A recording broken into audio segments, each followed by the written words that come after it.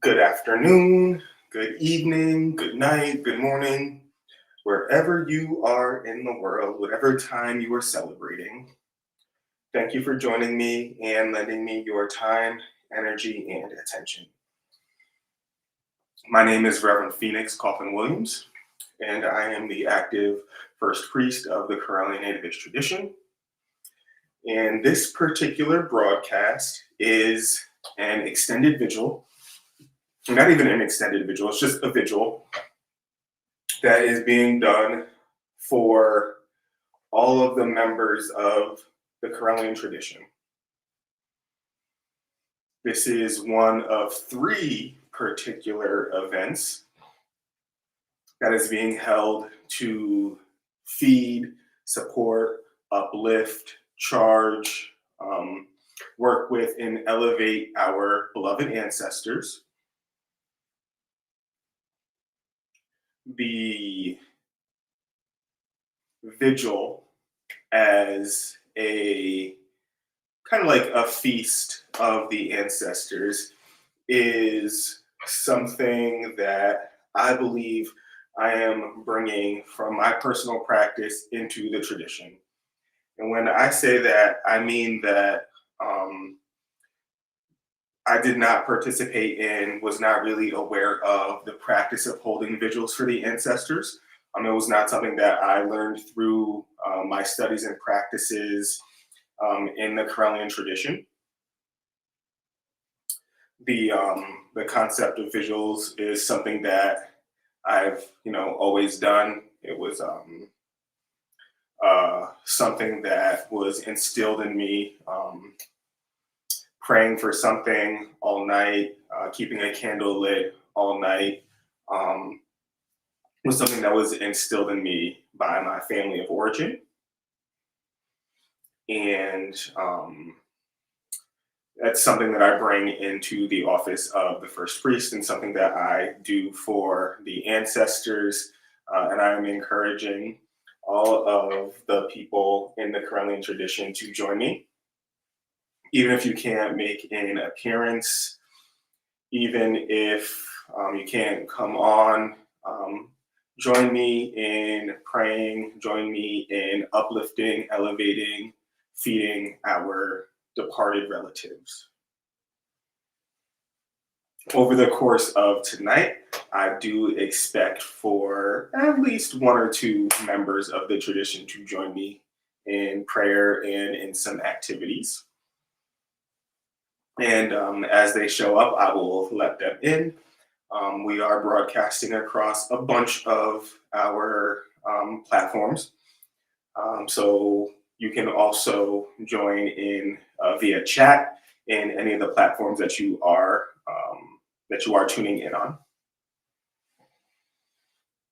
The reason for this particular series of events, this first vigil, the next one that'll be happening in April, and the final one that'll be happening in May, it is due to the recognition that, like my recognition or my acknowledging that I've been seeing an increase in requests for energetic support and healing, for folks to hold space.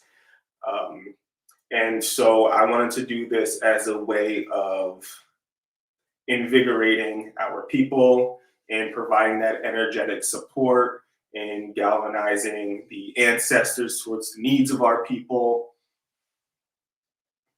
So that's why this is happening. I talked it over with Uncle, I talked it over with Lady Alyssa, my active first priestess, and Uncle, retired first priest. And we all thought that it was a pretty good idea to respond with prayer and with ritual, and by again moving some energy through the web, and pulling some blessings down on our people through the vault of heaven. So if anyone is familiar with the Correllium, our tradition's crest, you will know that it does include the vault of heaven. And so for this kind of ritual that I am doing, or that we will be doing. It's meant to, from our place on the physical realm, send up energy in the form of prayers and offerings and petitions and what have you, in the form of our sorrows and our fears and our anger and what have you. Send that up into to the ancestors so that they can help alchemize it and then send back the appropriate blessings that are meant to help us and satisfy us. Right here is one of the altars that I have set up for the occasion. We got the goddess and the god here. And then I also have two of the previous heads of the tradition. And then also, our Correllian here that is representative of all the Correllian ancestors. And then over here in this spot, that is my ongoing ancestor altar. This is the regular altar that I use where offerings are made, where things are kept and left to charge, and so on and so forth. And then over here, like you can't really see it, but on to the left of my ancestor altar over here, there's a shelf here. It is the altar to my higher self. Let's see if I can show it to y'all for just a second. See that right there? Boom. Yes, keep it in the shot a little bit. There we have it. So this right here is my higher self altar, where I do routinely connect with my higher self. The higher self connection is the first connection that we are taught to make, the first invocations that we are taught to do in our training in Correllianism. In the first degree manual, the first divinity or the first deity that represents the god or goddess of the month is the genius or Juno, the higher self. And so right there, that altar is right there. So we're gonna go ahead and get started.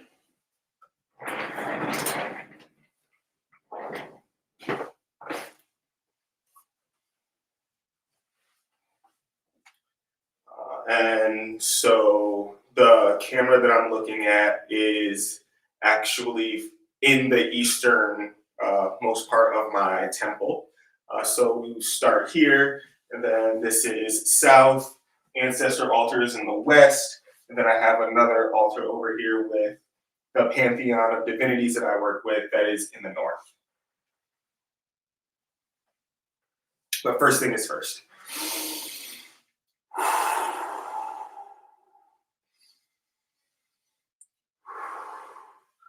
Ata Malkuth Vigibora Vigidula Leolam. Amen. Yod He Vad He.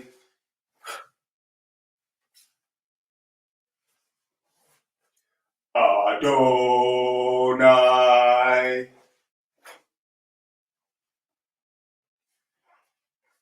Ehaya.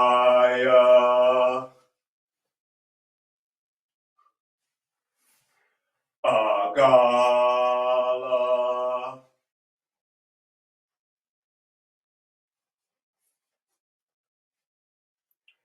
Before me, Raphael. Behind me, Gabriel. On my right, Mikael.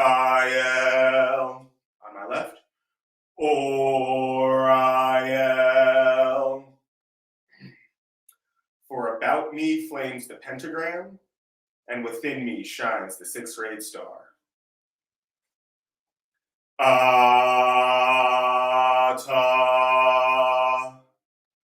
Malkuth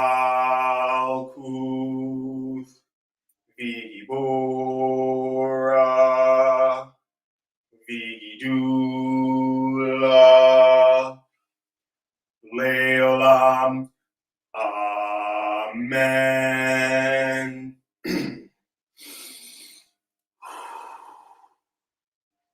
I-N-R-I.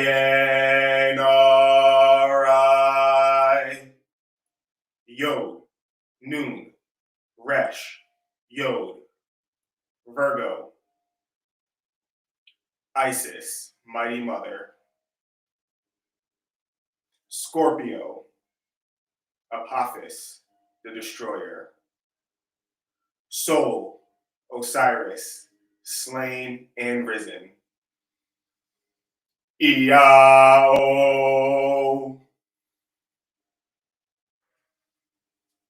the sign of Osiris slain,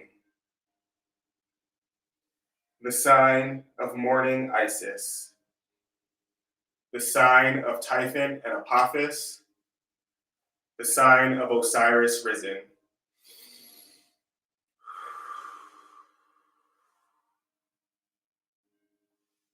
L, U, X, Lux,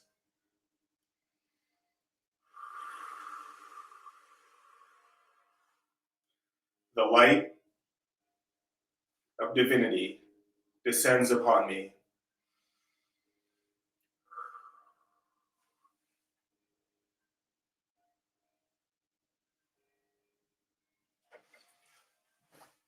Ararita.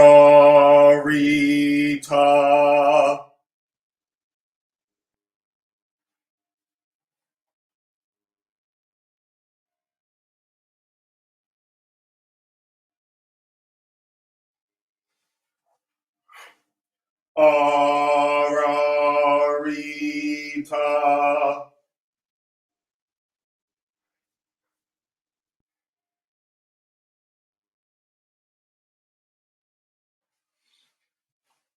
Ararita.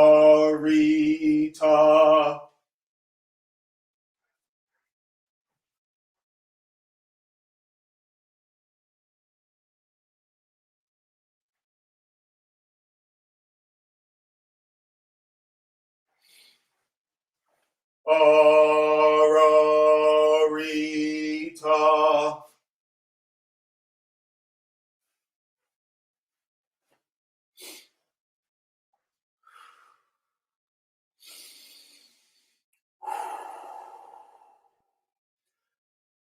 I-N-R-I.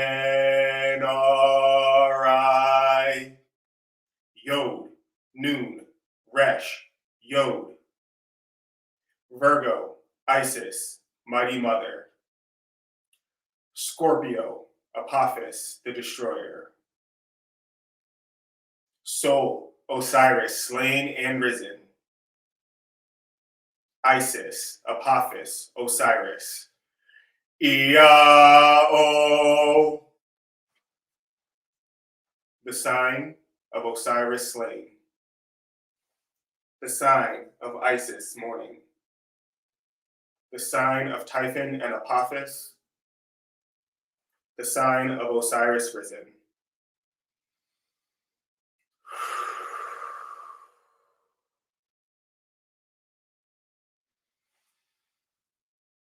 L, U, X, Lux, the light of divinity.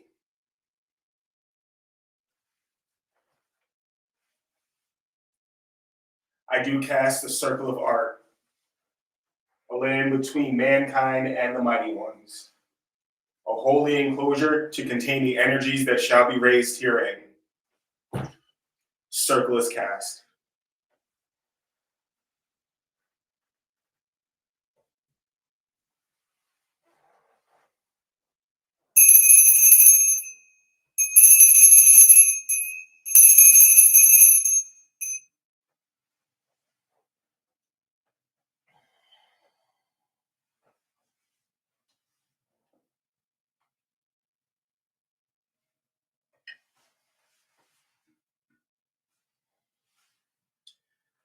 I do cleanse you, O creature of water, casting out all negativity and impurities that lie herein. And I do neutralize any untoward vibrations that may be attached to you, O creature of water. And I do charge, bless, and consecrate you to my sacred work. so mote it be.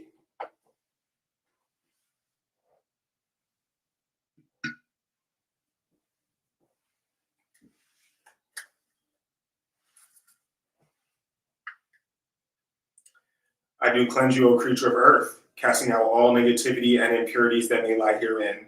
And I do neutralize any untoward vibrations that may be attached to you, O creature of earth. And I do charge, bless, and consecrate you to this sacred work. Behold, the water is pure, and the earth is pure. Purity into purity then, and purity be blessed. So mote it be.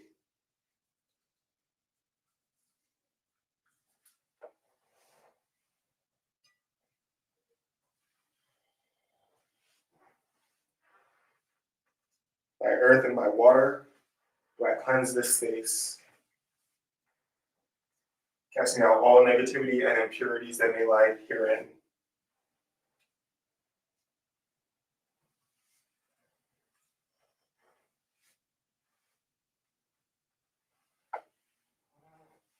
The space is cleansed.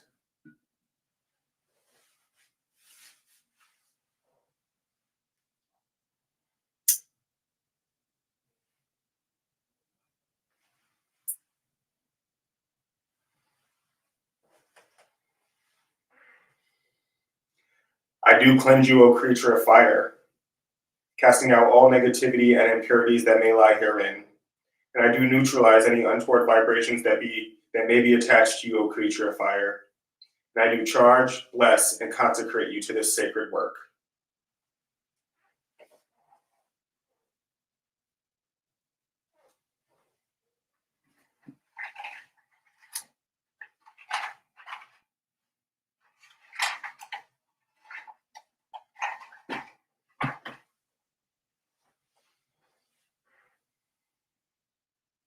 I do cleanse you, O creature of air, casting out all negativity and impurities that may lie herein. And I do neutralize any untoward vibrations that may be attached to you, O creature of air. And I do charge, bless, and consecrate you to this work.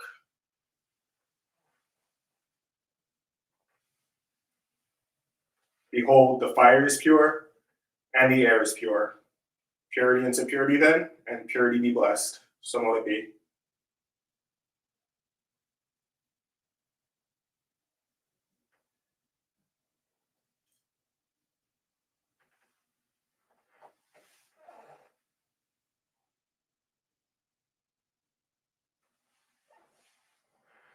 I do charge this space. I do charge this space. I do charge this space. I do charge this space.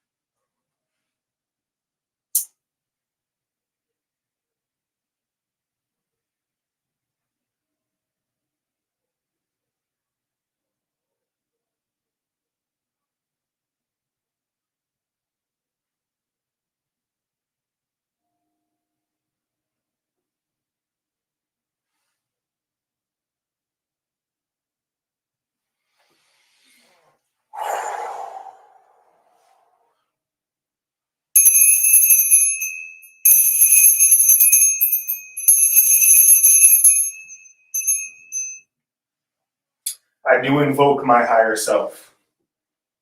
I do invoke my higher self. I invoke my higher self. My higher self and I are united and complete.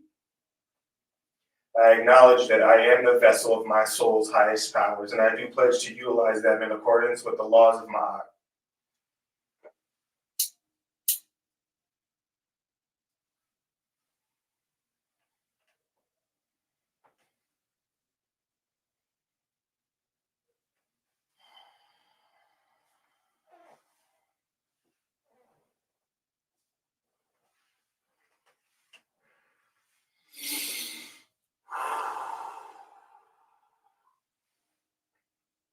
Hail to you, powers of air, powers of intellect and inspiration.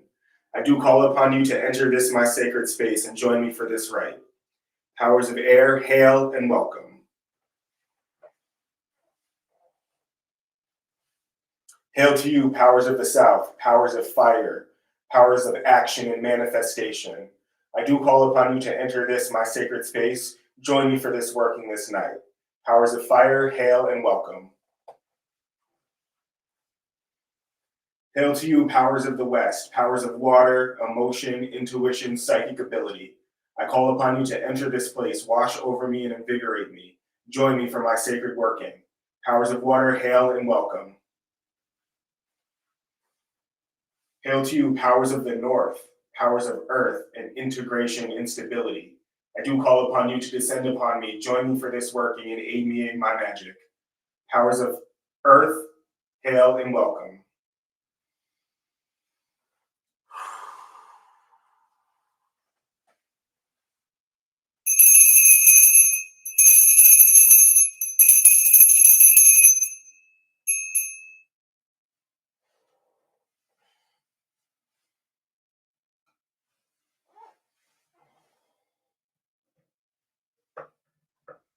Hail, ancestors, blood of my blood and spirit of my spirit, I know you are with me. Blessed is the name we share, and yours is the honor. I do pay homage to your struggle and give thanks for your grace. Hail, ancestors, blood of my blood and spirit of my spirit, I know you are with me. Blessed is the name we share, and yours is the honor. I do pay homage to your struggle and give thanks for your grace. Hail, ancestors, blood of my blood and spirit of my spirit, I know you are with me. Blessed is the name we share, and yours is the honor. I do pay homage to your struggle and give thanks for your grace. Hail, ancestors, blood of my blood and spirit of my spirit, I know you are with me. Blessed is the name we share, and yours is the honor. I do pay homage to your struggle and give thanks for your grace. Hail, ancestors, blood of my blood and spirit of my spirit, I know you are with me. Blessed is the name we share, and yours is the honor. I do pay homage to your struggle and give thanks for your grace. Hail, ancestors, blood of my blood and spirit of my spirit, I know you are with me. Blessed is the name we share, and yours is the honor. I do pay homage to your struggle and give thanks for your grace. Hail, ancestors, blood of my blood and spirit of my spirit, I know you are with me. Blessed is the name we share, and yours is the honor. I do pay homage to your struggle and give thanks for your grace. Hail, ancestors, blood of my blood and spirit of my spirit, I know you are with me. Blessed is the name we share, and yours is the honor. I do pay homage to your struggle and give thanks for your grace. Hail, ancestors, blood of my blood and spirit of my spirit, I know you are with me. Blessed is the name we share, and yours is the honor. I do pay homage to your struggle and give thanks for your grace. Hail, ancestors, blood of my blood and spirit of my spirit, I know you are with me. Blessed is the name we share, and yours is the honor. I do pay homage to your struggle and give thanks for your grace. Hail, ancestors, blood of my blood and spirit of my spirit, I know you are with me. Blessed is the name we share, and yours is the honor. I do pay homage to your struggle and give thanks for your grace. Hail, ancestors, blood of my blood and spirit of my spirit, I know you are with me. Blessed is the name we share, and yours is the honor. I do pay homage to your struggle and give thanks for your grace.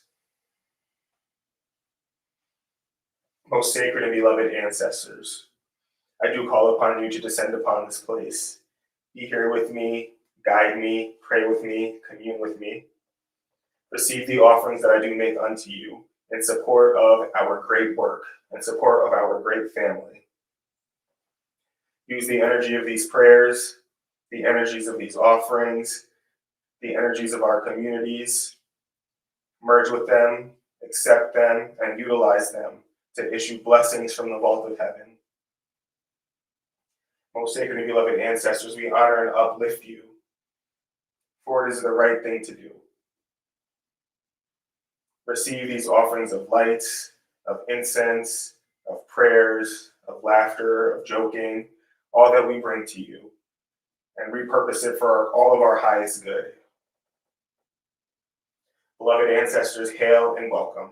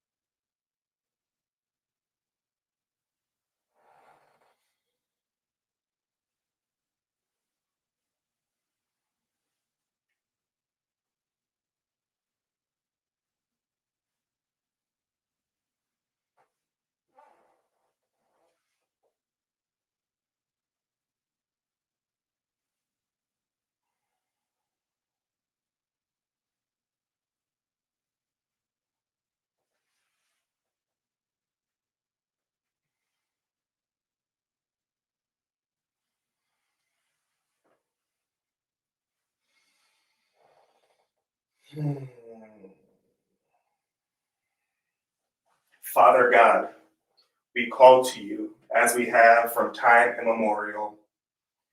We seek your grace and your special brand of blessing. In all your infinite forms, we call upon you to join us. Beloved Father God, be here with us. Hail and welcome. Beloved Mother Goddess, we call upon you to be here with us. Bring with you your nurturing, your abundance, your compassion and empathy. Lend your power and your aid to this working for the betterment of my entire tradition and the great family.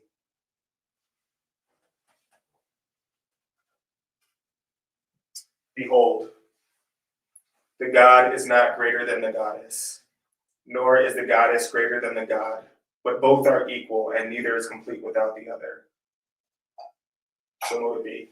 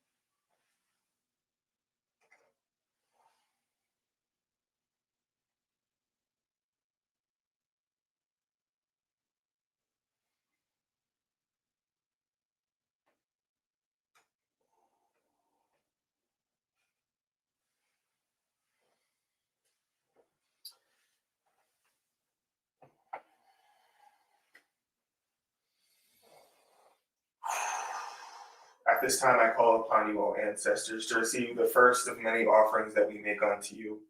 Receive these offerings of water, of lights, and of incense that we make specifically in your name and in your honor. Receive these offerings. And with this energy, I call upon you to heal the people of the great family. Allow them to all remember that our minds, our bodies, and our spirits are capable of great things. And in this memory, we call upon our minds, our bodies, and our spirits to restore us to balance. Remove all traces of sickness, all traces of illness.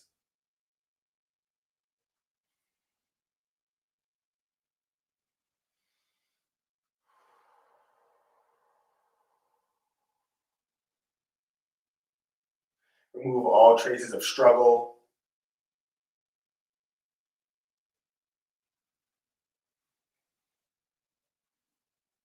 We are renewed, we are replenished, and we are restored.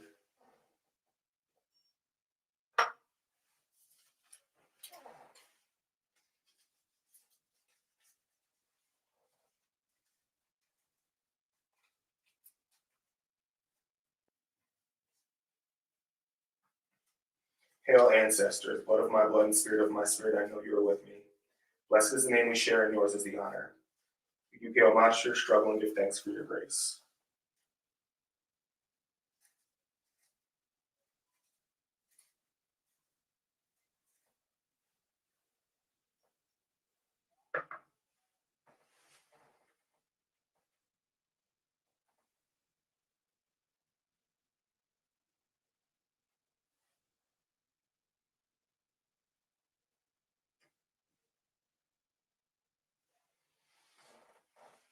In addition to the water and the lights and the incense, we make this offering of ancestor money, energetic currency for you to use to help us improve our condition.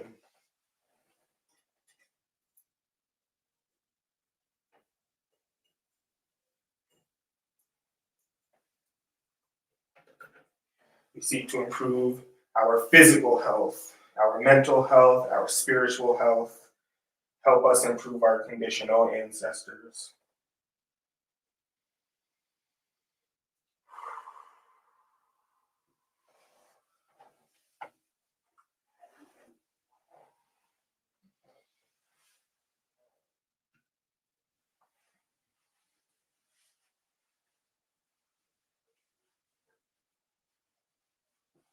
Hail, ancestors, blood of my blood and spirit of my spirit, I know you are with me. Blessed is the name we share, and yours is the honor. I do pay homage to your struggle and give thanks for your grace. Hail, ancestors, blood of my blood and spirit of my spirit, I know you are with me. Blessed is the name we share, and yours is the honor. I do pay homage to your struggle and give thanks for your grace.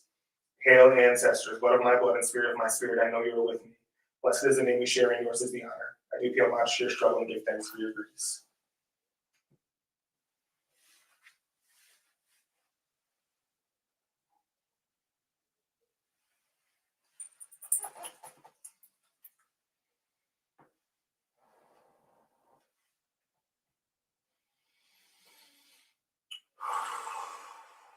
I do charge this oil,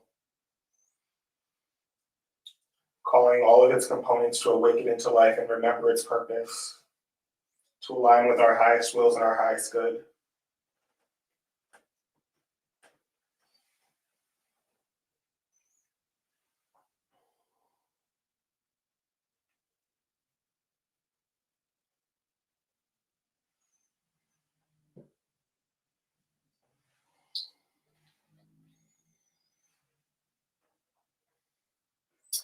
This first candle is anointed with oil called fox medicine for aid from the fox spirit, for wisdom, quick thinking, overcoming adversity and tricky obstacles.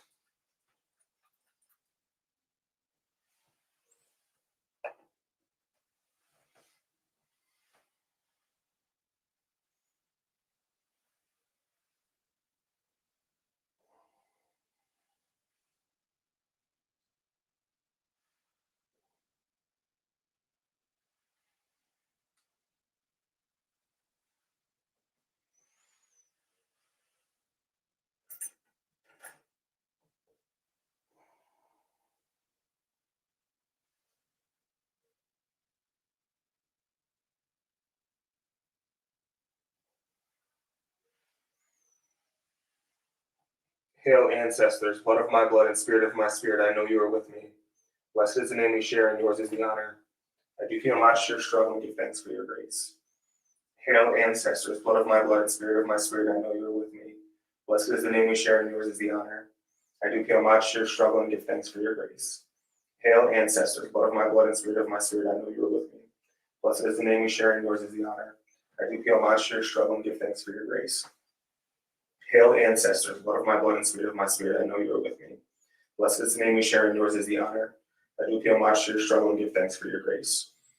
Hail, ancestors, blood of my blood and spirit of my spirit, I know you are with me. Blessed is the name we share, and yours is the honor. I do feel much your struggle and give thanks for your grace. Most sacred and beloved ancestors, I do elevate and uplift your name. Beloved ancestral spirits who know what it's like to be human and who know what it's like to be divine, I call upon you and I seek your aid at this time. Strengthen, elevate, uplift the members of our great family the way that we strengthen, elevate, and uplift you.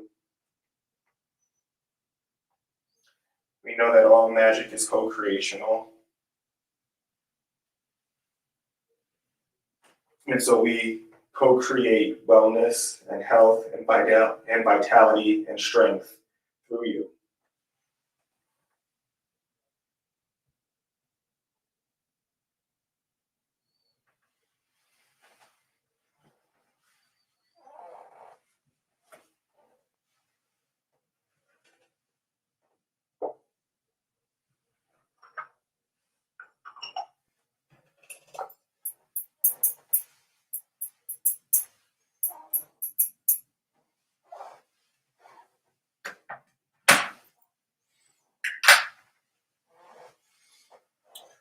Right. So for those of you who are joining me, that was the first offering that was made to the ancestors. I did the circle casting, the cleansing of the temple, the calling of the quarters, the goddess and the god and the ancestors. And the way that I did it is a way that's very personal to me. It's how I do it in my regular practice. And so it might look a lot different from some of the stuff that you yourself do, or it might look similar if you do work with me in the real world. If you work with me, out in the community, you might recognize the ancestor prayer. You might recognize the calling of the quarters. You might recognize the LBRP and the lesser banishing ritual of the hexagram. So that's what that was. I do notice that there's some fluctuations in the viewership. So I'm going to go ahead and see if I can get the link into some appropriate rooms.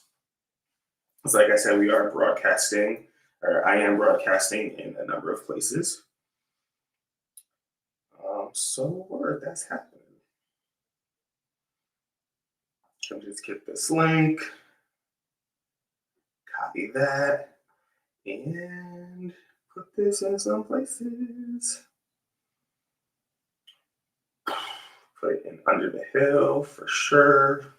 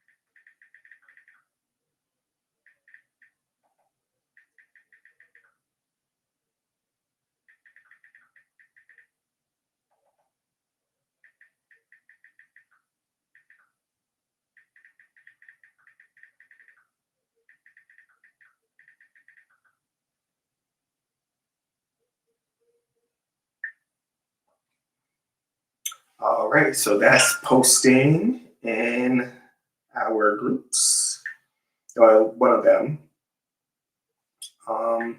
But this is also being broadcasted on a few Facebook pages. I think I did set it to broadcast on my uncle's page. And yeah, so, it's showing it right now. Look at us. It's pretty incredible. All right, so I did have a few things planned to go along with the evening's events. Also in the chat from YouTube, Jade Rising One, good morning. So you asking some questions about the altar. So this one right here with the ancestor money on it, with the chalice and the athame and this single candle. This is actually one that I just set up specifically for this event. This one right here with the 2 candles on it and the Correllium. This is the regular ancestor altar. And if you can see above, it's got the pictures of some ancestors that have been elevated that I work with on a regular basis. And it has 2 divinities that I do put on that altar.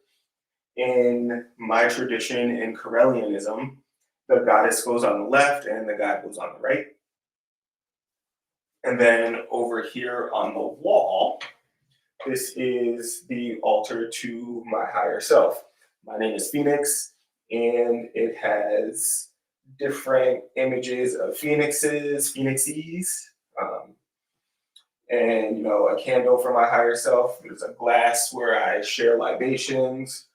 This one right here has holy water in it. And then of course there's various things on it that remind me of my higher self or of my higher calling. And then of course it's got some other things on there, some tools and stuff that I use on a regular basis that I'm going to reach for and grab for. I know my ancestor altar has a bell, has 2 glasses on there that are in the shape of skulls that I fill with either water or some other kind of liquid libation. It's got a pendulum on it, a bell on it. My ancestor altar also has this horseshoe.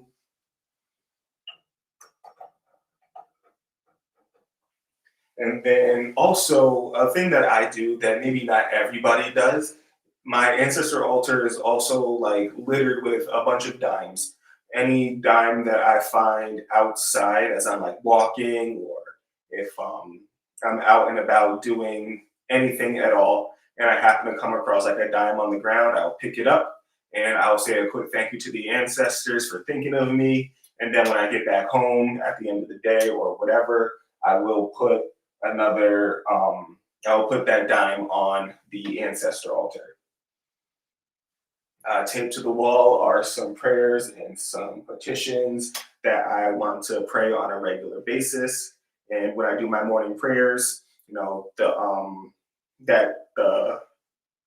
messages there that are taped there, they remind me to, you know, continue with the prayers that I'm working on.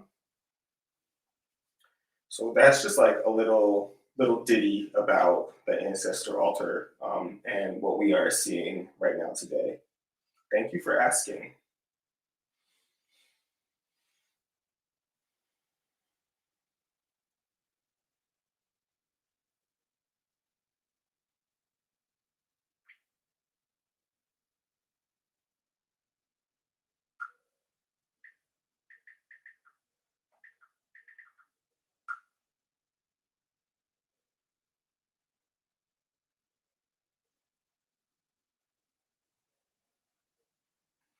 Also, today is we celebrated Ostara in the Buffalo community where I practice and where I live.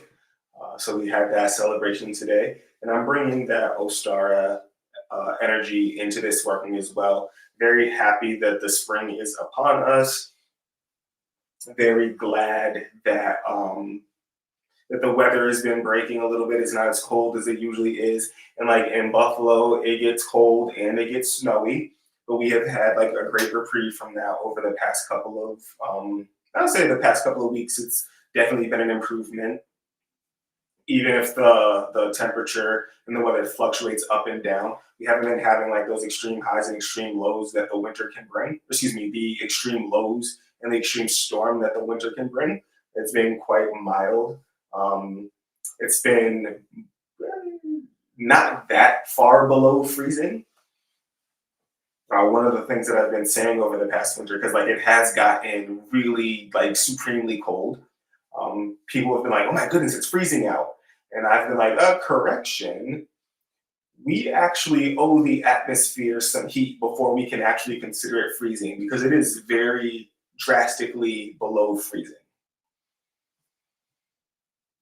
But it has been warmer. It's been in the 33s, 34s Fahrenheit, which is above freezing.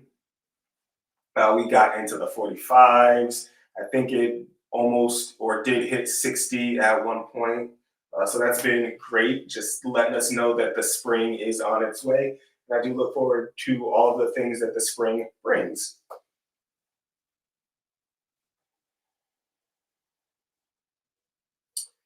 And with that, it's about to be time for our second offering. That first hour went by pretty quickly, if I do say so myself. So at the top of the hour at 6 p.m. Eastern, I'll make the second offering. And then also, I think I need to find a way to get people the restream link.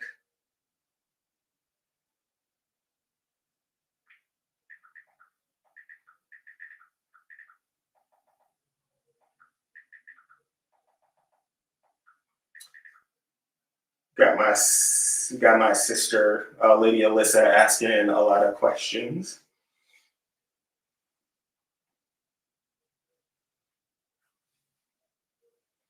Oh, you watching? That's nice. I'm gonna try to figure out a way to get the links so that folks can join, so they can get in here and join me if they want to.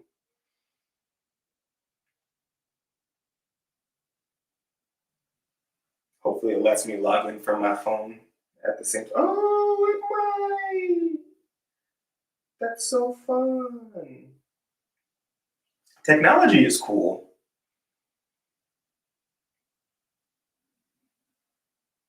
Invite guests, copy link. That might just do it.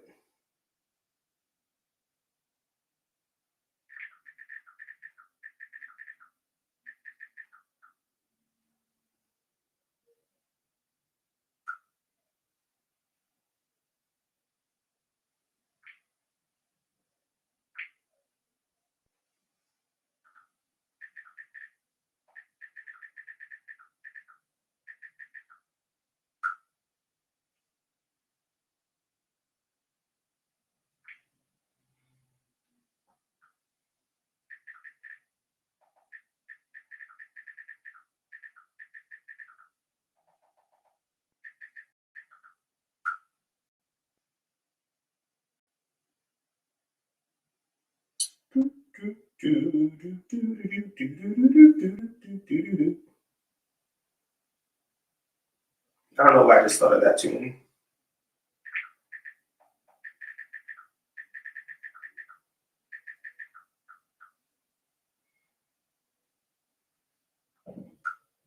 So, like I said, this is the first of three. There will be two more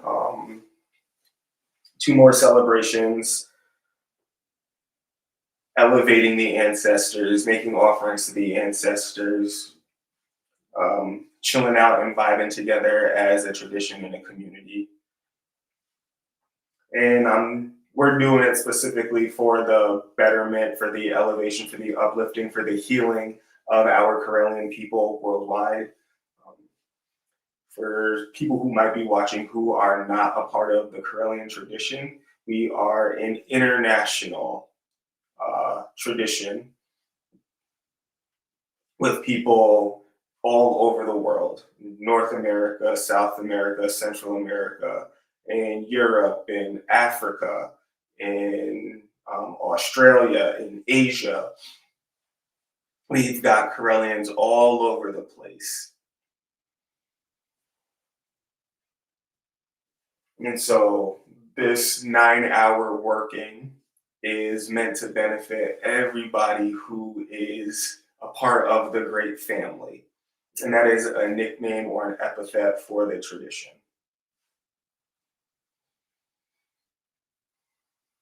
And so, in just 2 more minutes, I'll start the next prayer sequence and I will start to make the next offering. Actually, I can get it started now. Let's see. Whoop, here we go. Get this charcoal brick ready.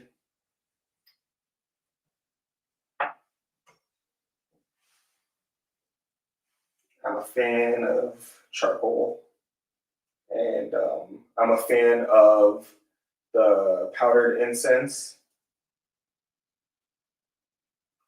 And so for this particular offering and sequence, there is a blend that I have made.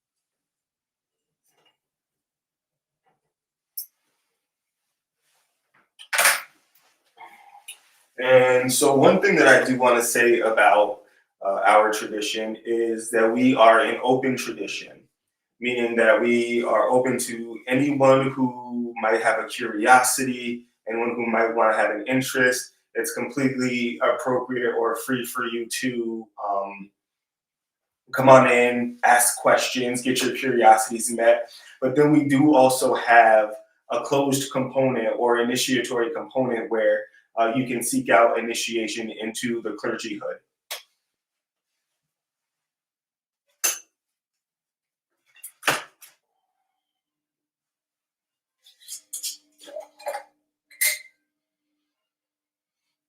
I do cleanse you, O creature of air, casting out all negativity and impurities that may lie herein. I do neutralize any untoward vibrations that might be attached to you, O creature of air, and I do charge, bless, and consecrate you to this work. The fire is pure, and the air is pure. Purity into purity then, and purity be blessed. Hail, ancestors, blood of my blood and spirit of my spirit, I know you are with me. Blessed is the name we share, and yours is the honor. I do pay homage to your struggle and give thanks for your grace. Hail, ancestors, blood of my blood and spirit of my spirit, I know you are with me. Blessed is the name we share, and yours is the honor. I do pay homage to your struggle and give thanks for your grace. Hail, ancestors, blood of my blood and spirit of my spirit, I know you are with me. Blessed is the name we share, and yours is the honor. I do pay homage to your struggle and give thanks for your grace. Hail, ancestors, blood of my blood and spirit of my spirit, I know you are with me. Blessed is the name we share, and yours is the honor. I do pay homage to your struggle and give thanks for your grace. Hail, ancestors, blood of my blood and spirit of my spirit, I know you are with me. Blessed is the name we share, and yours is the honor. I do pay homage to your struggle and give thanks for your grace. Most sacred and beloved ancestors, I call upon you to hear these prayers and respond.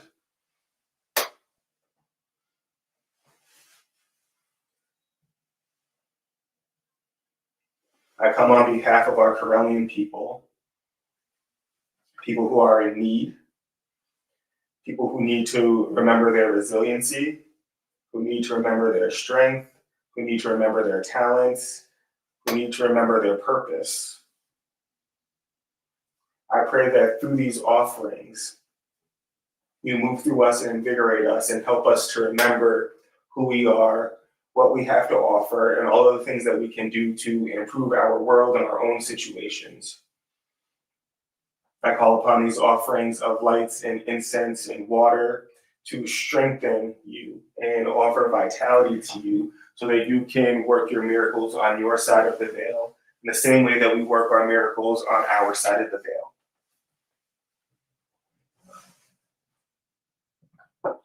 In unity,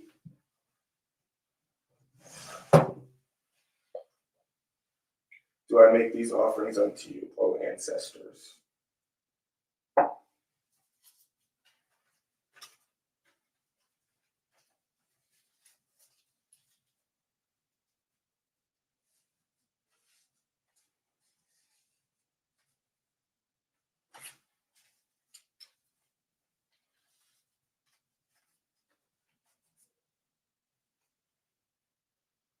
Offer up some more ancestor money.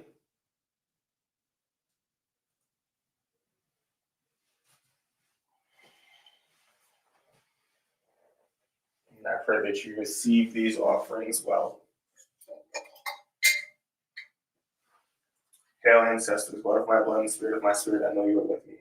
Blessed is the name we share, and yours is the honor. I do pay homage to your struggle and give thanks for your grace. Hail, ancestors, blood of my blood and spirit of my spirit, I know you are with me. Blessed is the name we share, and yours is the honor. I do pay homage to your struggle and give thanks for your grace.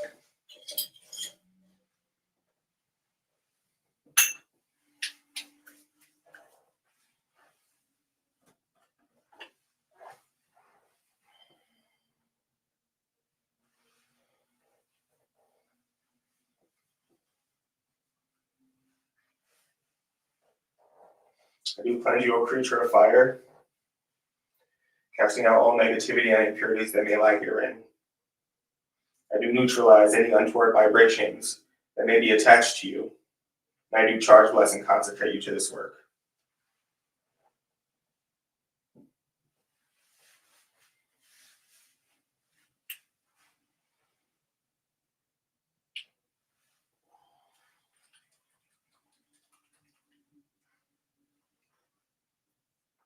I do charge this oil and all its components to awaken into life and remember your purpose. Align with our purposes.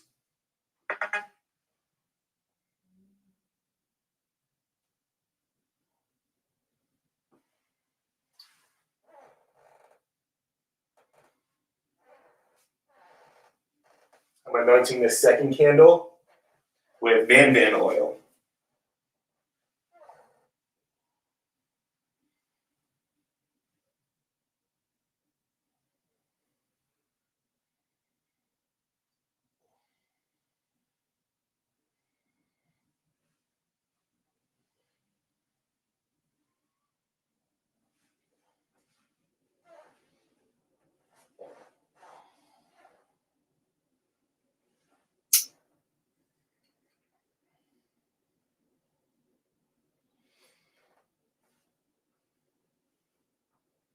And with this candle, I call all of our roads to open,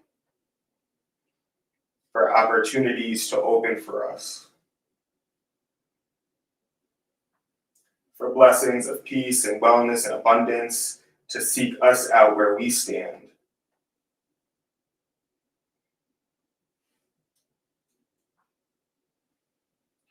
For the blessings of the goddess and the god and the ancestors to find us before we can even ask for them.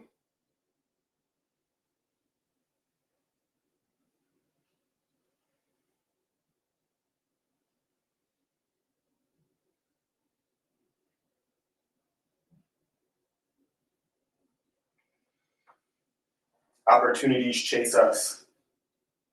Abundance chases us. Goodness chases us down and finds us and seeks us out. So mote it be.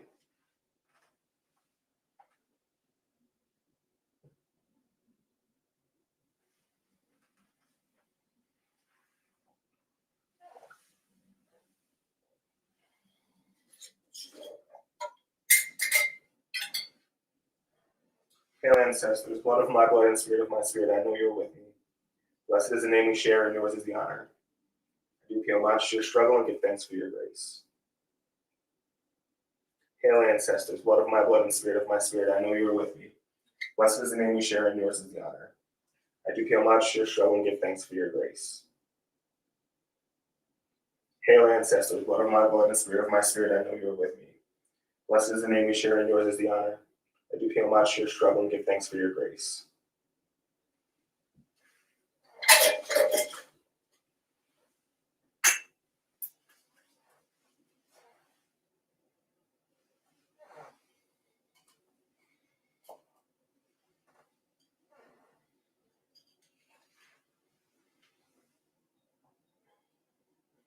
Most sacred and beloved ancestors, mothers and fathers of our Correllian lineage, using the name we share, I invoke you and call upon you to receive these offerings that I make unto you for the betterment of our entire family.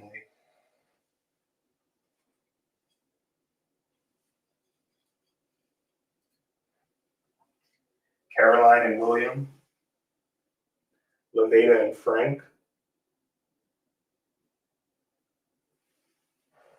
I specifically name you at this time and call upon you to receive these offerings. I'm also going to open a window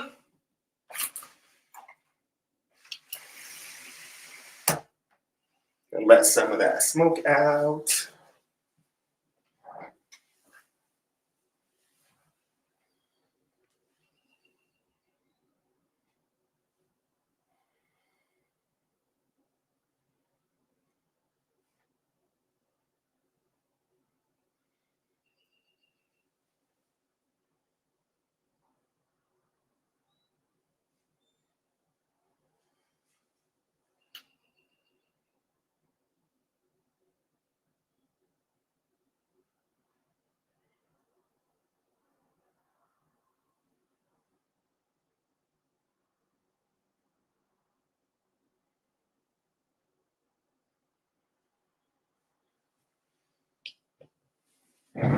one of the things that I do also like to do, one of the things that I do enjoy when it comes to the vigils and the ongoing prayers and workings. I like to read stuff related to the tradition, to the faith. And one of my favorite things to read is the Five Mystic Secrets. And so if you are a part of the tradition and you are studying for your first degree, this is one of the required readings. I'm going to read the first chapter now as a way of building energy and offerings and what have you. But before I do that, let's send this link.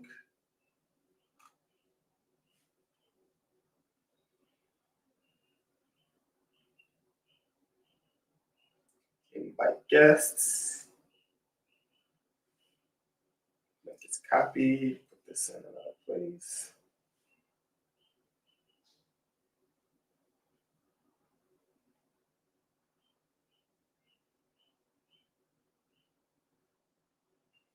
And then one more again.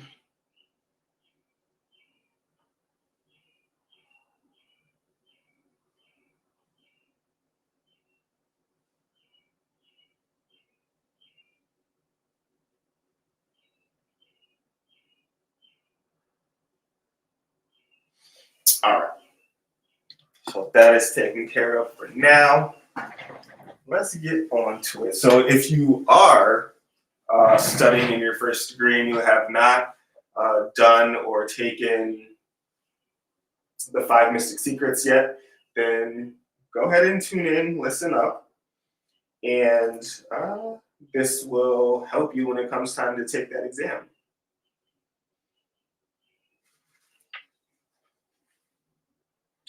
Five Mystic Secrets is in 1, 2, 3, 4, 5, 6, 7 languages, and then that doesn't include English. So in total, 8 languages. I'm gonna read it in English though.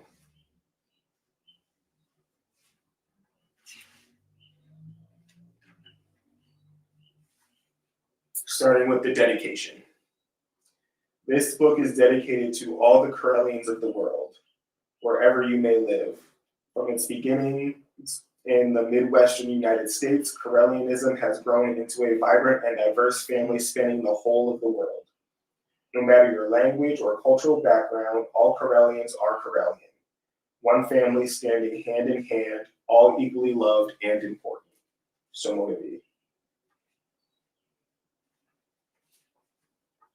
The introduction. The Five Mystic Secrets of the Great Pagan Masters, more commonly known as the Five Mystic Secrets, was written by beloved Levada Lewis High Correll, who was actually on the altar for tonight, under the pseudonym Elizabeth Greenwood. Beloved Levada was the third head of the Correllian tradition, having led the tradition from 1966 to 1979. Originally published in 1986 by the Mystic Link Publications, The Five Mystic Secrets was the first major exposition of Correllian ideas to appear in writing. It is not beloved Levada's only written work, but is the first and most comprehensive. At the time, beloved Levada chose to write under a pseudonym, though she later dropped this. Some of the terminology used in the Five Mystic Secrets has subsequently changed in Correllian usage, but the ideas remain current and are still an excellent introduction to Correllian thought.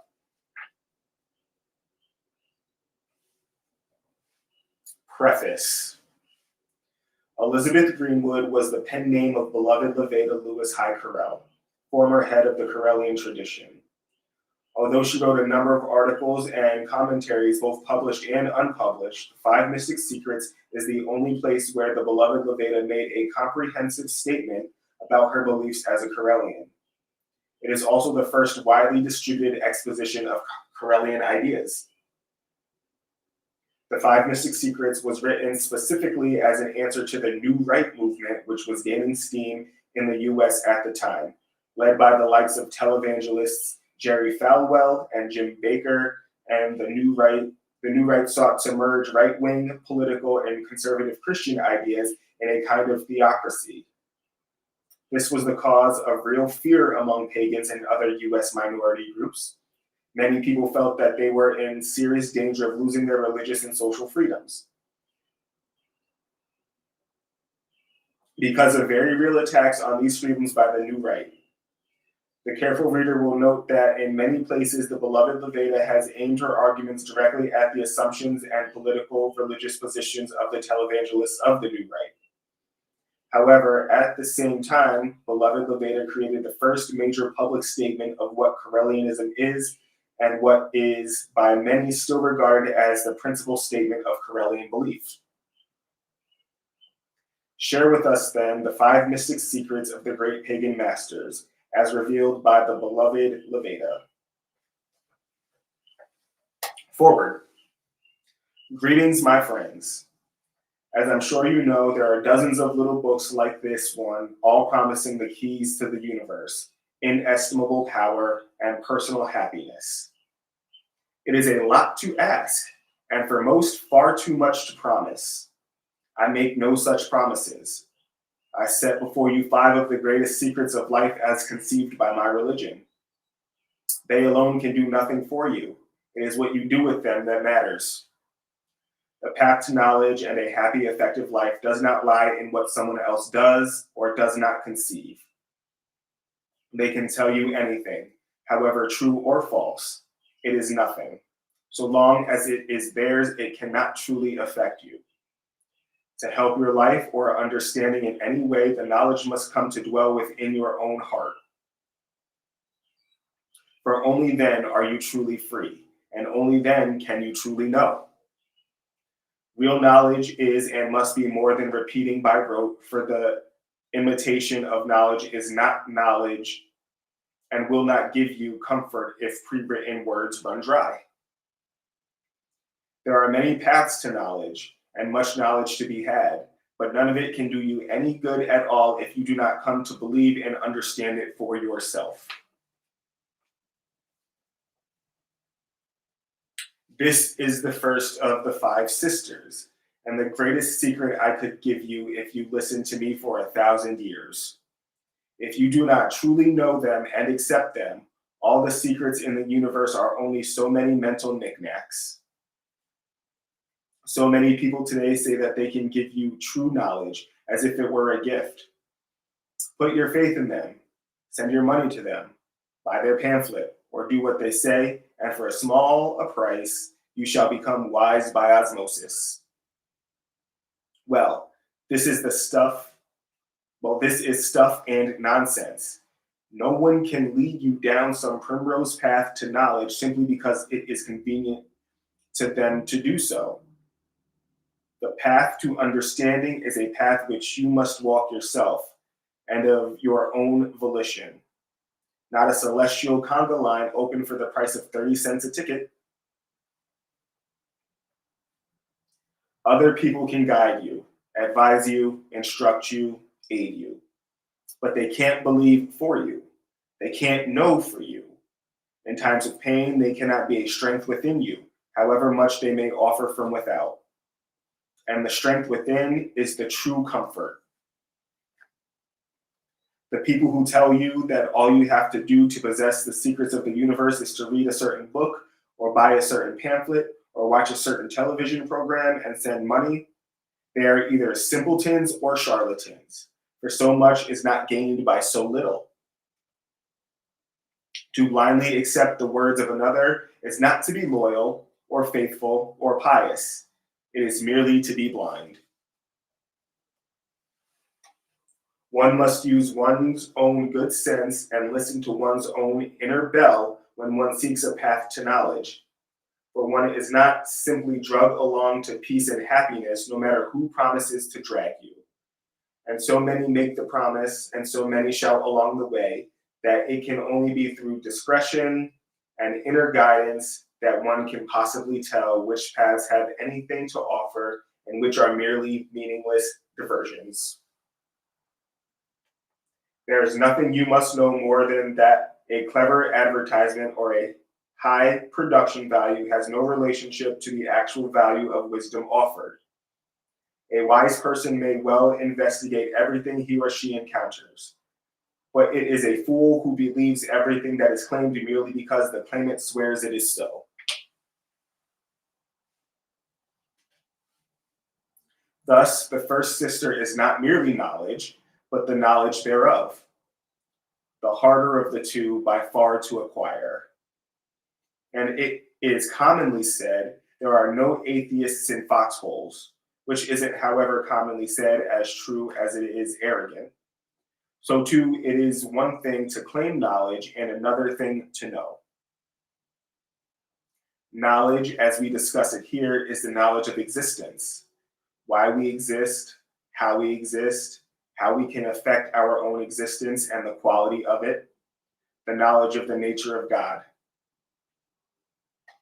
There are many paths to such knowledge, many roads for many travelers, just as many different roads once led to Rome from the many corners of its empire. So too, many roads lead to God from the many levels and corners of our existence. A road which serves one well might make another uncomfortable. A road which seems fresh to one another may call lonely. A road which one finds familiar, another may despise as common. Not all roads are the same length. Some are rocky, some are smooth, some are narrow, some are wide and winding. All will ultimately lead to God, because God can wait for the last struggling traveler. God has time. Some people think that God is in a hurry, but why would God hurry? God is an artist, and the best work always takes time. All these roads which lead to God are equal. They all will deposit you at the same end, but some of them will take a lot longer and may be significantly harder on your feet. That is the first of the 5 mystic secrets. Let's see, do I have a bookmark around here? Yes, I do.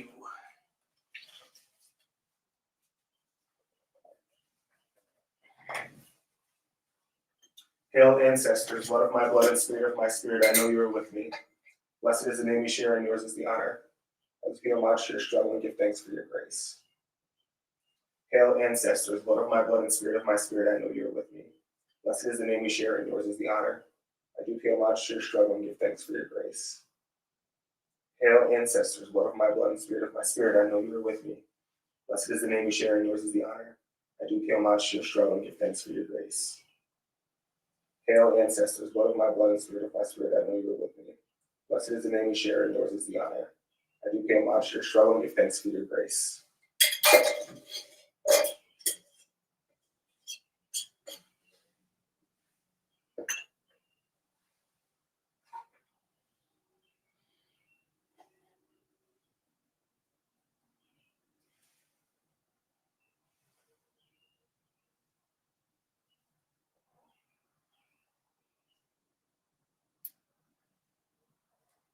Most sacred and beloved ancestors, I call upon you, descend upon this place and be here with me. Accept these offerings that I make to strengthen and elevate you and uplift you. Use these offerings to help our Correllian people. Help alchemize stress into strength. Help alchemize pain into prosperity.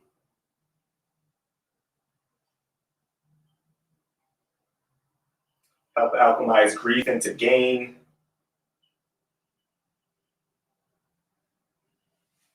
We do trust and have faith that you can do these things with us.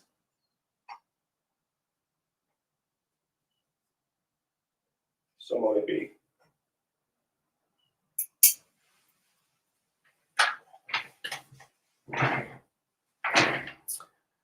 Oh, we got some comments from Reverend D.D. Stinson, who loves our 5 mystic secrets. Reverend Dee Dee is a first degree clergy in our tradition. Oh, Reverend Tina, thank you so much for popping in for a second. Reverend Tina is also clergy in our tradition. So I appreciate y'all dropping in some virtual acknowledgments and contributing to the blessings. If y'all know where to find the link, you're more than welcome to use the link and hop on in if you wanted to join. I wouldn't say no to that. A little bit of company. We are we're two prayers in. So the first one happened at 5, and the second one happened at 6. The third one will happen at 7, so on and so forth until all 9 are done. And so far we've been offering candles, we offered some water, we're offering incense and some smell goods for the ancestors.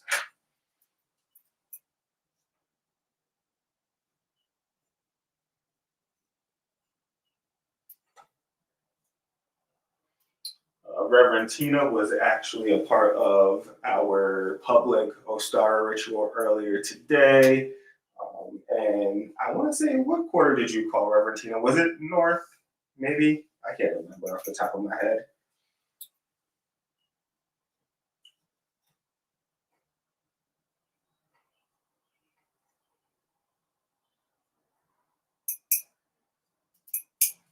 I will say Reverend Tina embodies quite greatly the energy of social justice that is inherent in the Temple of Holistic Knowledge, which is the temple that I'm in charge of alongside the Mother Temple. And I overheard her using her platform to seek some restorative justice for a pollution issue that was impacting the quality of life of, Reverend Tina did East. So she was using her platform to raise awareness and gain some support for a local issue, an issue local to Buffalo, regarding some pollution that was impacting the quality of life of people that was living in a certain neighborhood. I was very proud to hear that and proud to hear her drum up some support, raise awareness about that issue. Sam for Books, hi. If that's the Sam that I think it is, hey there, how you doing? Thanks for popping in. For those of you who are Templar tradition members, absolutely feel free to type out your prayer in the chat and I will read it and add it to the energy.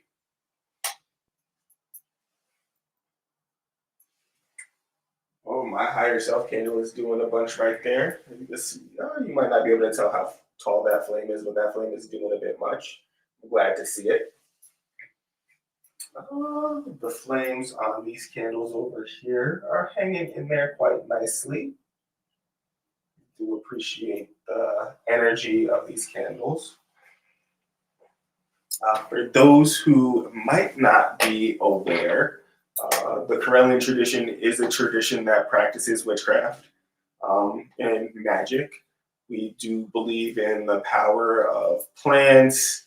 We believe in the power of stones. We believe in the power of water,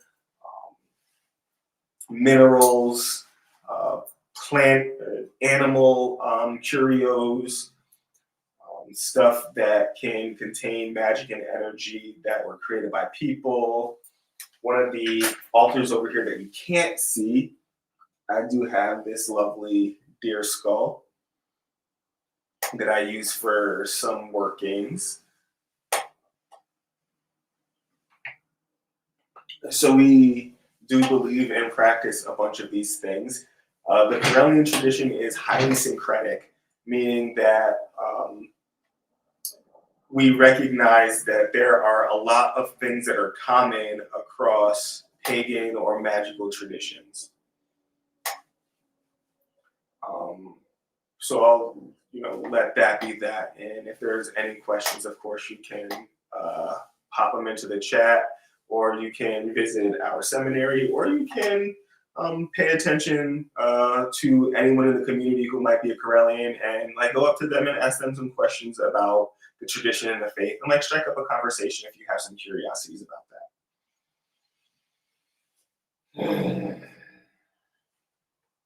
We got the first candle that I used to charge and sanctify the space is about to go out. So that's pretty exciting.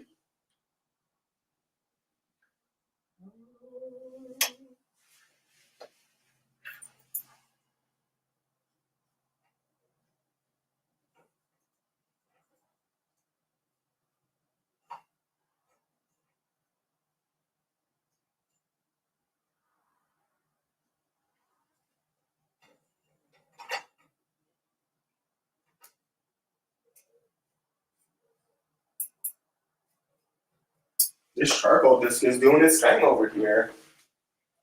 Glad about it. Hail, ancestors, blood of my blood and spirit of my spirit, I know you were with me. Blessed is the name we share, and yours is the honor. You feel much your struggle and give thanks for your grace. And that prayer that I've been saying over and over and over again, it's become kind of like a mantra. But I did write it myself. And it really does help me feel connected to the ancestral spirits. It helps me focus my intentions. It does act as an invocation or to like stir the ancestral spirits. And I do include it in other workings to summon the ancestral spirits, forward.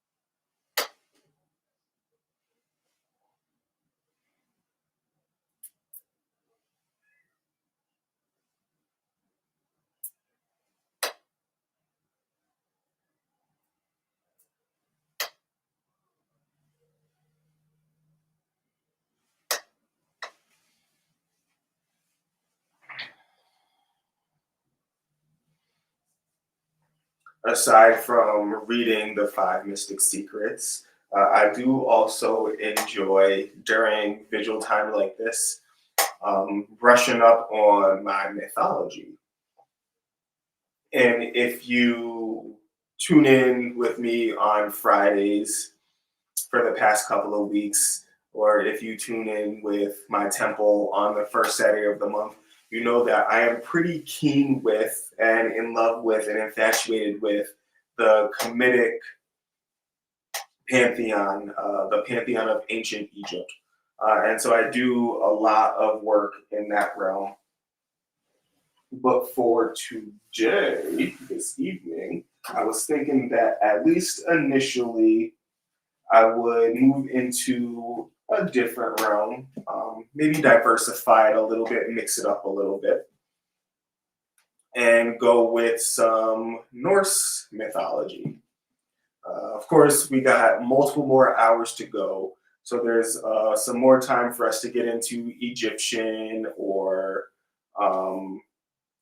Native American, Indigenous American, or any of the other mythologies. Because, like, as a high priest, I do teach my students and temple members, at the very least, learn about, know about, be able to talk about, and make relevant the mythologies of your primary pantheon. So for me, that's Egypt. At least be able to tell the creation story of your pantheon, know that like the back of your hand. And that is a wonderful activity for a second degree clergy. You start it when you get your first degree initiation, but I believe truly that mastering your relationship to your higher self is that primary lesson for your first year of study and training. And then as you enter your second degree studies, if that's a path that you choose to go down, because like not everyone who gets a first degree will need to move into the second degree. Not everyone who gets a second degree will need to move into the high clergyhood. Um, every soul is different, every path is different, as we just heard in the Five Mystic Secrets. But for the people who are on these journeys into the clergyhood, when you enter into your second degree studies, ideally you have a great facilitation with the magic and the psychism that goes along with working with your higher self. Start to learn the creation story that makes up the origins of your patron. So, for example, if your patron or any of your primary guides were like, let's say if your patron was Loki or Freya or Thor or Odin or Balder, then know the creation story from the Norse perspective like the back of your hand.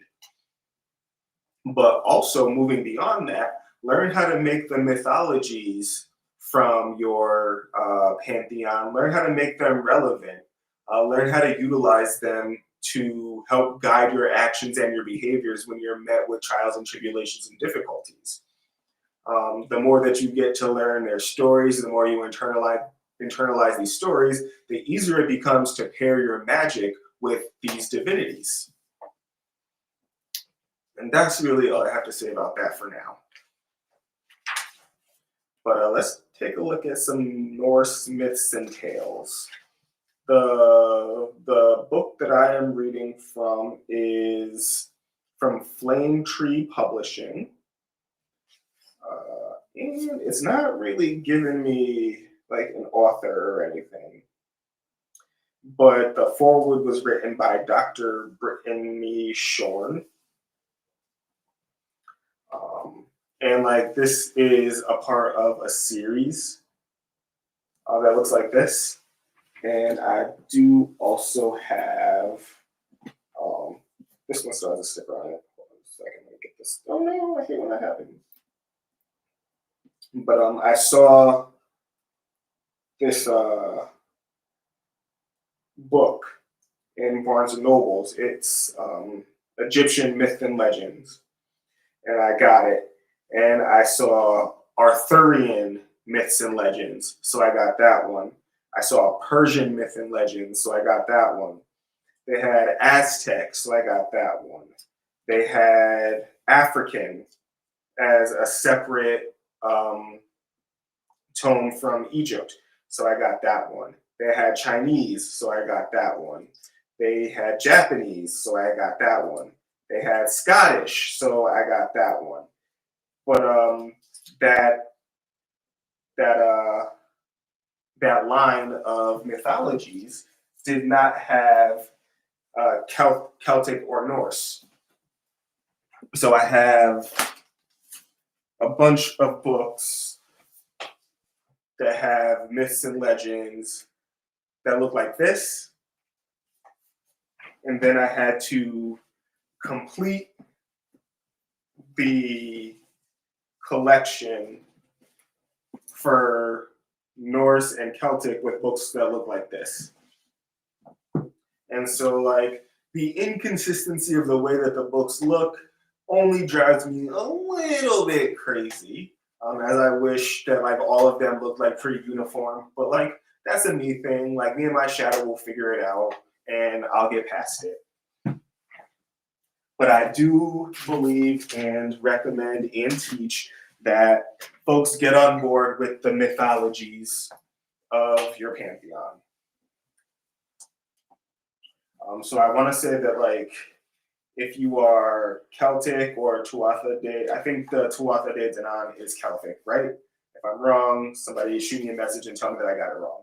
But I think the Tuatha De Danann is Celtic.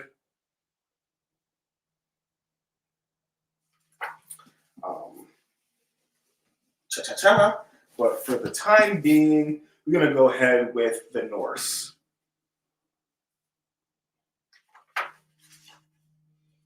And let's see if we can find a good All right, so the creation of the universe. Let's go with that one. That's page 4. Okay, this one looks pretty brief. And I will say, you will have to excuse me if I mess up or goof up on any of the names in here. I don't do that well with the names if I haven't heard them before. But this is the creation of the universe from the Norse perspective. In the beginning. Where have we heard that before, huh? In the beginning, before there was anything at all, there was a nothingness that stretched as far as there was space. There was no sand, nor sea, no waves, nor earth, nor heavens. And the space was a void that called to be filled, for its emptiness echoed with a deep and frozen silence. So it was that a land sprung up within that silence, and it took the place of half the universe. It was a land called Filheim, or land of fog, and where it ended sprung another land, where the air burned and blazed. This land was called Muspel. Where the regions met lay a great and profound void called Ginnunga Gap. And here a peaceful river flowed, softly spreading into the frosty depths of the void where it froze, layer upon layer until it formed a fundament. And it was here the heat from Muspel licked at the cold of Filheim until the energy they created spawned the great frost giant Ymir. Ymir was the greatest and the first of all frost giants, and his part in the creation of the universe led the frost giants to believe that they should reign supreme on what he had made. Filheim had existed for many ages, long before our own Earth was created. In the center was a mighty fountain, and it was called Virgelmir. And from that great fountain, all the rivers of the universe bubbled and stormed. There was another fountain called Elivagar, although some believe that it is the same fountain with a different name. And from this bubbled up a poisonous mass which hardened into black ice. Elivagar is the beginning of evil, for goodness can never be black. I beg to differ on that, but we'll move on.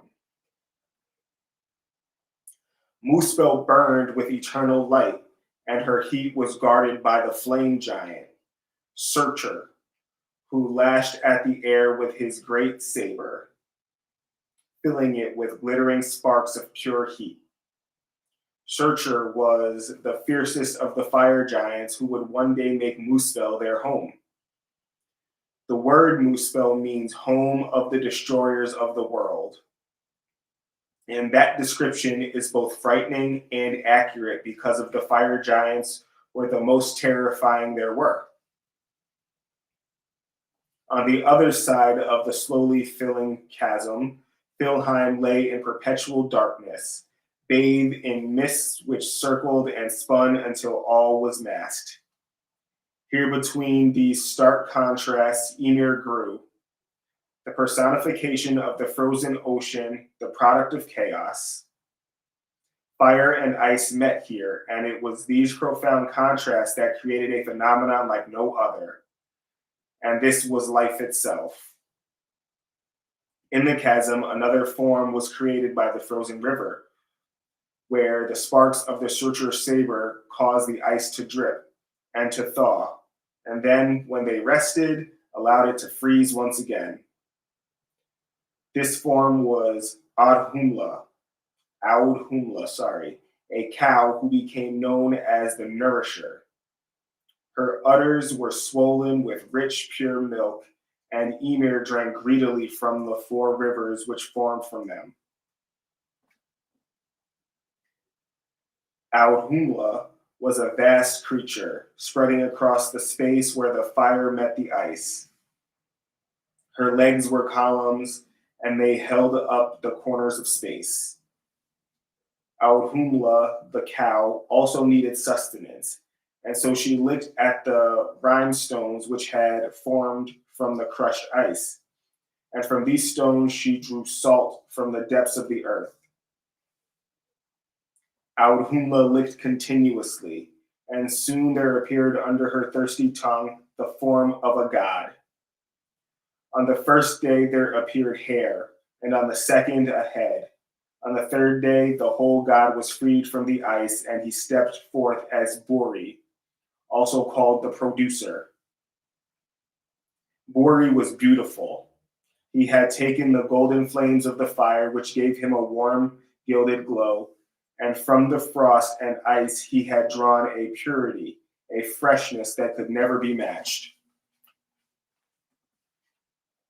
While Audhumla licked, Ymir slept, sated by the warmth of her milk.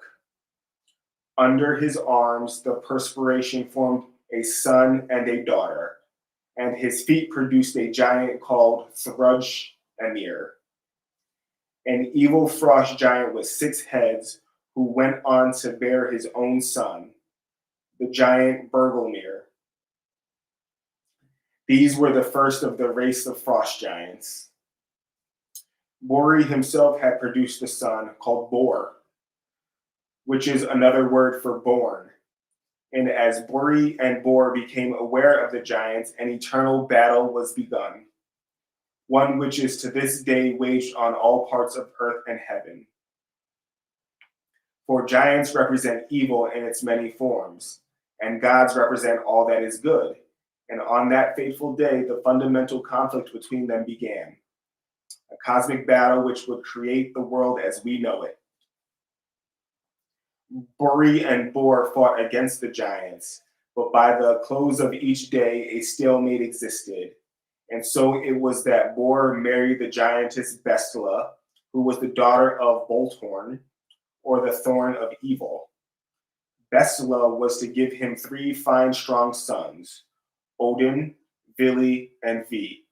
And with the combined forces of these brave boys, Bor was able to destroy the great Ymir. As they slayed him, a tremendous flood burst forth from his body, covering the earth and all the evil beings who inhabited it with his rich red blood. That's the creation of the universe from the Norse perspective. Gods and giants waging war against each other, coming to a stalemate at the end of every day until Odin and his 2 brothers jumped Ymir, overtook him, destroyed him. So wasn't that fun? That was actually the first time that I read the creation of the universe from the Norse perspective. That was quite great. We got about 10 minutes until the next offering is made. I should go ahead and check in with this. Still doing good? Yeah, this little charcoal disc is hanging in there. Hold it on nicely. Doing its thing for us.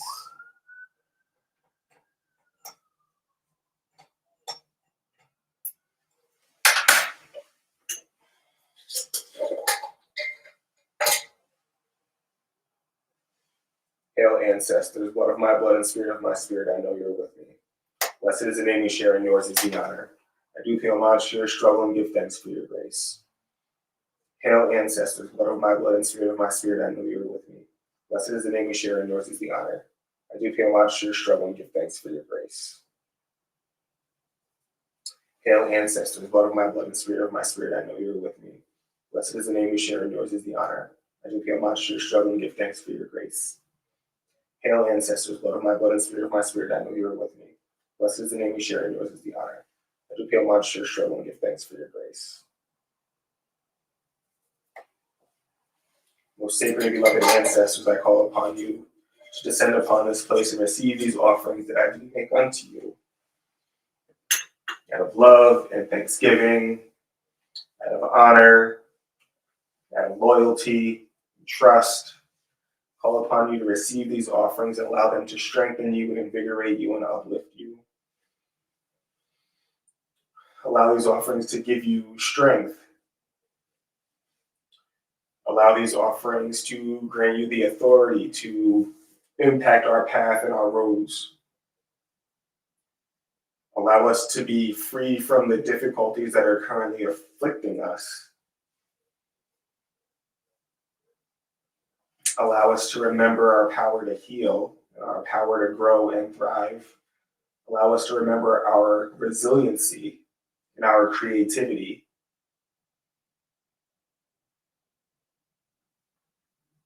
Move through our lives and co-create miracles for us.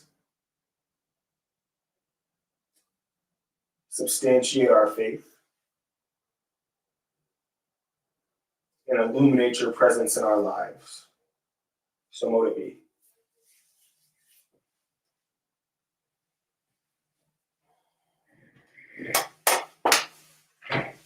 So once again, if any of y'all are watching and you want to join me, feel free to join. I've placed the link in a couple of places. It's the Restream link. That's the one that you will use if you want to join. If not, no worries. Put your prayers in the chats and I'll be sure to read them. Put your questions and thoughts and all of that in the chat that you're watching in, and I will be sure to acknowledge them as well. Thank you to the folks who have joined so far. Appreciate your energy and your attention. At 7 o'clock, we will start the third offering, which will probably be some vodka. We do believe in offering our ancestors things that they would have enjoyed in the living, things that we enjoy or that we find pleasing and pleasurable. We feed those to our ancestors. These flames are looking very nice indeed. So glad for that. So glad for that. And then also, if anyone is interested in doing ancestral work, we do have, to aid in our focus, in our ability to contact them for aesthetic purposes, it's super nice to be able to have a visual representation or a picture of our ancestors. So for this working, I do have this. It is a picture of the Correllium, and it is a way to impact all of the Correllian ancestors. And I keep that on my ancestor altar at all times. But we have these cards, and they have pictures along with the vision symbols of the beloved ancestors. So some of y'all who have been with us for quite some time will recognize beloved Wendy.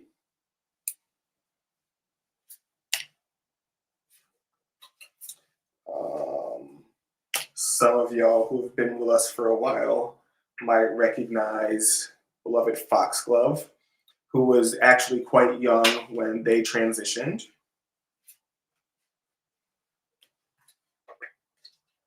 Some of you who have been with us for a while might recognize beloved Bitter Wind.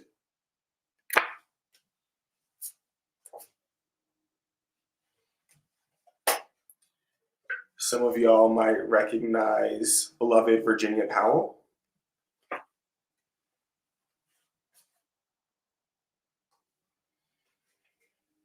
Some of y'all might remember and recognize beloved Carla Summers. Well, I did not know her actually, but I know that she was a part of the tradition while I was a part of the tradition. I just didn't get a chance to meet her or bump elbows with her.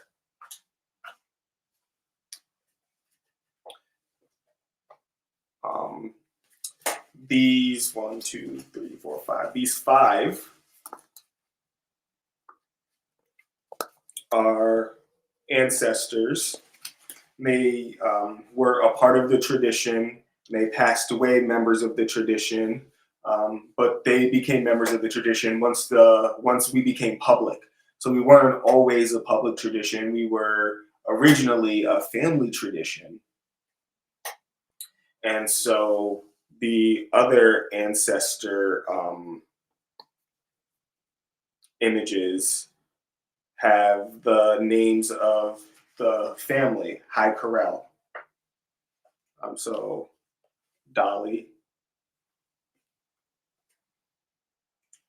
Lewis,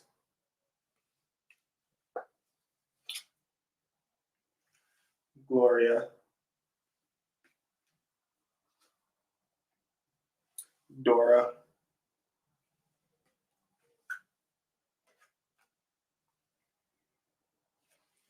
Linda, Alfred,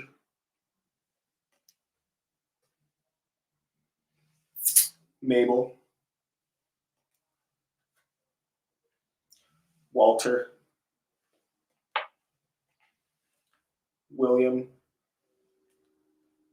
and then of course I got Caroline, William, High Correll, Laveda, and Frank. Yep, Frank are on the altar right now. And so if you are interested in the ancestor workings and you want to build relationships with them, these right here are a great aid. Of course, you don't need them, but they are a great aid if you ever wanted to, pick an ancestor to work with on a particular part of your studies, or to help you make some decisions, or if you wanted to kind of safely get your feet wet with spirit work. You could just quite simply grab one of these cards, put it up, prop it up against something, and you could place a cup of water or a glass of water, even a small shot glass of water. Place that next to the image with a single white candle. Say a prayer. You can even do the Hail Ancestors that I've been doing this entire time. And do that to kind of get the ball rolling on the spirit work. And that is something that is pretty unique to Correllianism, is we emphasize our connection to the ancestors very primarily. Excuse me. Yep. Many of us who are Correllians, we do have a patron or a matron, or we do have a band of guides that we work with.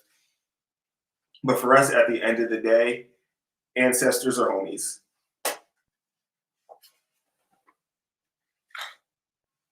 And with that being said, we're just going to go ahead and prepare for the third offering of the evening.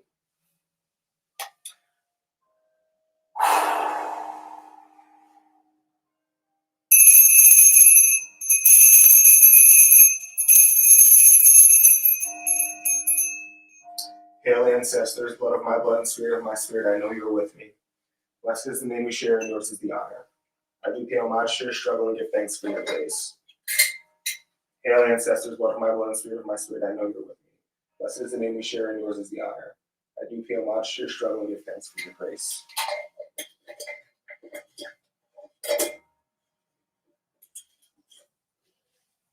Most sacred and beloved ancestors, I do call upon you to join us and descend upon this place. Be here with us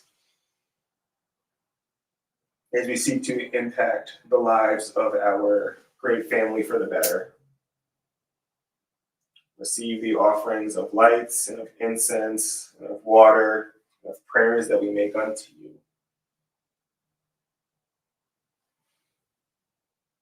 We make these offerings out of love and thanksgiving, seeking to deepen our connection with you, to elevate and uplift you, so that you can deepen your connection with us and elevate and uplift us.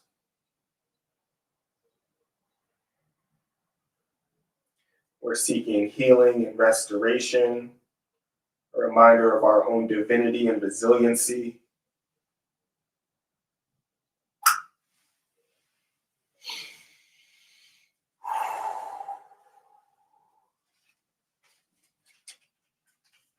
Of course, we offer up this ancestor money.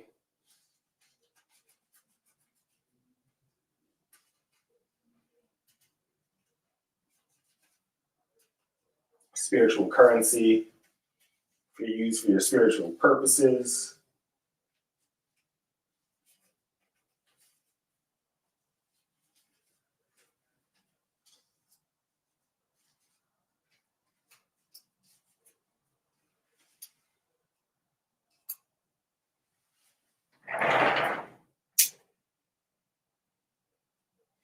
Hail, ancestors, blood of my blood and spirit of my spirit, I know you are with me. Blessed is the name we share, and yours is the honor. I do pay homage to your struggle and give thanks for your grace.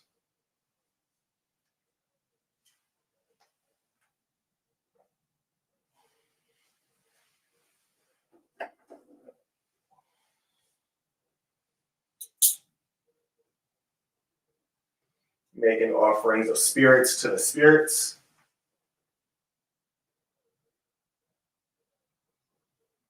Please accept these offerings with the goodwill in which they are intended.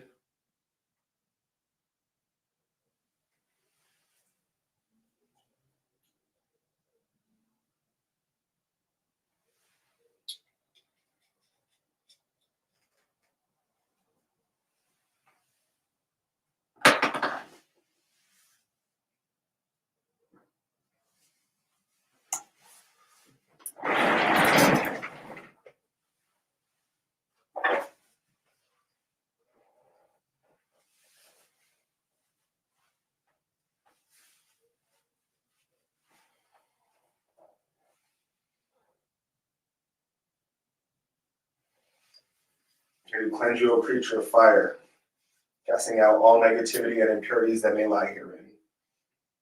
I do neutralize and remove any untoward vibrations that may be attached to you.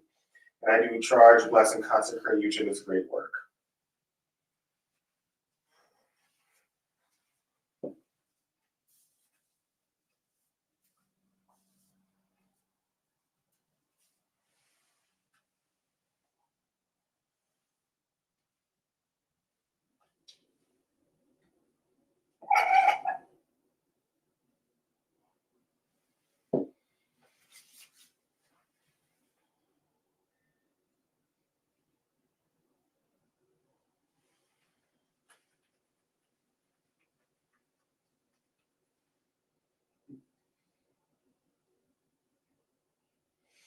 I do charge this holy oil, and I call upon you to awaken into life and remember the purpose in which you were created.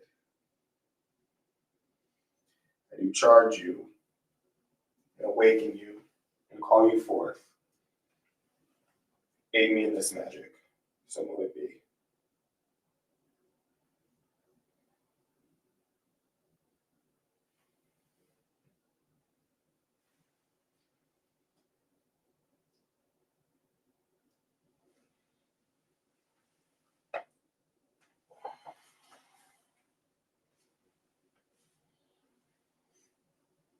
And I do also charge this candle as a beacon to attract those ancestral spirits who are most aligned with us and who have a vested interest in helping us. while our offerings support all ancestral spirits that we have invoked and that we call, and while our offerings uplift and elevate all of the ancestors in our tradition, as well as our personal ancestors, and these ancestors who are friendly, helpful, mankind, we do specifically seek to attract the spirits who are most empathetic to us and who have the most motivation to help us.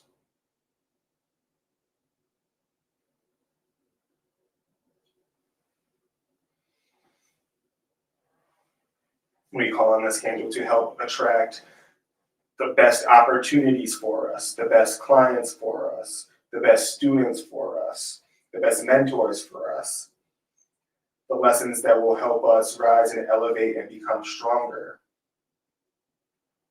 We call on this candle to help attract the blessings that we require.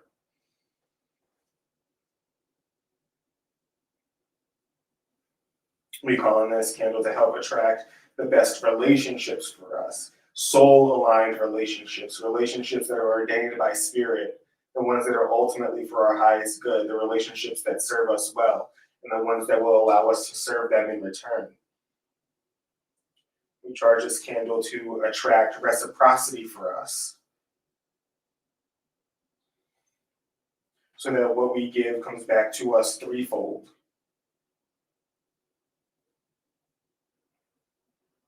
We charge this candle to attract abundance and nurturing.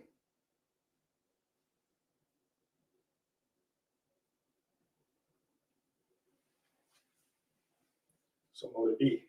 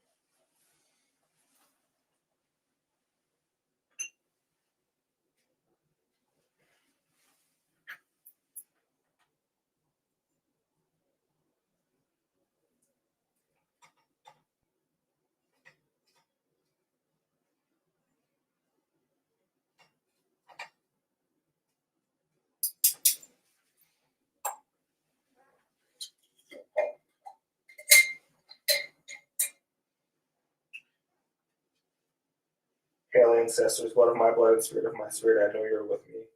Blessed is the name we share, and yours is the honor. I do pay homage to your struggle and give thanks for your grace. Hail, ancestors, blood of my blood and spirit of my spirit, I know you are with me. Blessed is the name we share, and yours is the honor. I do pay homage to your struggle and give thanks for your grace. Hail, ancestors, blood of my blood and spirit of my spirit, I know you are with me. Blessed is the name we share, and yours is the honor. I do pay homage to your struggle and give thanks for your grace. Most sacred and beloved ancestors, I call upon you to descend upon this place and receive these offerings of lights, water, of liquor, of incense, of ancestor money that we do make out of fidelity and love and trust, out of loyalty, out of goodwill, seeking to deepen our relationship with you, seeking to know more of the mysteries, to grow deeper in our faith, and to receive the blessings that are to be gained from faithful service, study, and practice.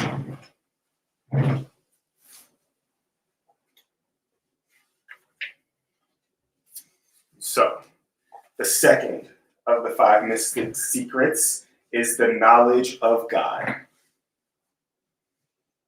Sooner or later, you will know God. You will choose your own way to get there, and no one can simply hand it to you. Again, it's not so hard to encounter knowledge, but it only matters if you make it your knowledge.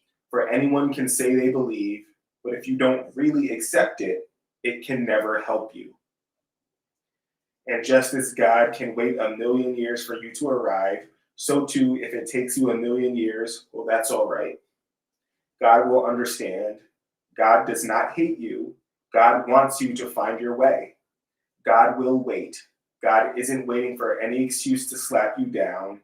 God is above that. God did not make you to play hockey with. You are a piece of art in progress. God has spent good time starting you and isn't going to botch it now just because you may take longer to complete than someone else.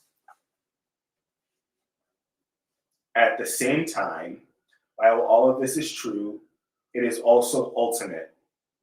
There is no time limit. There is no deadline. God has all the time in the world and then some. When you arrive doesn't matter, only that you ultimately shall arrive. You must go to God. God will not come to you. And when you do so as a fulfillment of your existence, not God's. If you never did arrive, though every byroad ultimately leads to the same place after however much wandering, God would not be diminished by your absence. It would be your loss. God is eternal. The actions of men and women cannot diminish God.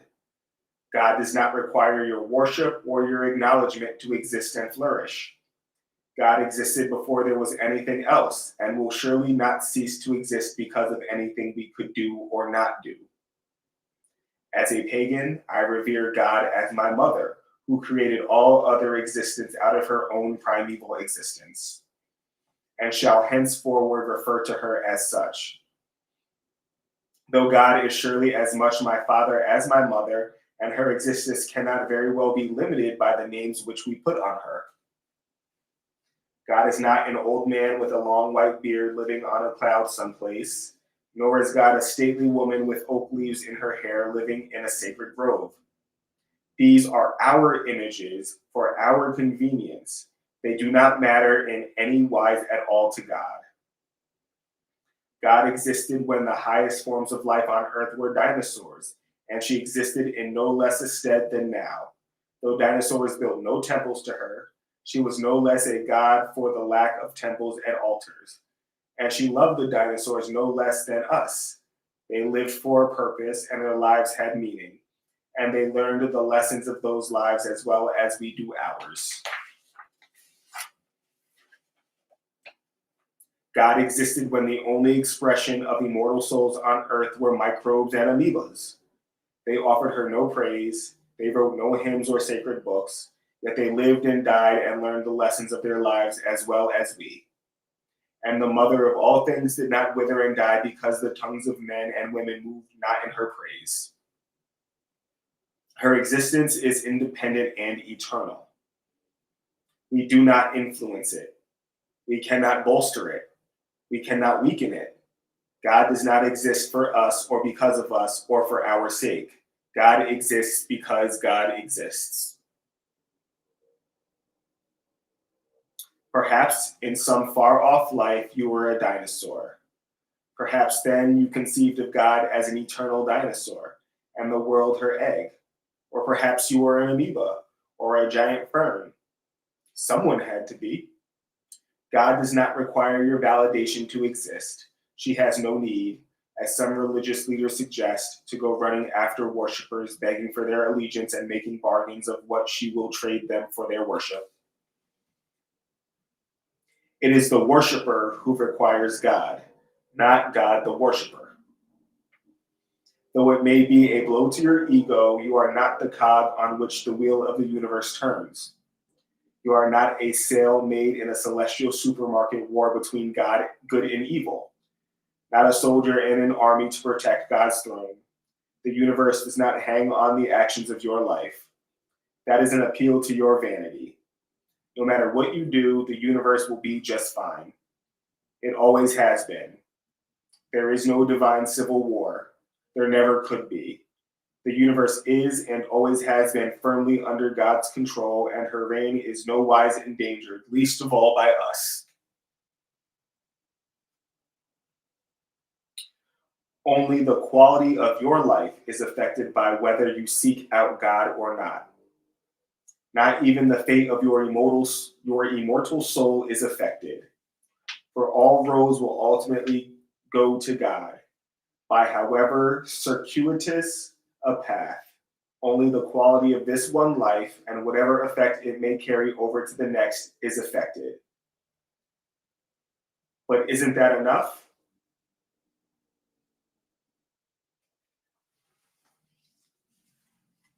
That's the second of the 5 mystic secrets.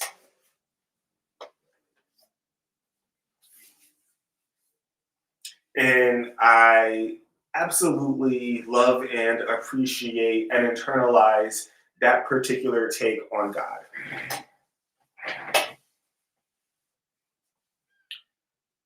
God is independent of us, and to some degree, or to a very large degree, we are all emanations of God. To get a little bit deeper into Correllian teachings, the soul or the nature of the soul and the monad and the differentiation of identity, maybe might be an easy way to think about it, is a way for divinity to experience itself. And so later on in another hour or so, I'll do a different reading from a scripture that is very sacred to Correllianism. We come to understand that each of us is an emanation of divinity. And we are having this physical existence obscured by the veil, which was created by God on purpose to specifically help God forget its divinity so that it could experience different aspects of itself. So when I talk to somebody else, I am one aspect of God who has forgotten divinity, my own divinity, ideally, who is talking to another aspect of God who has forgotten or whose connection to their own divinity is obscured by the veil. Meaning that we are all back on a path towards ourself, and the route that we take to get there, the lessons that we learn from one life to the next, is us learning to recognize that the veil is the illusion itself.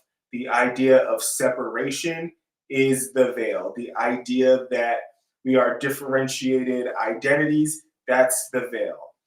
The idea that when I touch my best friend, I am touching something separate and apart from myself, that's the veil at work. Hopefully that's making sense in the way that I just explained that.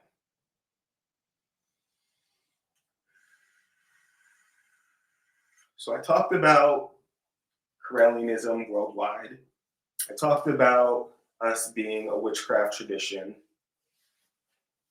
I talked about our unique connection to the ancestors. I talked about my own personal belief about the importance of mythology for people in the clergyhood. I talked about ways that you could get started in your spirit work as a Correllian. And aside from that, if you wanted to work on your spirit work, if you wanted to enhance your mediumship abilities, you could do the same activity that I suggested. You can do that with your own ancestors. And I absolutely recommend that. So if you see over here, I have Correllian ancestors side by side with the ancestors of my family of origin. My family of origin, in meditation, in prayer, in consultation, I asked them, hey, would it be okay if I combined altars to have a primary ancestral altar where I worked with the ancestors of my initiated lineage and the ancestors of my adopted lineage and the ancestors from my family of origin?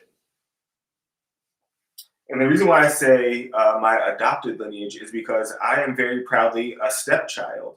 I was raised by someone who was not my biological father.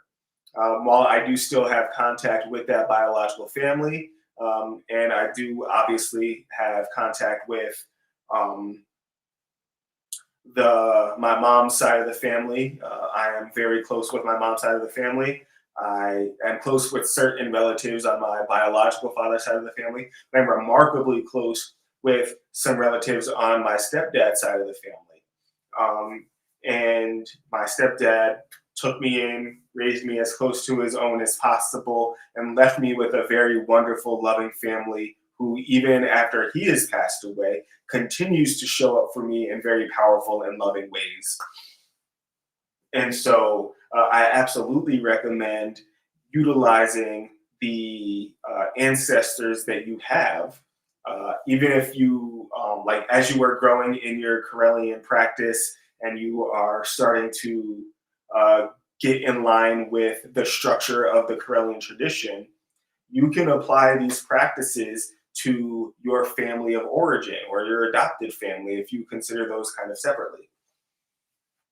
And you can leave out a glass of water or a shot glass of water and a single white candle next to an image and say an ancestor prayer and elevate your relatives, and ask them to work miracles in your life. Acknowledging that ancestors know what it's like to be alive and knows what the struggles are of what it means to be here in a physical existence, and they know about and have access to tremendous amounts of power and wisdom because they are now in a different plane of existence than us.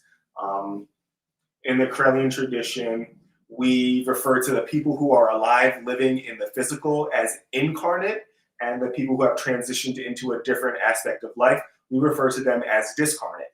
And we believe and function and teach that we still walk alongside each other, side by side, even though the transition into a different dimension or a different plane of existence has obscured our ability to see them, or to perceive them in certain ways, doesn't mean that they are any bit absent from us. And I absolutely recommend, go ahead, put a candle out for dad if dad has passed away, or stepdad if stepdad has passed away, or for mom if mom has passed away.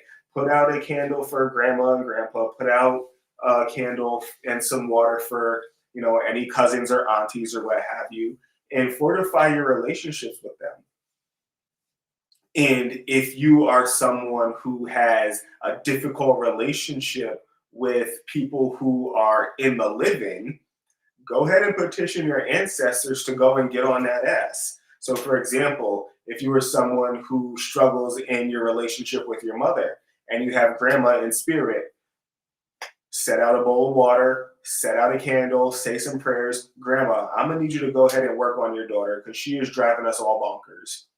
If you're struggling with relationship with dad, call his mom, call his dad if they're in spirit. Grandma and grandpa, I'm gonna need you to come and work a miracle or work some wonders in the heart of your son because he's acting a whole mess, acting a whole fool, is not recognizing all this wonderfulness that I got going on, acting like my existence for some reason isn't a gift from the divine. So get on that ass. And that's one of the ways that you can work on your relationship with your relatives who are here with you without necessarily putting yourself at risk, or putting yourself in danger of being harmed either emotionally, mentally, physically by these people. Because for better or for worse, or for better and for worse, each of us is here to do something wonderful and spectacular for our ancestral lines. Each of us is here to heal an aspect of our ancestral lines. And our ancestors have put the best that they had into producing us. And unfortunately, due to the impact of the veil, due to the circumstances that go into being alive, we've also inherited the worst and the unhealed versions. Now, some people might call it epigenetic trauma. Some of us might know of it as generational curses, but either way, each of us is an opportunity to heal that and overcome that. So, for example, we might have wonderful, wonderful love for our grandparents, and our memories with them might be solid and phenomenal and exceptional. However, our parents might remember them as substance abusers, as gamblers, as people with various forms of paranoia. Our grandparents might have been violent towards one another. And so they saw that, witnessed that, inherited that firsthand, and unbeknownst to them, they passed on what they received from their parents onto us, kind of perpetuating a cycle of pain. But the same is true for all of the great things. Now, it might be hard for our parents to recognize the beautiful things that they got from their parents, because the relationship could have been quite traumatic, could have been quite codependent. Some people do discuss their parents as narcissists or what have you. And all of these phrases, no matter how true or how exaggerated, they all represent what people experienced in their family line. And so, us, as being, a little bit removed from that, a lot of people say that their parents treat their children or their grandchildren a lot differently. So, for example, my grandmother treated me and my cousins a lot differently than she treated her own children. And so a lot of times her children, my aunts and uncles, would look on to my grandma and grandpa and be like, wow, that is a whole lot gentler and sweeter and validating than you ever treated us. Well, they learned something. And when the next generation came along, they acted differently. Could be the reason. But either way, we all have a responsibility to our family of origin, even if we are adopted and we don't know who that family of origin is. One of the miracles could be that you got adopted into a different family that treated you and raised you and chose you and cherished you in a loving way, so that you didn't inherit some of the worst aspects that could have been coming your way if you did get raised by your family of origin. It could be possible that, being adopted at birth meant that you got training and education and would later come back to find out who your family of origin is, and what you bring back to that family is remarkably healing and transcending. So think about it like that. And again, I'm not suggesting that anyone put themselves at risk for ongoing abuse or pain or suffering at the hands of your family of origin, or the people that you've come from. But you can utilize your family who is discarnate to help improve that relationship from afar, so to speak. Also, we have some candles. Like, we have quite a few candles lit. So I just want to take a moment and look at the space with just candlelight. So I'm gonna turn this light off real quick. Oh, it's pretty. Look at that. I love it. I love it. I love it. I love it a lot.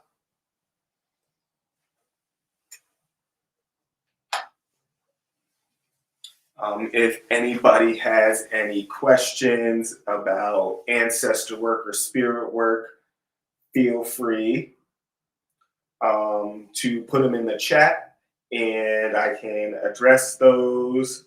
If anyone has, a question and you want me to pull a card for it, I can pull a card for y'all. I have multiple decks around me.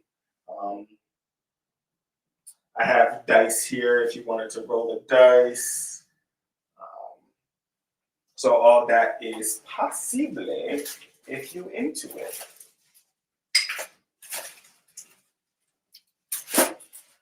If anyone had any specific prayer requests that you wanted to include, go ahead. You could put them in the chat, any place that you are watching, and we can absolutely include that as well. This whole experience is here to be empowering and inspiring and healing. So I'm here for all of that. Ooh, itchy head.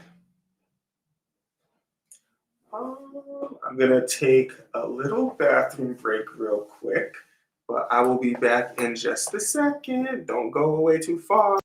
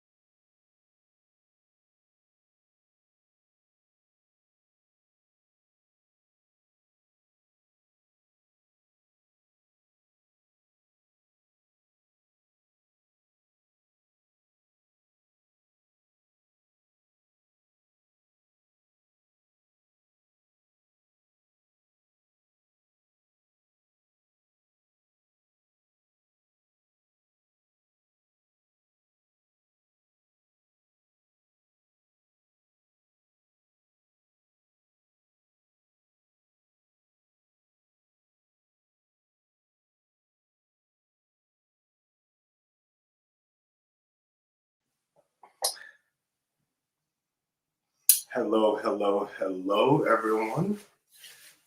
I am back. Thank you all for your patience. Took a little bathroom break, and then I also did step out to prepare the next offering for the ancestors,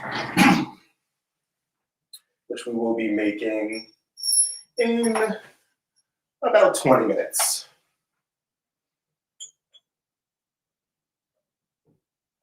And also, I did notice a question in the chat.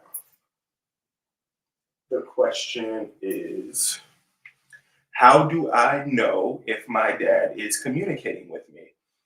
And this is coming from Renee Winchester. And so it can be exciting and new to be experiencing communication and feedback from spirit. Can be very, very validating. And also knowing who is communicating with you can be very important and a very rewarding experience. One of the ways that you can figure out who in particular is communicating with you is by asking. And you can ask spirit to show you signs, to show you images, or to send you feedback that is specific to the relationship with your dad. You can go to a medium to get some of that feedback. You can go to a trusted high priest or high priestess, high priestess, member of the high clergy.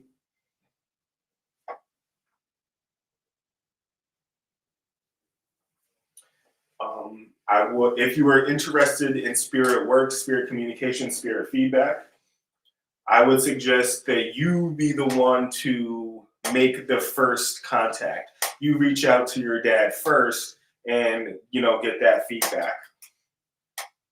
I personally, and this is just my personal orientation, I would not rely on or put too much stock in some spiritual feedback where a spirit just like out of nowhere is like, hey, I'm your dad, and I got some stuff for you. I come from the, you deal with the spirits that you have reached out to first. Not every pantheon, not every tradition, not every system believes in that kind of way. And so there are things that you can do to protect yourself in the event that you are from a tradition that believes in trickster spirits. There are ways that you can protect yourself from that. That way you can trust the information and the feedback that you get more fully. But I would, in order to have faith and confidence in the feedback, in the messages, in the communications, I would invoke dad first. Say his name at the altar 3 times. Ask him to visit you in a dream with a message that was specifically between the two of you. For example, if your dad was at your high school graduation, ask him to come to you in a dream wearing the same thing that he wore at that graduation. And if he gave you flowers, tell him to bring the flowers that he brought at graduation. That would be one of the ways that I would set myself up to be able to trust the communication and feedback that I was getting. That's a great question. Thank you for asking.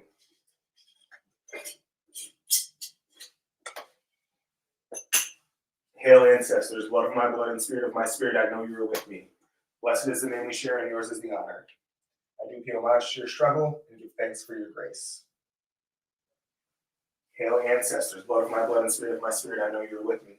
Blessed is the name we share, and yours is the honor. I do pay homage to your struggle and give thanks for your grace. Hail, ancestors, blood of my blood and spirit of my spirit, I know you are with me. Blessed is the name we share, and yours is the honor. I do pay homage to your struggle and give thanks for your grace.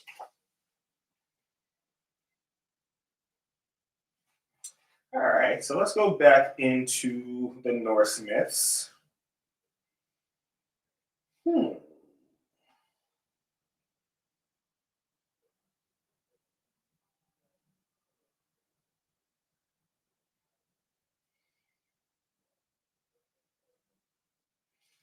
How about, nope, that one's.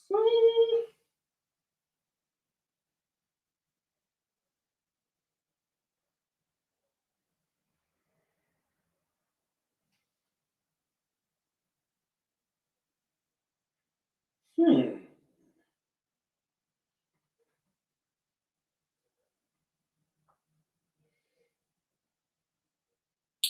All right, Loki and the necklace. That's the one that I'm going to go with.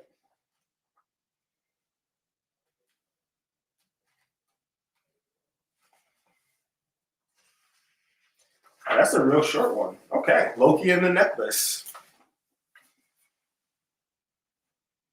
One evening, when Freya had become part of Asgard, Loki spied her marvelous necklace, a golden symbol of the fruitfulness of the earth, which she wore about her slender neck at all times. Loki coveted this necklace, and he found he could not sleep until he had it in his possession. So it was that he crept one night into her chamber and bent over as if to remove it. Finding that her position in sleep made this feat impossible, he turned himself into a small flea, and springing under the bedclothes, he bit the lovely goddess so that she turned in her sleep. Loki returned to his shape and undid the clasp of the necklace, which he removed without rousing Freya. Not far from Freya's palace, Heimdall had heard the sound of Loki becoming a flea, a sound so slight that only the great watchman of the gods could have heard it. And he traveled immediately to the palace to investigate. He saw Loki leaving with the necklace and soon caught up with him, drawing his sword in order to remove the thief's head. Loki immediately changed himself into a thin blue flame, but quick as a flash, Heimdall became a cloud and sent down a sheet of rain in order to douse the flame. Loki quickly became a polar bear and opened his jaws to swallow the water, whereupon Heimdall turned himself into a bear and attacked the hapless trickster. In haste, Loki became a seal, and then once again, Heimdall transformed himself in the same form as Loki, and the two fought for many hours before Heimdall showed his worth and won the necklace from Loki. That's the myth. Loki tried to steal from Freya. His antics were heard by Heimdall, and there Heimdall went, shifting and shape shifting in any manner that he could to defeat Loki until Loki was defeated.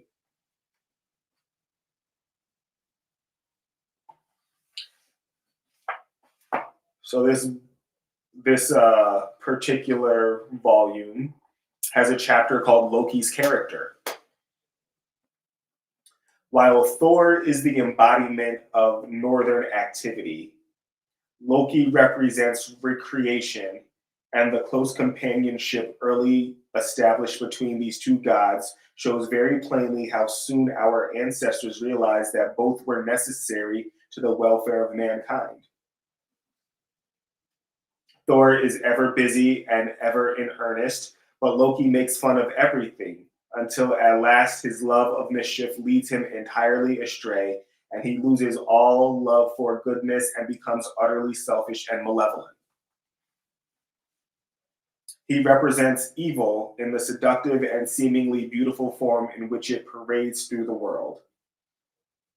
Because of this deceptive appearance, the gods did not at first avoid him, but treated him as one of themselves in all good fellowship, taking him with them wherever they went, and admitting him not only to their merrymakings, but also to their council hall, where unfortunately they too often listened to his advice. As we have already seen, Loki played a prominent part in the creation of man, endowing him with the power of motion and causing the blood to circulate freely through his veins. whereby he was inspired with passions. As personification of fire as well as of mischief, Loki, lightning, is often seen with Thor, thunder, whom he accompanies to Jotunheim to recover his hammer, to Utgard, Loki's castle, and to Geirrod's house. It is he who steals Freya's necklace and Sif's hair and betrays Idun into the power of Thiassi. And although he sometimes gives the gods good advice and affords them real help, it is only to extricate them from some predicament into which he has rashly inveigled them.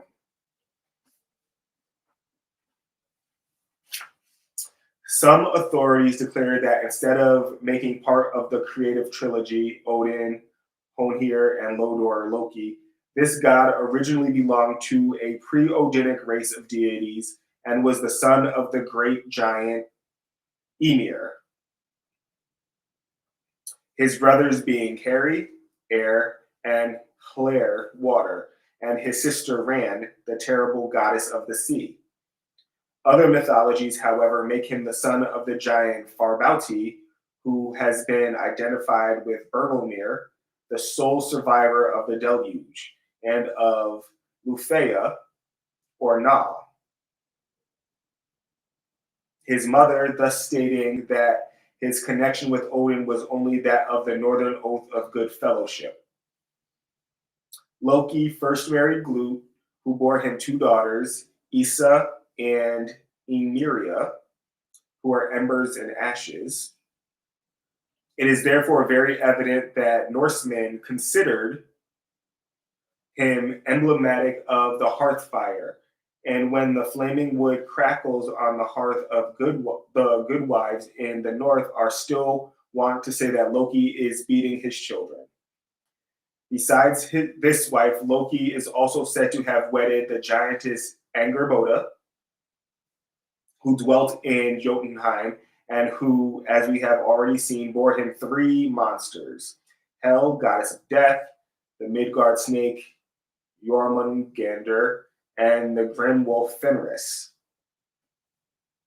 Loki's third marriage was with Sigyn, who proved a most loving and devoted wife, and bore him two sons, Narvi and Vali, the latter a namesake of the god who avenged Balder.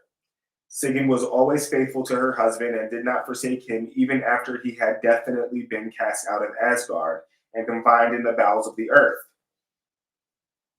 As Loki was the embodiment of evil in the minds of the northern races, they entertained nothing but fear of him, built no temples to his honor, offered no sacrifices to him, and designated the most noxious weeds by his name. The quivering, overheated atmosphere of summer was supposed to betoken his presence, for the people were then wont to remark that Loki was sowing his wild oats, and when the sun appeared to be drawing water, they said Loki was drinking. The story of Loki is so inextricably woven with that of the other gods that most of the myths relating to him have already been told, and there remain but two episodes of his life to relate. One showing his better side before he had degenerated into the arch deceiver, and the other illustrating how he finally induced the gods to defile their peace shreds by willful murder. It seems like the Norse pantheon has a decent degree of dislike for Loki.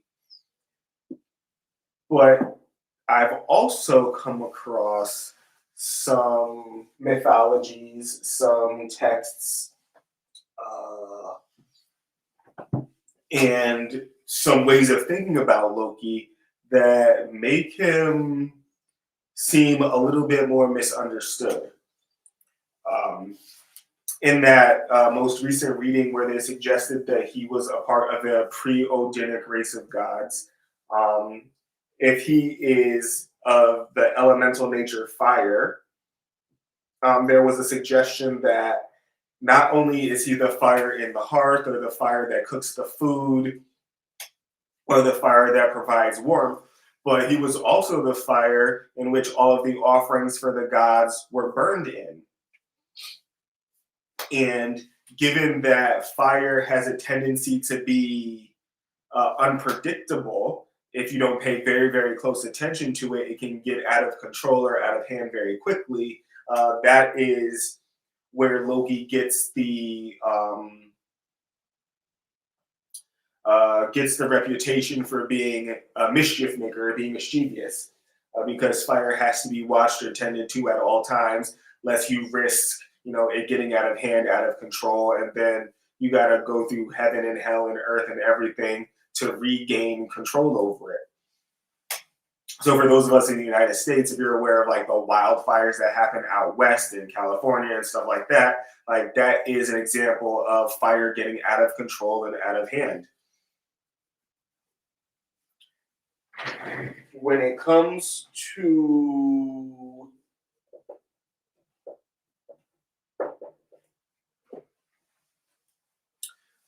reading about Loki or learning more about Loki, and that's a divinity that I do have an affinity for. Loki and Frigg, not Freya, but Frigg.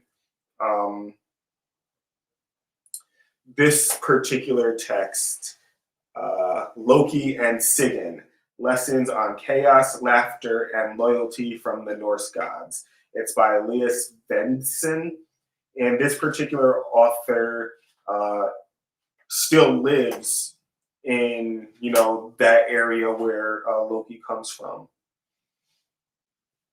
This particular work is easy to read. It does have some stories in it. Let's see. There's only 7 chapters, so it is a quick read. Chapter 1, Loki and Sigyn in the lore. Chapter 2, Loki and Sigyn in American heathenry. Chapter 3, Living Heathen. Chapter 4, Loki and Sigyn, Lessons on the Syllabus. Chapter 5, Attributes for Devotional Practice. Chapter 6, Rituals and Celebrations. Chapter 7, Loka Ord, Final Thoughts or Loki's Words. And then also there is Loka Brenna, which is a holiday for Loki, which is gaining in popularity. So this specific divinity is not being regarded in such a fearful way anymore. And folks are opening up to the possibilities of what it means to know what it means to experience trickery, or what trickery can offer.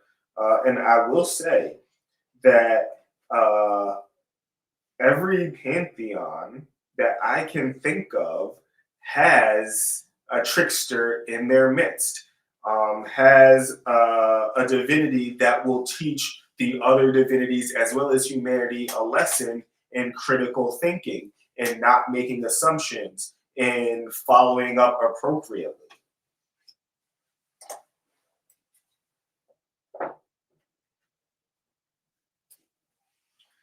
And so that's all I have to say about that. And fun fact, I just found a second copy of Five Mystic Secrets. That's lovely.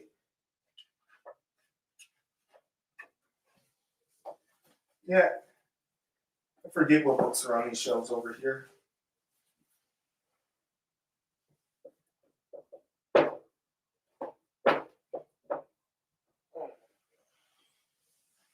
And so with that being said, we are about 2 minutes away from the next offering to be made. And this charcoal is still over here doing its damn thing. See if we can get a few more little smokes out of it.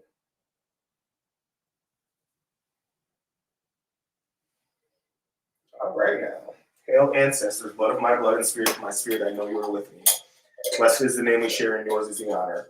I do pay homage to your struggle and give thanks for your grace.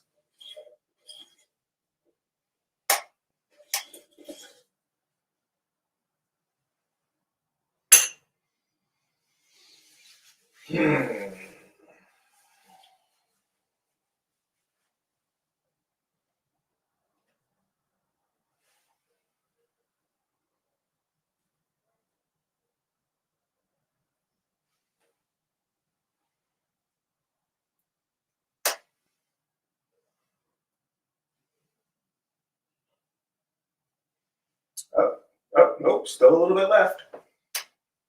And so I don't know if I mentioned earlier, but of course, incense, we utilize them to help us carry our prayers from the physical realm into the heavens.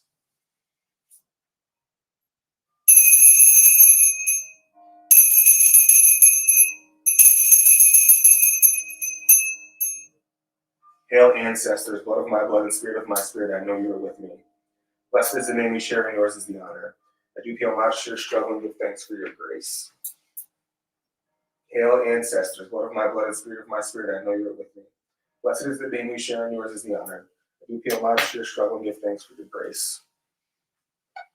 Most sacred and beloved ancestors, spirits of my family who have passed, I call upon you to descend upon this place and receive these offerings that I make unto you. For your elevation, for your uplifting, for your strengthening, for the strengthening of our relationship. We do seek to know you in the mysteries more deeply and more fully. I do seek blessings on my entire great family, blessings of healing, blessings of renewed faith, blessings of stability, healing from illness, embracing wellness and resiliency, freedom from oppression, and a restoration into wellness, prosperity, abundance. And so I do make this offering of coffee unto you. I call upon you to accept the offerings of candles, of water, of incense, of prayer, and of liquor that has been made so far. I call upon you to receive these offerings graciously and freely.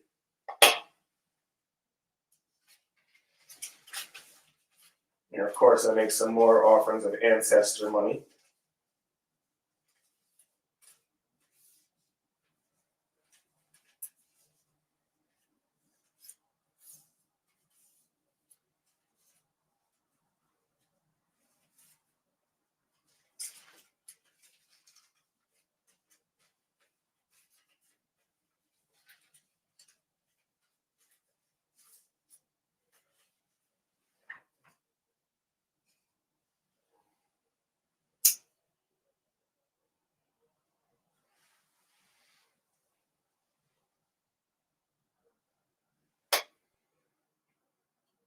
Spiritual currency for you to use for your benefit from us to you.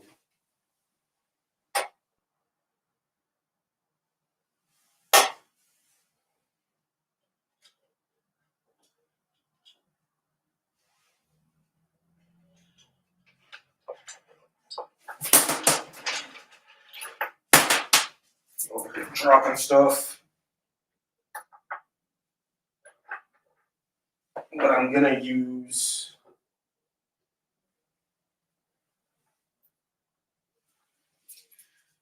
my beads for this next part.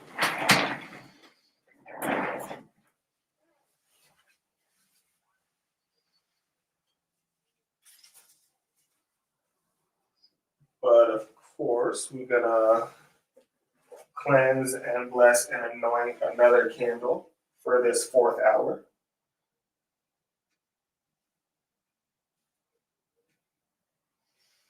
I do cleanse this creature of fire, casting out all negativity and removing all impurities that may lie herein.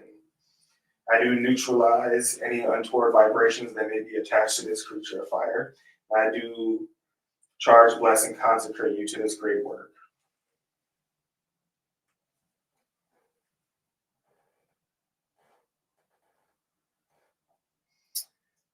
I do charge this oil to aid me in my working. Call upon you to remember your purpose.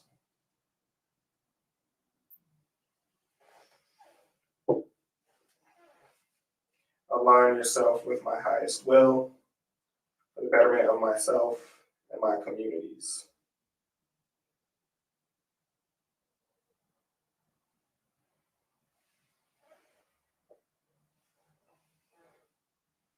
I do anoint this candle thusly.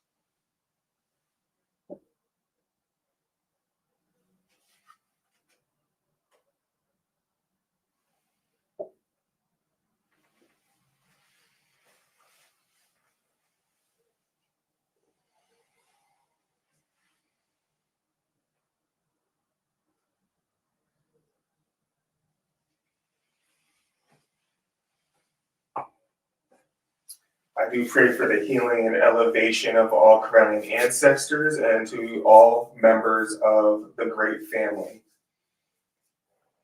I call upon all of us to remember that our minds and our bodies and our spirits are capable of great healing and are capable of restoring us into balance, and we do so now.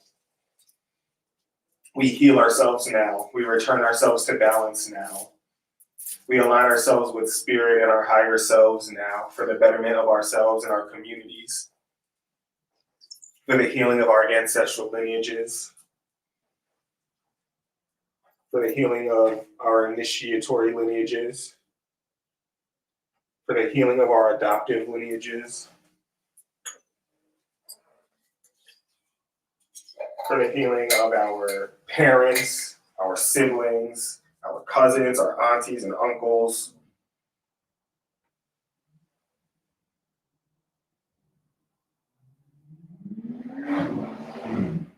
for the healing of our relatives who are non-binary or transgender,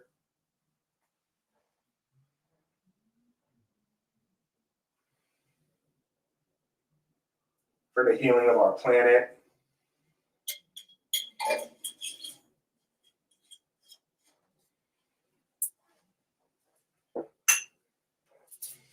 and so if you want to, you can join me for 108 recitations of our Hail Ancestor.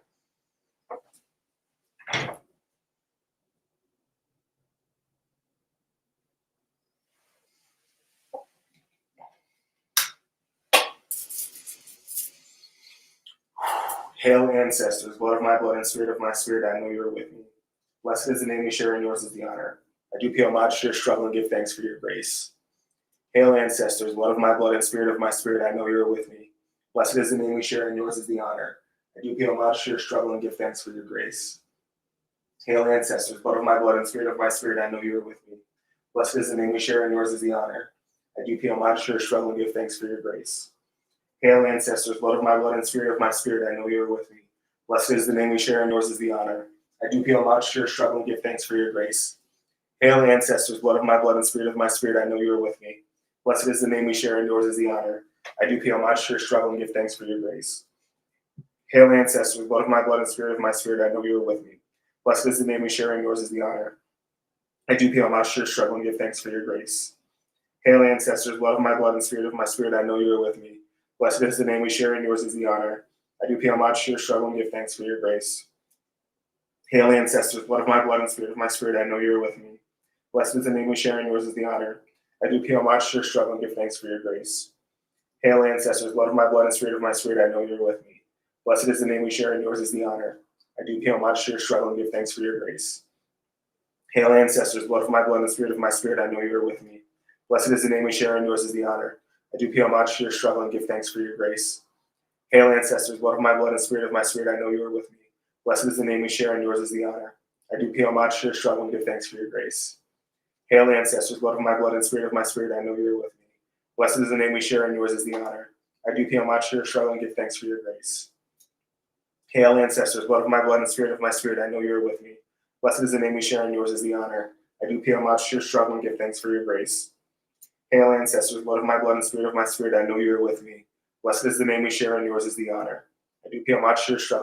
grace. Hail Ancestors, blood of my spirit, I know you are with me. Blessed is the name we share, and yours is the honor. I do pay homage to your struggle and give thanks for your grace. Hail Ancestors, blood of my spirit, I know you are with me. Blessed is the name we share, and yours is the honor. I do pay homage to your struggle and give thanks for your grace. Hail Ancestors, blood of my spirit, I know you are with me. Blessed is the name we share, and yours is the honor. I do pay homage to your struggle and give thanks for your grace. Hail Ancestors, blood of my spirit, I know you are with me. Blessed is the name we share, and yours is the honor. I do pay homage to your struggle and give thanks for your grace. Hail Ancestors, blood of my spirit, I know you are with me. Blessed is the name we share, and yours is the honor. I do pay homage to your struggle and give thanks for your grace. Hail Ancestors, blood of my spirit, I know you are with me. Blessed is the name we share, and yours is the honor. I do pay homage to your struggle and give thanks for your grace. Hail Ancestors, blood of my spirit, I know you are with me. Blessed is the name we share, and yours is the honor. I do pay homage to your struggle and give thanks for your grace. Hail, ancestors, blood of my blood and spirit of my spirit, I know you are with me. Blessed is the name you share, and yours is the honor. I do pay homage to your struggle and give thanks for your grace. Hail, ancestors, blood of my blood and spirit of my spirit, I know you are with me. Blessed is the name we share, and yours is the honor. I do pay homage to your struggle and give thanks for your grace. Hail, ancestors, blood of my blood and spirit of my spirit, I know you are with me. Blessed is the name we share, and yours is the honor. I do pay homage to your struggle and give thanks for your grace. Hail, ancestors, blood of my blood and spirit of my spirit, I know you are with me. Blessed is the name we share, and yours is the honor. I do pay homage to your struggle and give thanks for your grace. Hail, ancestors, blood of my blood and spirit of my spirit, I know you are with me. Blessed is the name we share, and yours is the honor. I do pay homage to your struggle and give thanks for your grace. Hail, ancestors, blood of my blood and spirit of my spirit, I know you are with me. Blessed is the name we share, and yours is the honor. I do pay homage to your struggle and give thanks for your grace. Hail, ancestors, blood of my blood and spirit of my spirit, I know you are with me. Blessed is the name we share, and yours is the honor. I do pay homage to your struggle and give thanks for your grace. Hail, ancestors, blood of my blood and spirit of my spirit, I know you are with me. Blessed is the name we share, and yours is the honor. I do pay homage to your struggle and give thanks for your grace. Hail, ancestors, blood of my blood and spirit of my spirit, I know you are with me. Blessed is the name we share, and yours is the honor. I do pay homage to your struggle and give thanks for your grace. Hail, ancestors, blood of my blood and spirit of my spirit, I know you are with me. Blessed is the name we share, and yours is the honor. I do pay homage to your struggle and give thanks for your grace. Hail, ancestors, blood of my blood and spirit of my spirit, I know you are with me. Blessed is the name we share, and yours is the honor. I do pay homage to your struggle and give thanks for your grace. Hail, ancestors, blood of my blood and spirit of my spirit, I know you are with me. Blessed is the name we share, and yours is the honor. I do pay homage to your struggle and give thanks for your grace. Hail, ancestors, blood of my blood and spirit of my spirit, I know you are with me. Blessed is the name we share, and yours is the honor. I do pay homage to your struggle and give thanks for your grace. Hail, ancestors, blood of my blood and spirit of my spirit, I know you are with me. Blessed is the name we share, and yours is the honor. I do pay homage to your struggle and give thanks for your grace. Hail, ancestors, blood of my blood and spirit of my spirit, I know you are with me. Blessed is the name we share, and yours is the honor. I do pay homage to your struggle and give thanks for your grace. Hail, ancestors, blood of my blood and spirit of my spirit, I know you are with me. Blessed is the name we share, and yours is the honor. I do pay homage to your struggle and give thanks for your grace. Hail, ancestors, blood of my blood and spirit of my spirit, I know you are with me. Blessed is the name we share, and yours is the honor. I do pay homage to your struggle and give thanks for your grace. Hail, ancestors, blood of my blood and spirit of my spirit, I know you are with me. Blessed is the name we share, and yours is the honor. I do pay homage to your struggle and give thanks for your grace.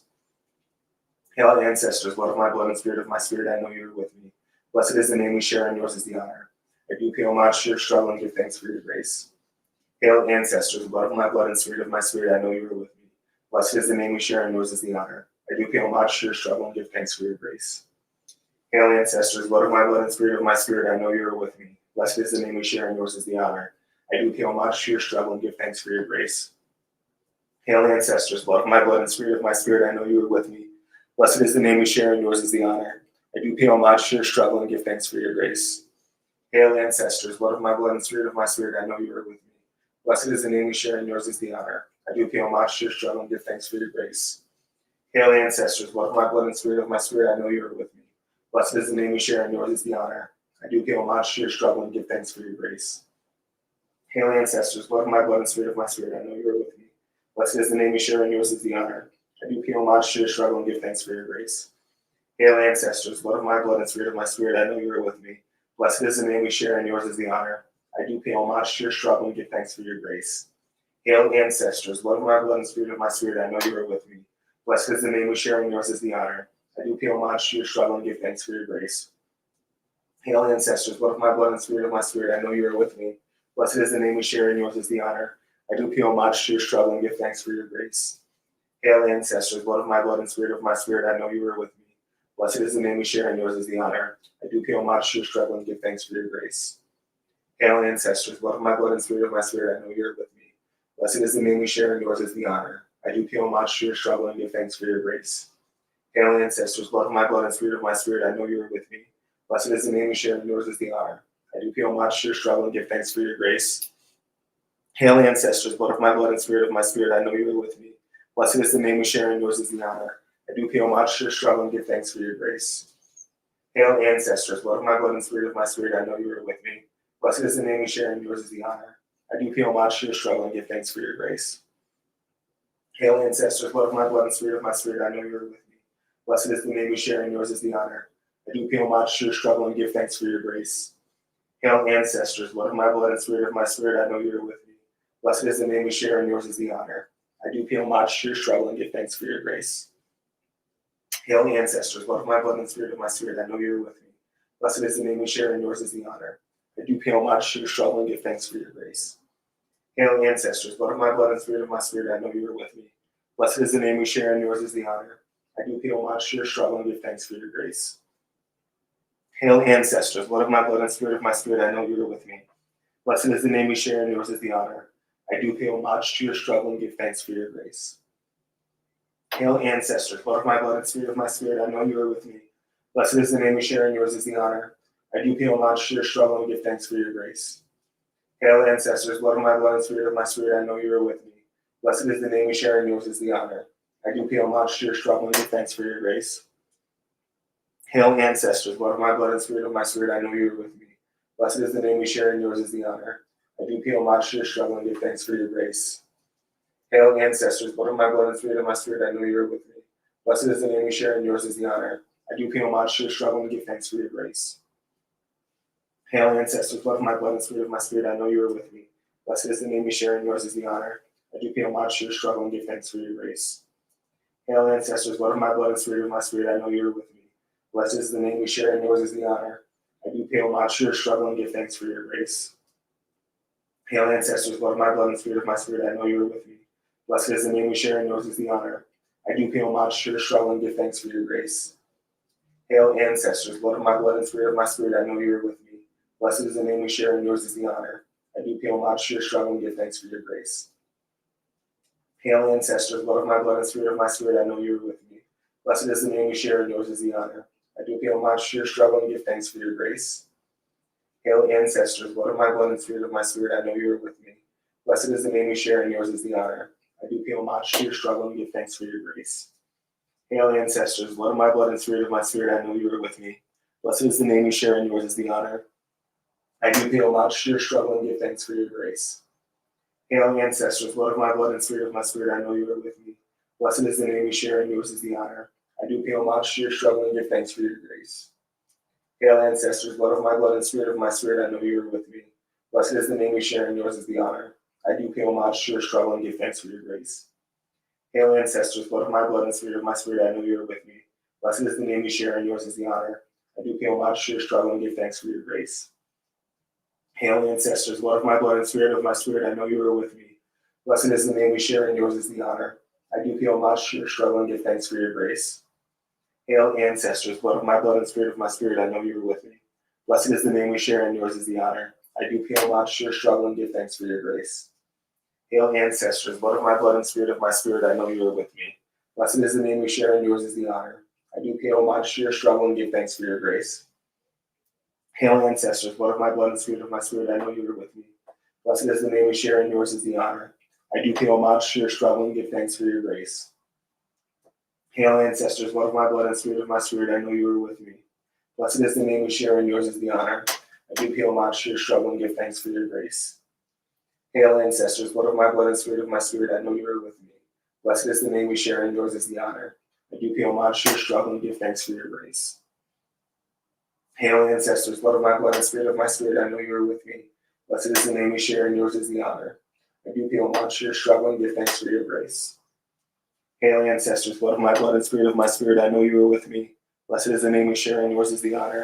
I do pay homage to your struggle and give thanks for your grace. Hail, ancestors, blood of my blood and spirit of my spirit, I know you are with me. Blessed is the name we share, and yours is the honor. I do pay homage to your struggle and give thanks for your grace. Hail, ancestors, blood of my blood and spirit of my spirit, I know you are with me. Blessed is the name we share, and yours is the honor. I do pay homage to your struggle and give thanks for your grace. Hail, ancestors, blood of my blood and spirit of my spirit, I know you are with me. Blessed is the name we share, and yours is the honor. I do pay homage to your struggle and give thanks for your grace.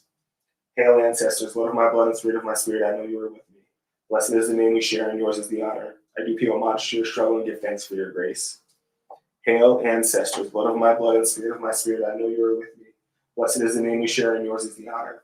I do pay homage to your struggle and give thanks for your grace. Hail, ancestors, blood of my blood and spirit of my spirit, I know you are with me. Blessed is the name we share, and yours is the honor. I do pay homage to your struggle and give thanks for your grace. Hail, ancestors, blood of my blood and spirit of my spirit, I know you are with me. Blessed is the name we share, and yours is the honor. I do pay homage to your struggle and give thanks for your grace. Hail, ancestors, blood of my blood and spirit of my spirit, I know you are with me. Blessed is the name we share, and yours is the honor. I do pay homage to your struggle and give thanks for your grace. Hail, ancestors, blood of my blood and spirit of my spirit, I know you are with me. Blessed is the name we share, and yours is the honor. I do pay homage to your struggle and give thanks for your grace. Hail, ancestors, blood of my blood and spirit of my spirit, I know you are with me. Blessed is the name we share, and yours is the honor. I do pay homage to your struggle and give thanks for your grace. Hail, ancestors, blood of my blood and spirit of my spirit, I know you are with me.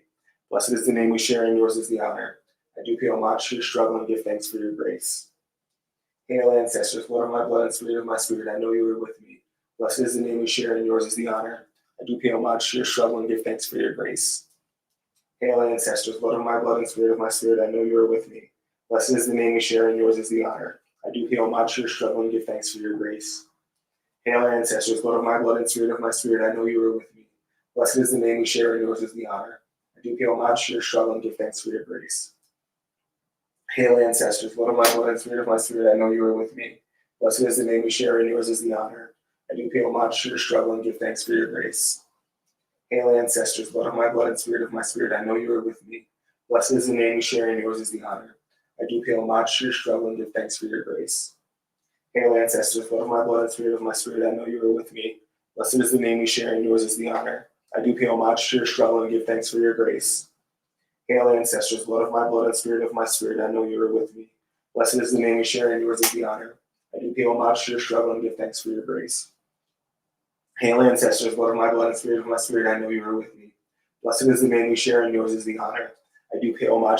and give thanks for your grace.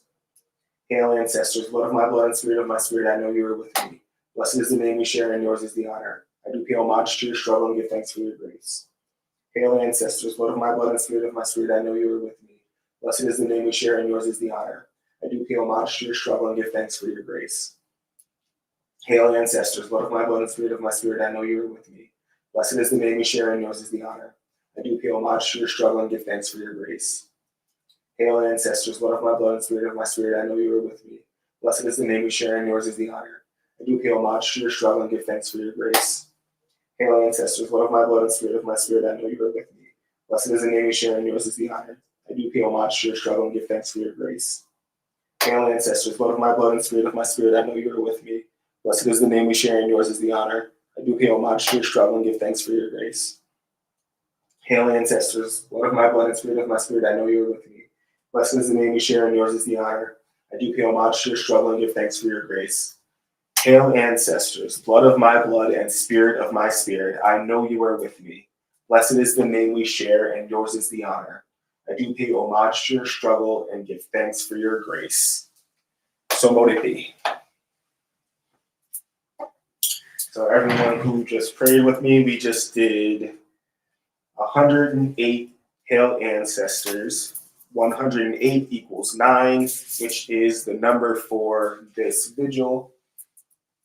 9 hours, 9 sets of offerings, 9 candles, so on and so forth. That was quite meditative.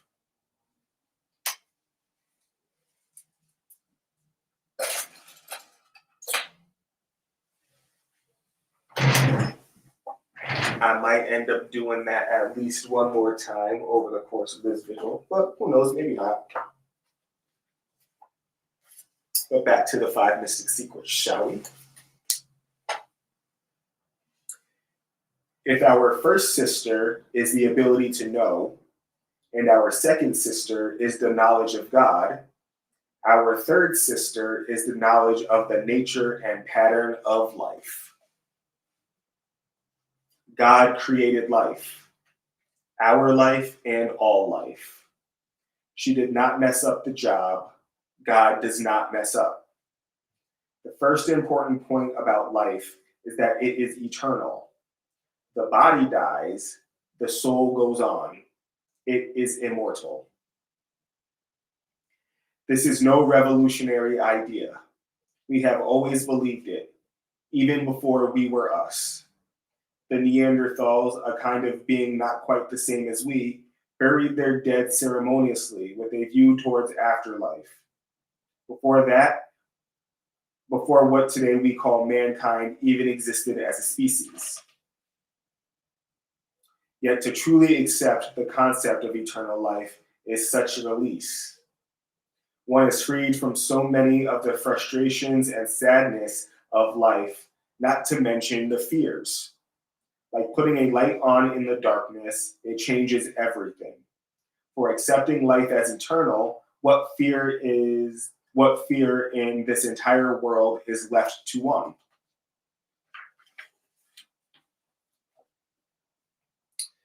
Now, almost everyone, particularly anyone likely to be reading this booklet, gives lip service to eternal life. But how many really believe it? They say it because they are afraid to not believe it, but they do not really believe it either. They have not truly taken the belief into them. In my family, it is said, send the dead forth in joy. A funeral is not the occasion of sadness and desolation, for life is eternal. How can death hold either fear or horror? Death, like life, perforce unites all living things. Can you imagine the difference it makes not to fear it? What is in this entire world which does not die? Even the mountains rise up and fall down. The seas dry up as other seas begin. Surely you will die. And yet the knowledge of eternal life cannot but invalidate the fear so many feel for death.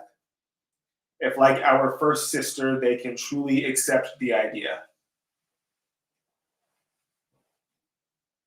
God did not mess up the world, and death is not a pathological condition. It is as it was meant to be. God intends for all living things to die. Death is meant to come. God planned it that way from the first. Death is not an end to life, it is a change, and all things must die. Without death, there can be no rebirth. And just as the sun sets each night to rise again each morning, just as the trees turn brown and cast away their leaves to sprout again each spring, so too for us, rebirth invariably follows death. There is no reason to live at all if one only lives once. For what can one do in one life that God, our mother, would possibly have considered important enough to expend so much effort and care in our creation? Very few people, not even counting the millions who have died at birth, in infancy, and childhood, do anything in their lives particularly good or bad, leastwise on a scale to impress God. Most lives are very humble compared to God.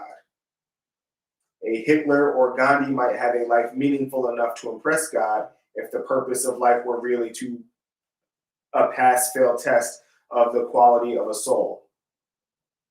But what about a woman who spent her life in a 19th century cotton mill? A man dead at 19 in Vietnam? An Amazon Indian who never lived above subsistence level? Are any of these really worthy of eternal damnation for the petty acts of underprivileged lives? Could any of them even have the opportunity to be really evil? And by the same token, on such flimsy grounds, which of them could be truly said to be worthy of eternal paradise? One life is not enough to do or be anything for the vast majority of people. If God were going to judge them on it, how many of them would be any use to her at all? To sit in a heavenly choir all day and do nothing but sing her praises? Maybe, but that is a remarkably trivial excuse to have gone to so much trouble, for isn't it? But after many lives, a soul could be well educated for eternity, and a credit to God, as well as useful to her, truly deserving of an eternal existence as a single life could hardly make it, and an end product worth the effort. The God who created this universe was a practical, thoughtful God, not a vain, self-indulgent dreamer. As God is our mother, so life and death are her right and left hands, her two faces, an eternal cycle in this world. To pagans, the forms of God are never literal. They are to help us understand the complex nature of God. God is like a diamond, and all her different forms and all the religions of man are the glittering facets she wears. Life and death are two of the most important of these facets in our religion. They have always been enshrined and honored by us through many eras and cultures. In Egypt, they were the lovers Isis, life, and Osiris, death. Also, the combatants Horus, life, and Set, death, and Ra, life, and Apep, death. To the Aztecs, Quetzalcoatl, life, and Tezcatlipoca, death. They were Ishtar and Tammuz, Persephone and Hades, Apollo and Diana, forever loving. There are Apollo and Pan, St. George and the Moor, eternally at odds. We live, we die, we live again for centuries, millennia. Now that is an excuse to create a universe. And whether shown as lovers or combatants, the dance of life and death is the dance of forever, the dance of the soul stepping lightly between the world and the other. So will it be. So that was the third sister, or the third mystic secret out of 5 mystic secrets. And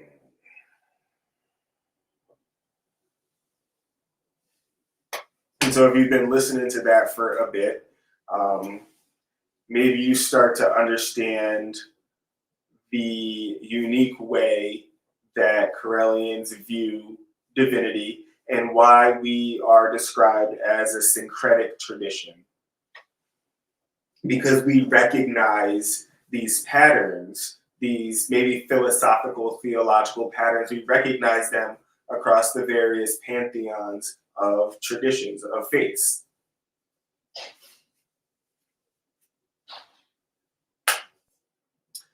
So yeah, we are like at the halfway point of the 4th hour. We've made offerings of prayers. So if you were just here a few minutes ago, you witnessed the 108 recitations of Hail Ancestor. We've been making offerings of incense. We've been making offerings of candles, water. Coffee was just made a few minutes ago. They got some booze not too long ago. And so the ball is really rolling on this vigil celebration of the ancestors. If you haven't been here since the beginning of this little experience, the whole reason for this is because I have been witnessing an increase in calls for prayers for healing and energetic work and various kinds of support all across the tradition. And when that happens, for me, it's a sign to step up and work with the ancestors, make offerings, do the communion kind of thing, give them some time, energy, and attention so that, you know, they can do their work for all of us. And so in this working, we are affirming our connection to our higher selves, our connection to the ancestors. We are affirming that opportunities and blessings, they seek us out and that we receive them open-mindedly, open-heartedly. We acknowledge that our minds and bodies and spirits are experts at healing themselves, and we call upon our bodies and our minds and our spirits to do so now. We are acknowledging that the relationships in our lives are soul aligned and ordained by spirit, and they support us and they allow us to support them. And in our relationships and in all things, we dwell in reciprocity, fairly take and fairly give. We are calling on our ancestors to open the roads to our success, to our sovereignty, to our abundance, to our financial freedom, to freedom from any forms of illness and oppression and sickness that might be upon any members of the great family. And that's why I'm doing this tonight. That's why I'm praying so hard. That's why I'm engaging other members of the great family. And so, if you are watching this on any of the platforms that I'm broadcasting to, feel free to come on in. I did place the link in a couple of places. And so, if you do have time, if you are down for it, why not come on in and share some experiences, share some prayers, share some thoughts and feelings and some impressions. This is a night of communion and magic and service to the ancestors. So if you do want a reading of some sorts, I do have several decks here that I can use to take a look into the oracles and see what's up, what's going on. Questions that you might want to have answered by the cards. I could do a pull. That's really what it's about for us at this time. So if you're down for that, if you think you might need that or want that, absolutely, we're here for it.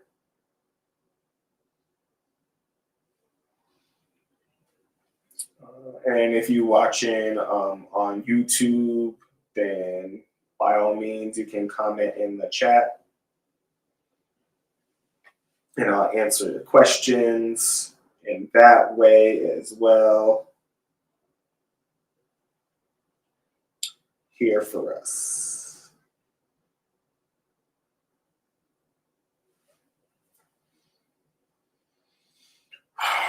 Just going to take a minute, sip some of this water. I'm going to share it with the ancestors. Take a little sip.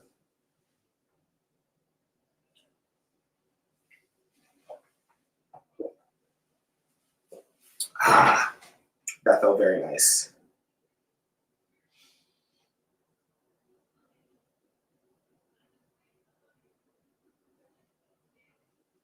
Whew, that felt nice for my throat.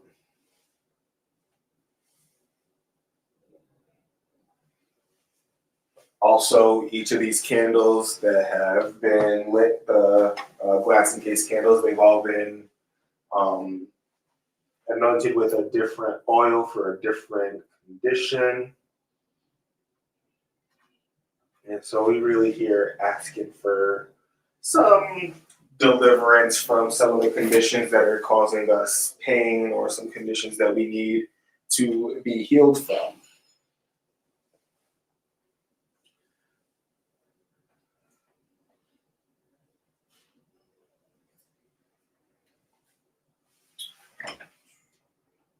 I'm done with this right here, so I don't need this tool anymore. Take that off the altar for now. Take that off for now. But I'm gonna leave a little horseshoe.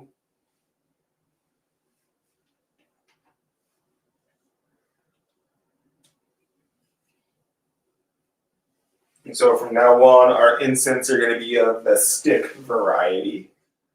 I'm not going to use any more charcoal discs or anything like that.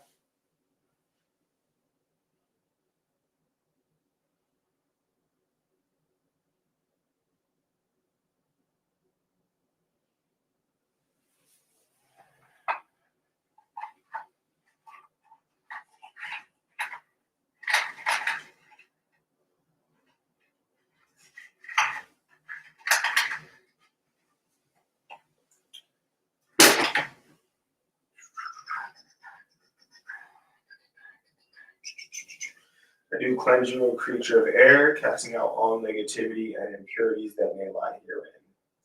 I do neutralize any untoward vibrations that may be present in this creature of air, and I do charge, bless, and consecrate you to this holy work. I call upon you, blessed incense, to carry my prayers to the heavens where the ancestors reside, acting as an offering to bring them joy and pleasure.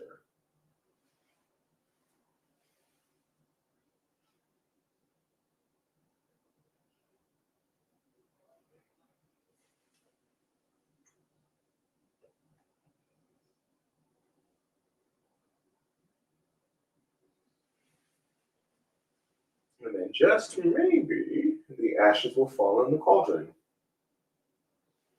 We shall see. Also, a part of this evening, I've been reading some mythologies.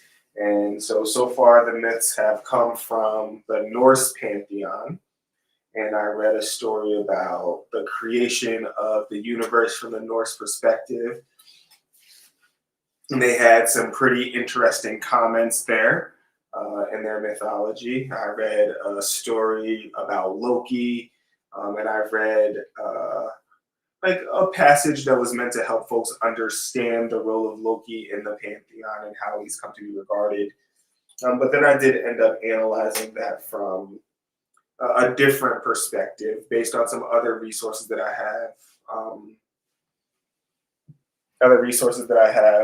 Come across and some other things that I've learned about that particular divinity. And so I'm thinking that for now, I will move away from the Norse pantheon and into a different area. So I'll grab a different text and see what I can get into in that regard.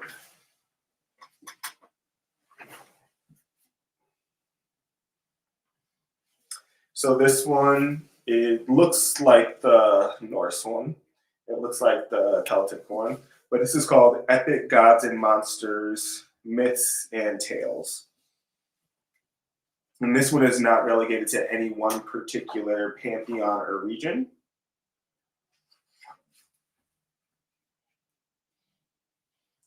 Let's see.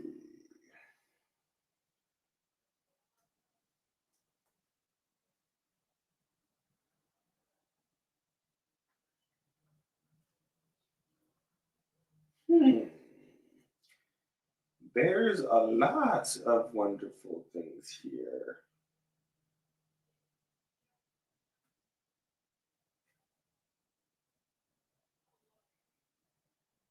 What time is it?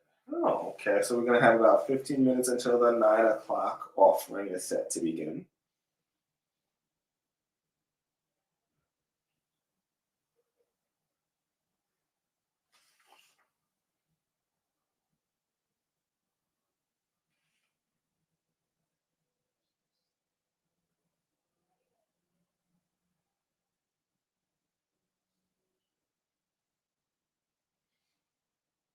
All right. So, how about Pangu and the creation of the universe from Chinese mythology? Let's do that.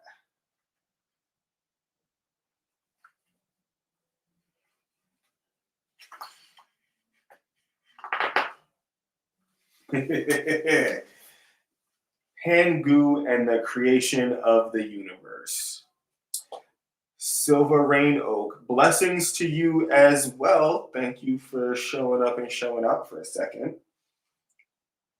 I'm about to read Pangu and the creation of the universe. At the very beginning, ha ha ha ha ha, where have we heard that before? At the very beginning of time, when only darkness and chaos existed, and the heavens and the earth had not yet been properly divided up, the universe resembled the shape of a large egg. And at the center of this egg, the first living creature one day came into being. After many thousands of years, when he had gathered sufficient strength and energy and had grown to the size of a giant, the creature who gave himself the name of Pangu awoke fully refreshed from his long rest and stood upright within his shell. He began to yawn very loudly and to stretch his enormous limbs, and as he did so, the walls of the egg were cracked open and separated into two even portions. The lighter, more fragile part of the egg floated delicately upwards to form the white silken sheet of the sky, while the heavier, more substantial part dropped downward to form the Earth's crusty surface. Now, when Pangu observed this, he was happy and proud to have created some light in place of the darkness and chaos out of which he had emerged. But at the same time, he began to fear that the skies and the earth might fuse once more, and he stood and scratched his huge head, pondering a solution to the problem. And after he had thought things through for quite a while, he decided that the only way to keep the two elements at a safe distance from each other was to place his own great bulk between them. So he took up his position, heaving and pushing upwards against the sky with his hands and pressing downwards into the earth with all the weight of his massive feet until a reasonable gap had been formed. For the next 18,000 years, Pangu continued to push the earth and the sky apart, growing taller and taller every day until the gap measured some 30,000 miles.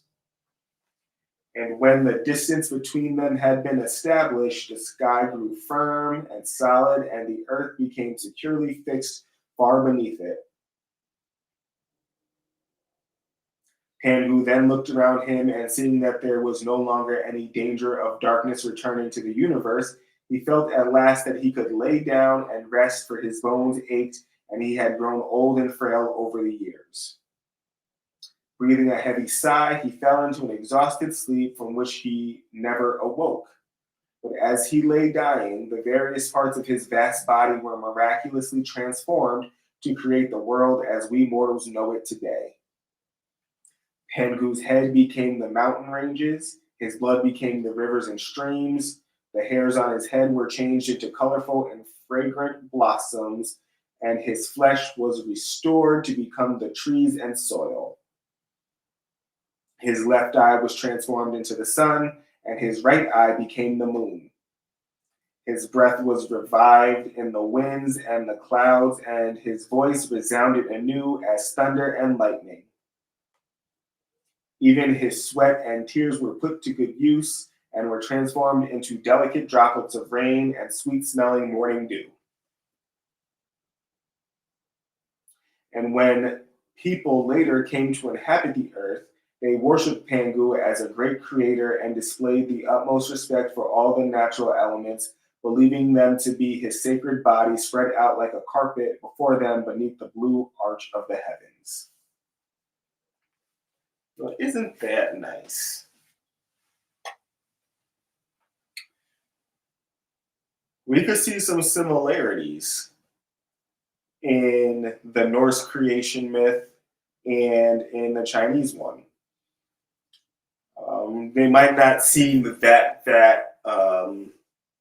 related at first look, but if you consider again that all of these stories are meant to be taken as allegorical, starting with the phrase "at the beginning" or "at the very beginning," and the discussion about how things didn't really have a form or how there wasn't really any light that existed, that it was like really unformed chaos and darkness. The ongoing motif that darkness was present first and that light came next is kind of an interesting thing to consider or to think about. So if darkness was the first thing to exist in its vastness in every direction, that means that the darkness created the light, perhaps. And that we might understand God to be the greatest of all mysteries And we have to go real deep into the darkness, or even what we might consider the shadow, to really find out what is what when it comes to understanding divinity. And that perhaps the light that was created second is the idea of consciousness or awareness, or beginning to become aware of one's own self, or what possibilities might lie within the divine will. Just a thought, just a little thought to ponder. And so at this moment, we are about 8 minutes away from the 9 o'clock offering, which I do already have here. It's going to be some honey to sweeten up that coffee that we offered at the 8 o'clock hour. So that's going to be the next offering in 8 minutes. It's going to be some honey, and it's going to go right into that coffee.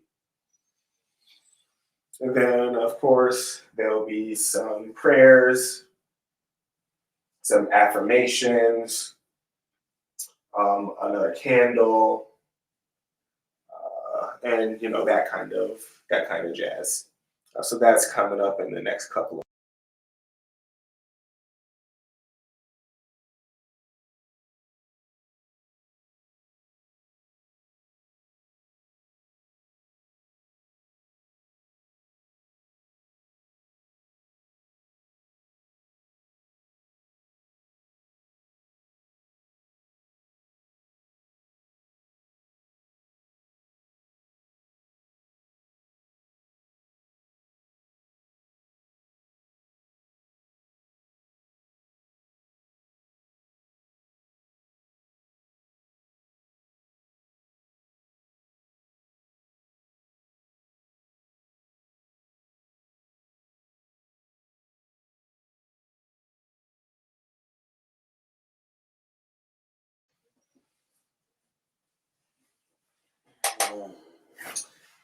Thanks everyone who has been visiting with me in the chat and keeping me company. Of course, I'm down to answer any questions that you might have about Correllianism, about the way that we understand magic. Again, my name is Reverend Phoenix Coffin Williams, and I am the first priest of the Correllian tradition. I am the successor of Reverend Don Lewis, who was the first priest before me. He retired in office. Still very much alive and with us, still very much active and doing the thing. However, I represent the next generation of Correllian leadership after him.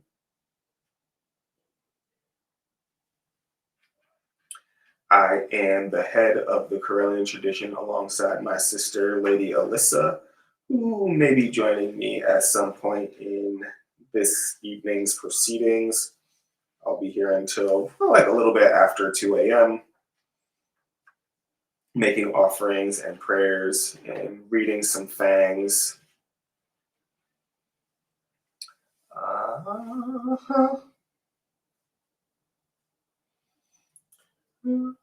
Also, if anyone has a question that they would like answered via tarot, totally down for that as well. About 5 minutes away from the next offerings.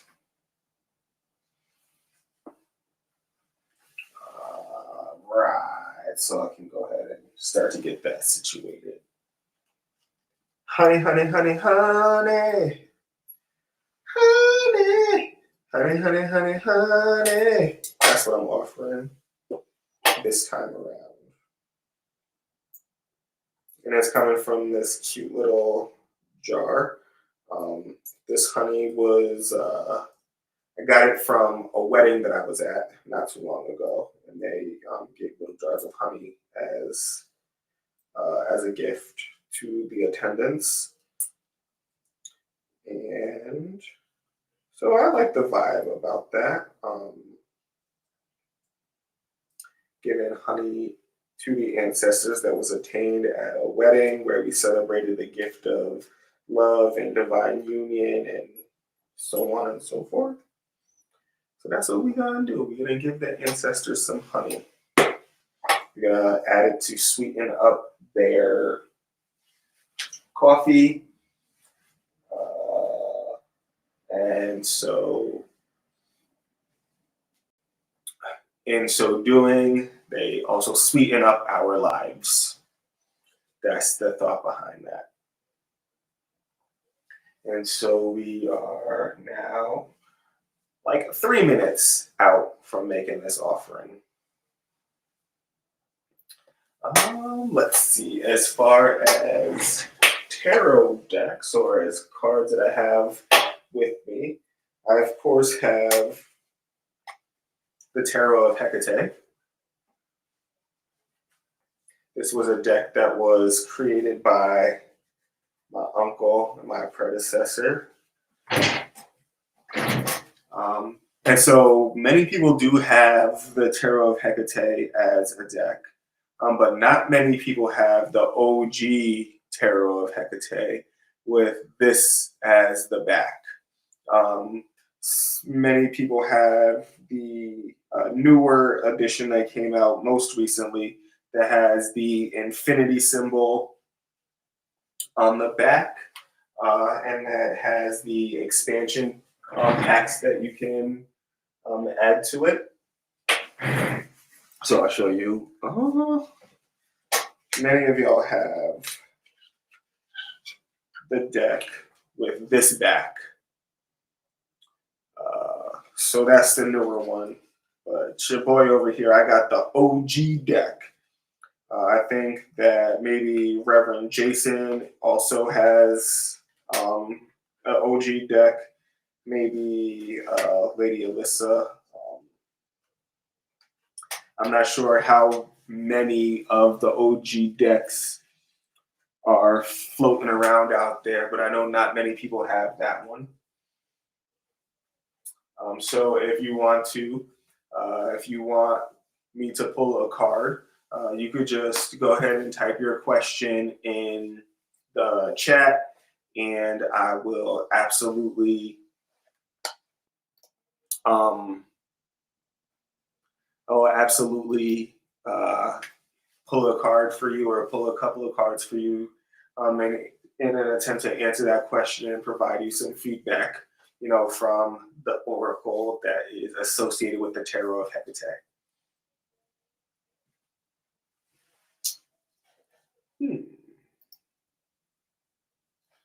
Oh, that's how that works. That's cool. I think it might be raining out now. It sounds like it might be raining outside. Such a lovely Ostara blessing to have some rain on the lands.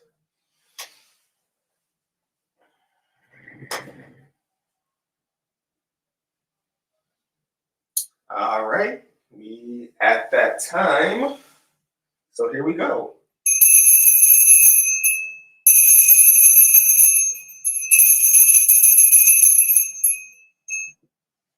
Hail ancestors, blood of my blood and spirit of my spirit, I know you are with me. Blessed is the name we share, and yours is the honor. I do pay homage to your struggle and give thanks for your grace. Most sacred and beloved ancestors, we call upon you to descend upon this place and be here with us. Receive these offerings of lights, of incense, of prayers, of fellowship, of water, of liquor. Call upon you to receive all these offerings of coffee and of honey.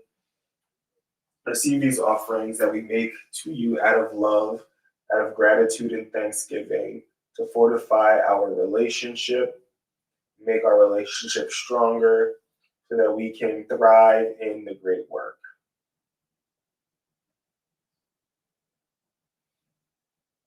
Please accept these offerings that we share with you.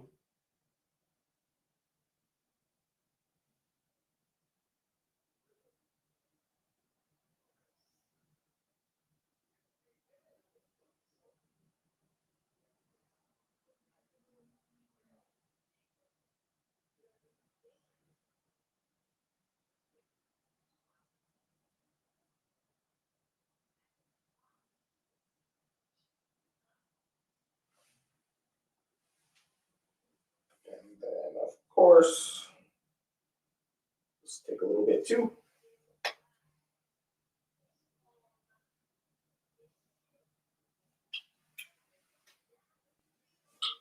That honey is delicious. Sweeten them up, sweeten me up.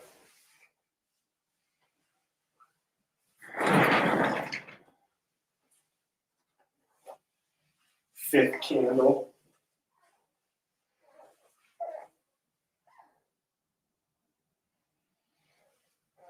I do cleanse you, O creature of fire, casting out all negativities and impurities that may lie herein. I do neutralize any untoward vibrations that may be attached to you, O creature of fire. I do charge, bless, and consecrate you to this work.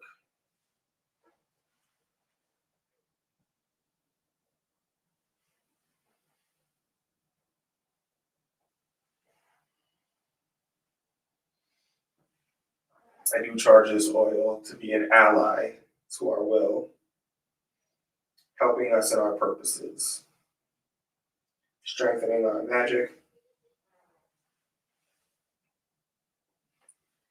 optimal effectiveness.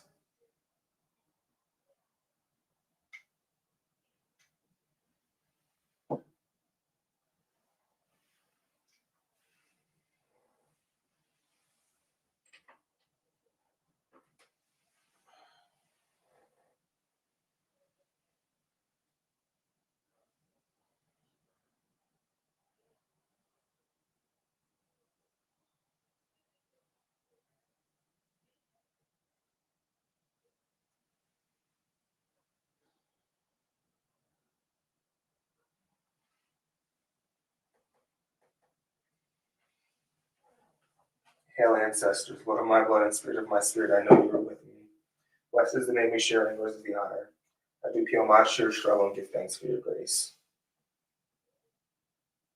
Hail, ancestors, blood of my blood and spirit of my spirit, I know you are with me. Blessed is the name we share, and yours is the honor. I do pay homage to your struggle and give thanks for your grace.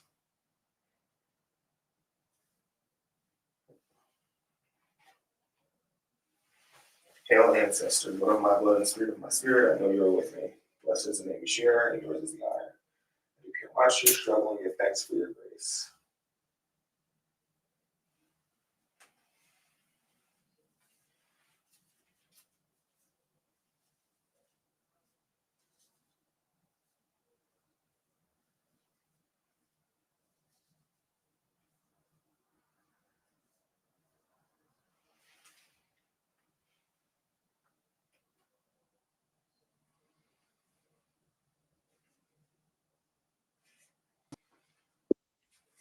And of course, I do make this offering of ancestor money.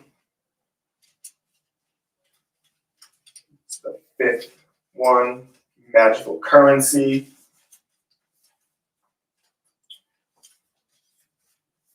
Ancestors are ballers tonight.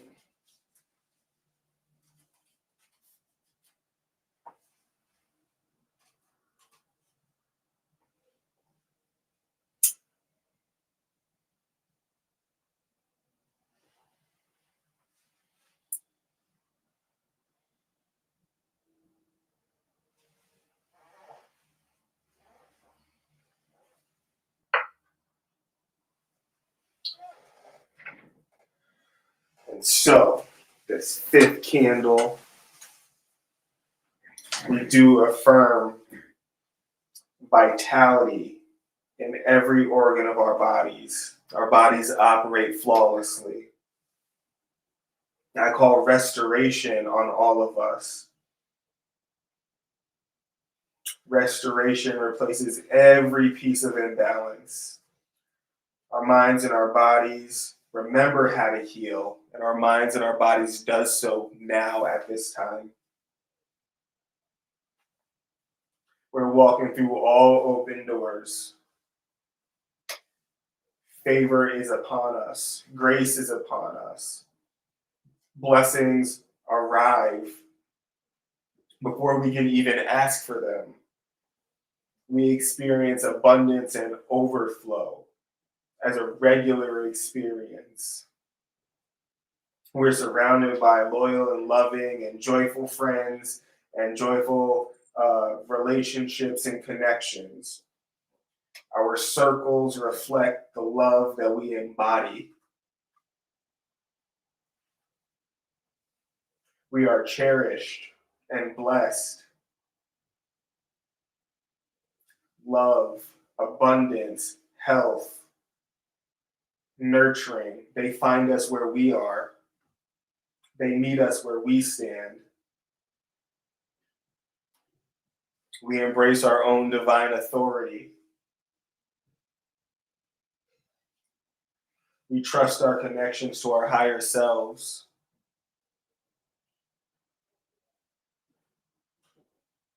Abundance, prosperity, financial security. They seek us all out and they find us easily. All of our transactions are always approved.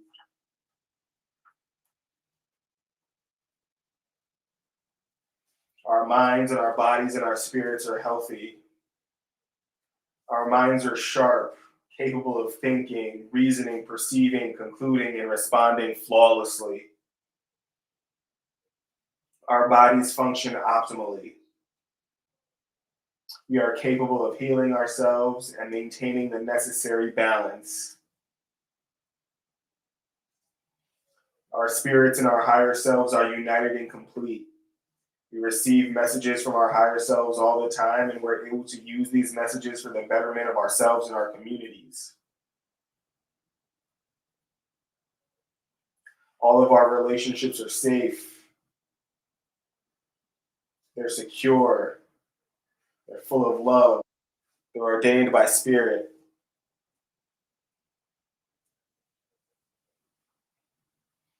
It is so. It is so. It is so.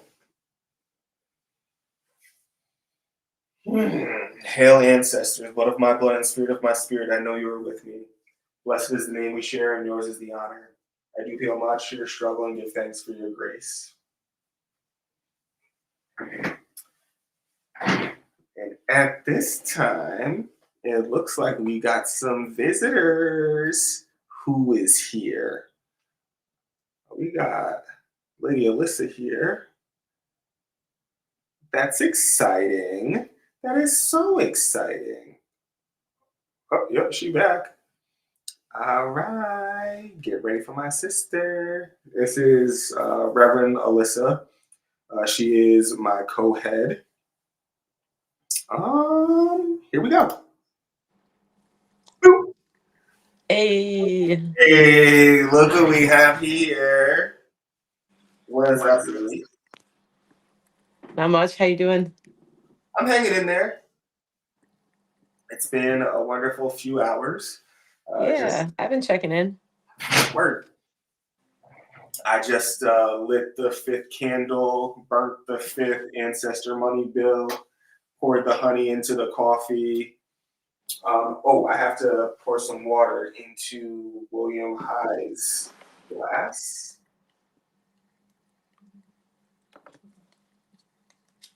And then I also need to give some vodka to Caroline and to William. Some for them. And some for me.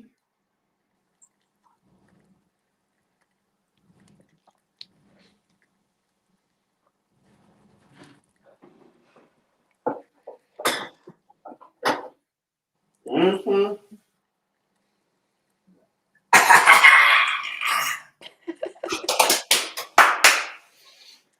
How was your day today? Busy. Heard on that. Oh, Sam, who's a member of the Temple of Holistic Knowledge, says, Hi, Alyssa. Hi, Sam. Actually, can you see the chat or no? Uh, I can, but I have to scroll down.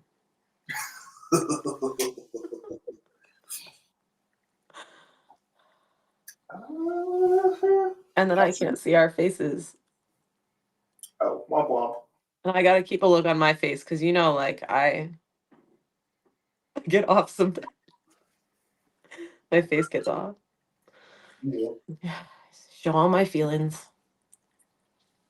Yeah, I love that about us. Never have to guess what I'm thinking or feeling because my face will betray it immediately.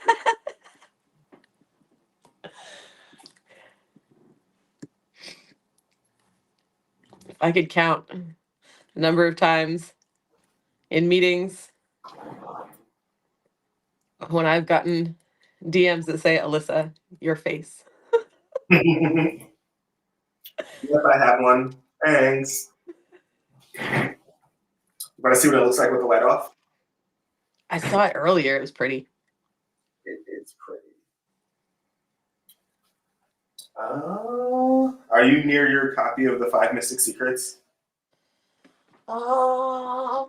Maybe.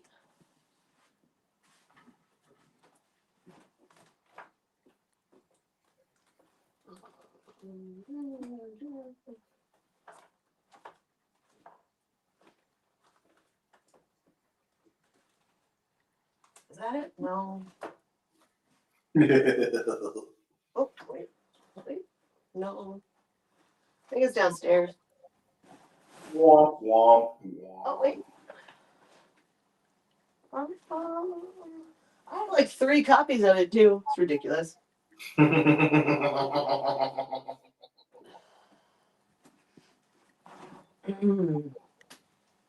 It's not presently locatable. That's unfortunate. I can bring up a digital version, though. If you want me to read it. Yeah, if you wouldn't mind. I've read the first 3. We're on the 4th sister.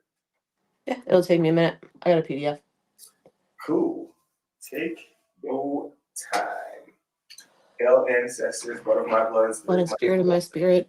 I know you're with me. and yours is the honor. If you can watch your Watch struggle, your struggle and give thanks for your grace. good job.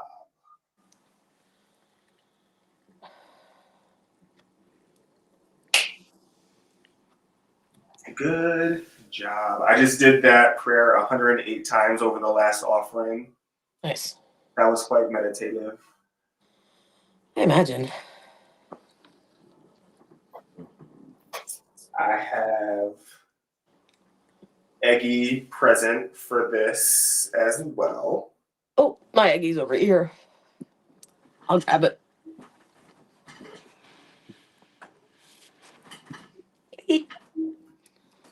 Eggy! Eggie in the house. Eggy twin powers activate.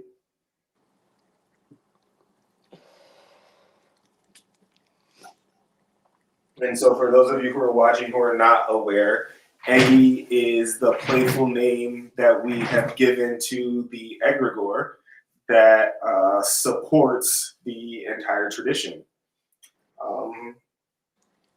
And so, funny enough, back when when me and Lady Alyssa were first moving into the positions of the first priesthood, we had kind of an impression of the personification of Eggy the Egregore, and the personification came to us as the exact same thing. And then we started calling it Eggy at the same time, independently of each other. And so now it's just like our thing, Eggy the Egregore. And it's represented by this crystal egg that we have on our altars. Yeah, so I spent a good probably close to a year charging these with the presence of Eggy and the Nexus. They sat on my altar, and then Phoenix and I carried them during our investiture. Mm-hmm. Sure did. I was actually just looking at pictures of our investiture earlier today. So was I. That's funny. And some videos too. Apparently, Reverend Antiminy's mom Had some real cool videos of us processing in behind the drummers with like the white people, the people in white. How did Yep. we? Yes, the people in white. Yep. She had some cool videos of that, and she had sent them to me, and I had forgot that she had sent them to me. So that was cool. That is cool. And I saw Lady Ebony acting as Guardian, and that was pretty cool. It was like very sentimental. Mm-hmm.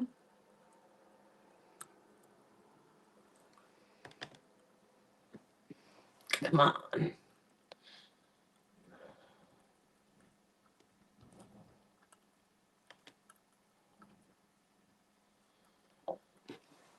Oh.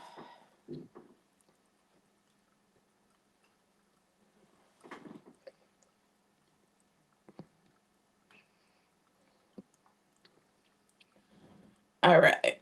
5 and 6 secrets. What part do you want me to read?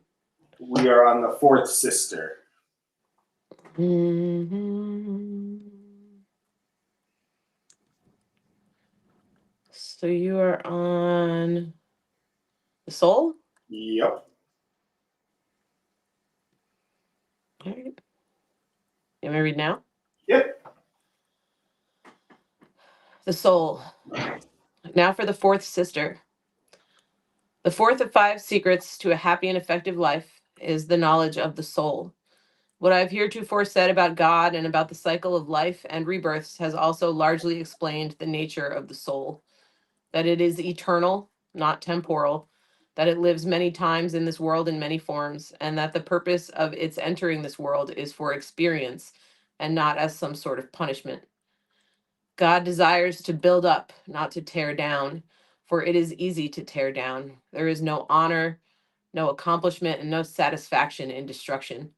Creation, not destruction, is the true joy of existence. Having reiterated this, let us look upon our fourth sister, who is not the nature of the soul, but its function in everyday life. You, as a living thing, and like all living things, have 2 parts: an oversoul, or a soul proper, which can be thought of as being like a diamond, and an undersoul, one of the diamond's many facets. The oversoul is the total of all your soul's experiences in this world and on the other side since it came into existence. The oversoul includes all of the innate abilities of the soul, as well as all of its acquired knowledge. All of the so-called paranormal abilities, clairvoyance, psychokinesis, astral travel, and all of the hidden abilities reflect the powers of the oversoul. If the oversoul can be said to be the hidden part, then the undersoul is the part which is visible. The undersoul begins with birth and builds throughout one's life, but it does not cease with death. It is forever a part of the oversoul. Just as the experiences you had as a child are still a part of you, so too, and in the same way, every life remains with the oversoul. The closer the undersoul is to the oversoul, the more of the oversoul's abilities will be available to the individual. This is why the fourth sister is important. In many pagan religions, the undersoul and oversoul have been portrayed as lovers. Siva and Sakti in Hinduism, Apollo and Diana in Mediterranean and modern paganism, Adonis and Venus. These are the same 2 lovers, life and death, whom I have discussed applied on an individual theme. Life is the undersoul, death or eternal life, the oversoul. Some people are born into this life with these 2 forces in close contact.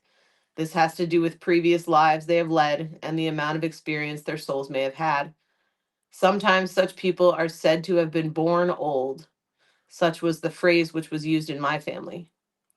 For these people, the veil is thin, and they may manifest great psychic or other abilities from an early age, seemingly uncalled for. This is not always a blessing, for such abilities can be very powerful and difficult to handle. Very much like an electric current, the powers of the soul can be unpredictable and dangerous, as well as beneficial. And for this reason, the images which represent them, such as Loki, Coyote, Set, or Hecate, are complex with both positive and negative sides. One born old may never need instruction, but seem merely to reach out for what is already there within them.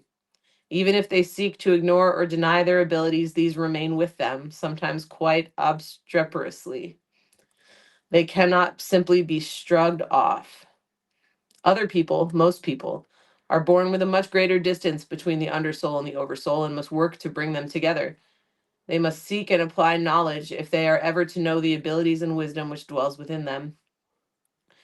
Most people realize that there is an understanding that they are lacking in their life, but they do not realize that they can find it within themselves. Instead, they look for someone else to give it to them, as if another person could learn, understand, and believe for them. This lack, this barrier between the under and oversoul is linked to the abilities of the present physical body. Limitations may be placed on the undersoul by the circumstance of this life, but they are not insurmountable. The undersoul, you see, acts as a blinder on the oversoul. It shuts out many and sometimes all of the oversoul's abilities and memories, but this barrier is a curtain, not a wall, and can be seen through or even drawn aside.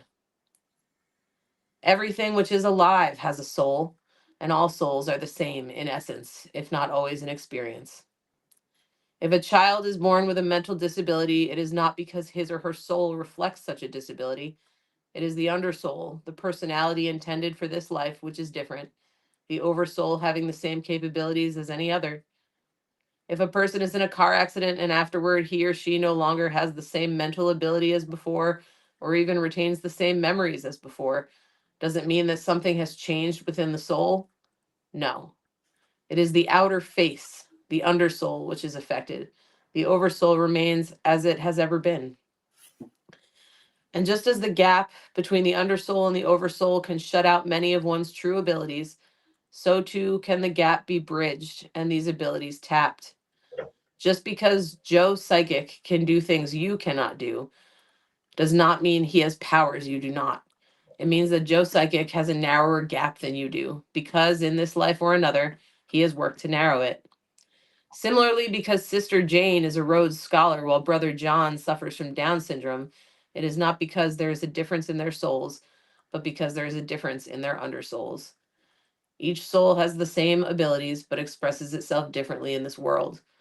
There is a reason for this, a reason that we are in this world at all. And what other reason could this be than to learn?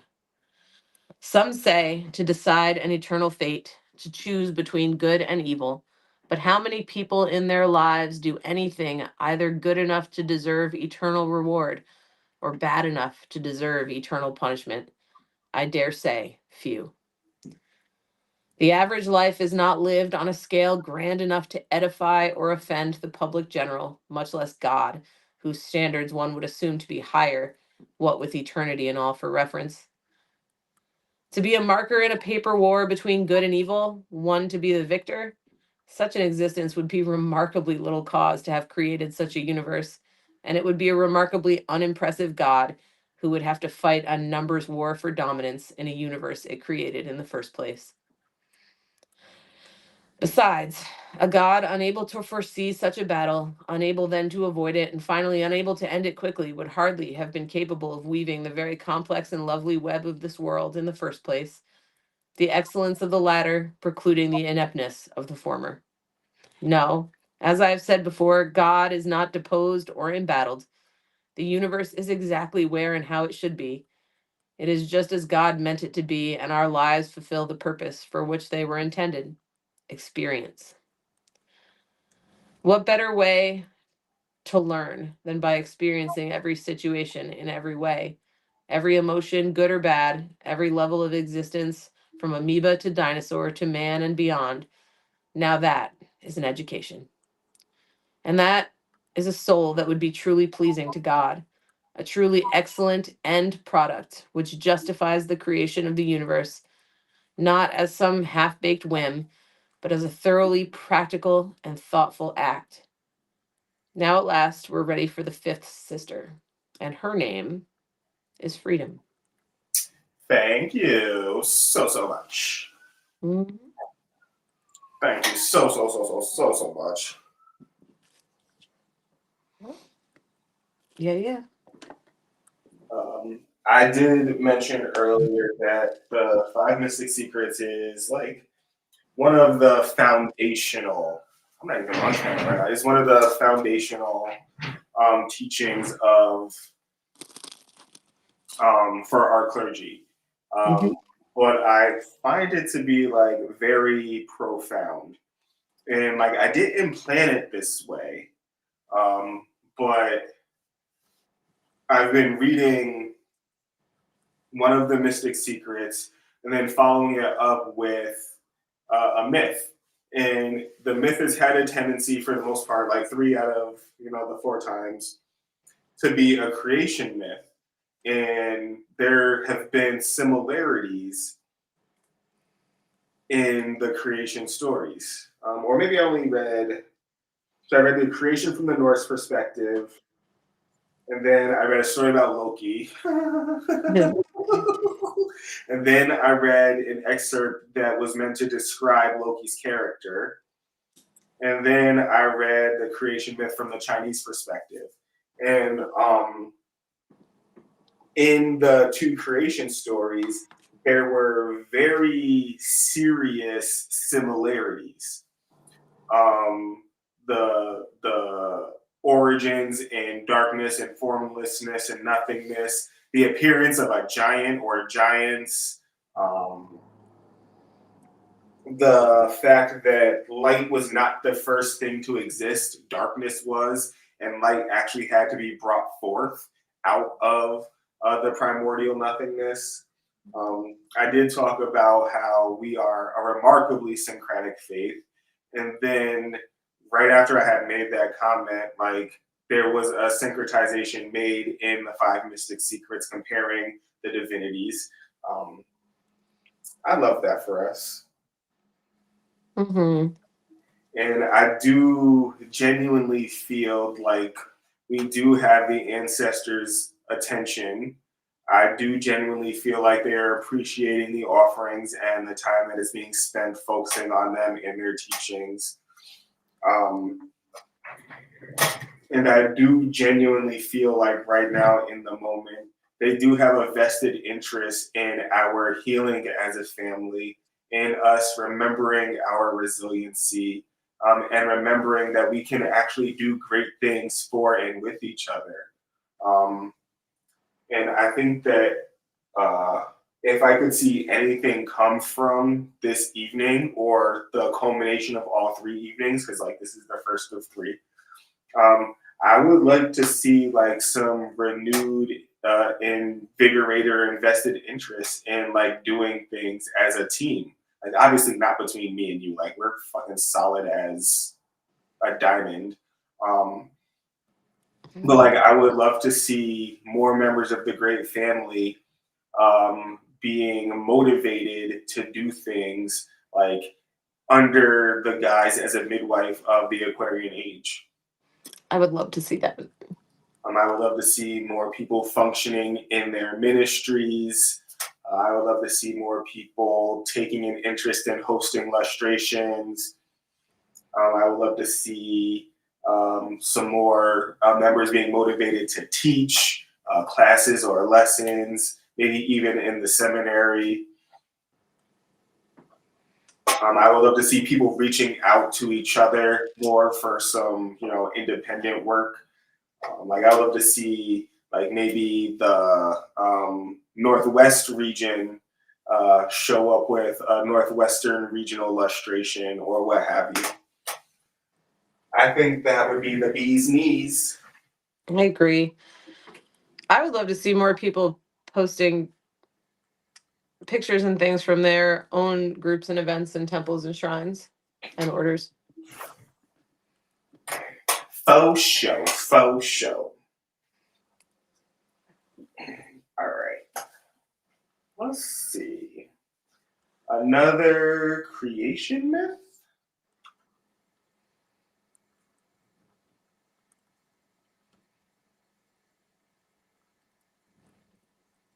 Let's see. Another creation myth.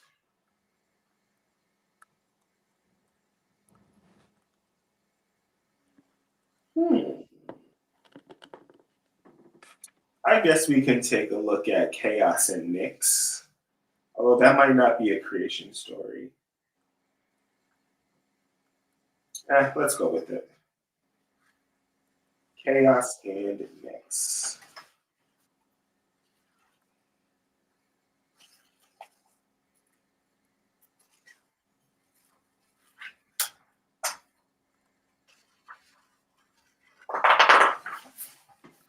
All right, this one is a brief one. At first, when all things lay in a great confused mass, the earth did not exist. Land, sea, and air were mixed up together so that the earth was not solid, the sea was not fluid, nor the air transparent. Over this shapeless mass reigned a careless deity called Chaos, whose personal appearance could not be described, as there was no light by which he could be seen. He shared his throne with his wife, the dark goddess of night named Nyx or Nox, whose black robes and still blacker countenance did not tend to enliven the surrounding gloom. These two divinities wearied of their power in the course of time and called their son Erebus, darkness, to their assistance. His first act was to dethrone and supplant Chaos, and then, thinking he would be happier with a helpmeet, he married his own mother, Nyx. Of course, with our present views, this marriage was a heinous sin, but the ancients, who at first had no fixed laws, did not consider this union unsuitable, and recounted how Erebus and Nyx ruled over the chaotic world together until their two beautiful children, Ether, light, and Hemera, day, acting in concert, dethroned them and seized the supreme power. Space, illumined for the first time by their radiance, revealed itself in all its uncouthness. Ether and Hemera carefully examined the confusion, saw its innumerable possibilities, and decided to evolve from it a thing of beauty. But quite conscious of the magnitude of such an undertaking and feeling that some assistance would be desirable, they summoned Eros, love, their own child, to their aid. By their combined efforts, Pontus, the sea, and Gaia, as the earth was first called, were created. In the beginning, ha ha ha ha ha, the earth did not present the beautiful appearance that it does now. No trees waved their leafy branches on the hillsides, no flowers bloomed in the valleys, no grass grew on the plains, no birds flew through the air. All was silent, bare, and motionless. Eros, the first to perceive these deficiencies, seized his life-giving arrows and pierced the cold bosom of the earth. Immediately, the brown surface was covered with luxuriant verdure. Birds of many colors flitted through the foliage of the newborn forest trees. Animals of all kinds gamboled over the grassy plains, and swift-darting fishes swam in the limpid streams. All was now life, joy, and motion. Gaia, roused from her apathy, admired all that had already been done for her embellishment, and resolving to crown and complete the work so well begun, created Uranus, heaven. That's the story. So mote it be. So would it be. And so I have been reminding folks on a regular basis that mythology is meant to be regarded as an allegory. And the minute you start to take an allegory literally is the minute that you start to build knowledge in the wrong direction. And so in that particular myth, when we consider like the dethroning of a parent by their child, maybe we don't consider an act of betrayal, but maybe a consideration for the natural order of things. Mhm. You know, night is gives way to daytime. Daytime gives way to night again, and perhaps it is an expression of natural phenomenon. And it's us as like humans, we are the ones who have a tendency to place judgment on these things or render them as good or evil or heinous or incestuous or what have you. And then the other thing is that when it comes to like retelling of these tales, even the Greek stories have their origins in oral tradition. And so by the time any of these things come to be written down, they have been altered, misremembered, re remembered. Political things have been added to them or superimposed over them. So it's really not meant to be something for us to lose sleep over that, like, supposedly a child married his mother and, like, reigned over the universe. Mm-hmm. So take that for what it's worth, folks. And then, I don't know, what do you think about that? So I do think it also speaks to a natural order that I think could do with being remembered in current social norms, which is that it is natural and normal for elders to be not replaced, but sort of make way for their predecessors or their successors. Yep, yep. For realsies. You know, it's, that is the temporal nature of the undersoul that we were just talking about, and the physical form that is the limitation of the soul is that it ages. Mm-hmm.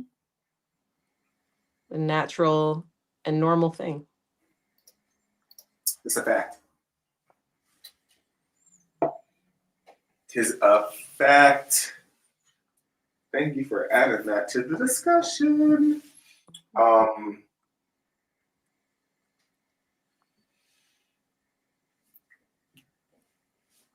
when you think about or teach about the nature of the soul,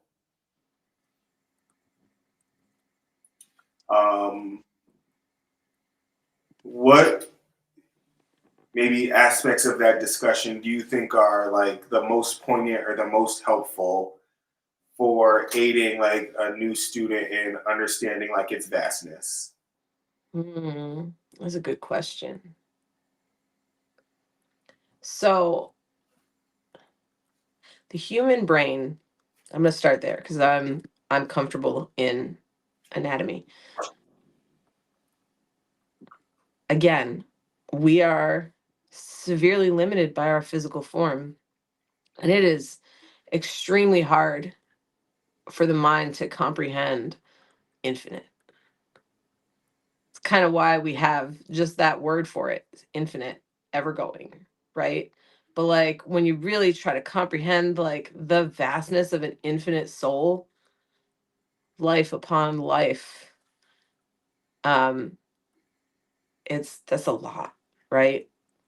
Because I mean, if you really think about it and the way that it breaks down in the third degree lessons, like Beloved Levada did a great job of simplifying it in the Five Mystic Secrets, because we know and we've learned like that soul, that oversoul is, it's a collection of not just consecutive lives, but lives living simultaneously. Um, there's no, it's like the limits are so hard to grasp sometimes. But I do think the diamond is like that solid representation. Is great for deity too, because it's such a great visual. A lantern's a good one too, Mhm. of just like comprehending, like, 'cause, you know, everybody knows what a faceted diamond looks like. And it's so easy to say, okay, each one of those facets, because diamonds have so many, too many to count. And each one of those facets is a little window of an undersoul on the oversoul, right?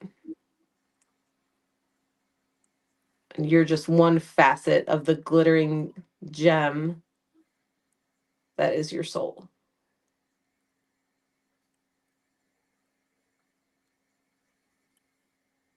So mote it be.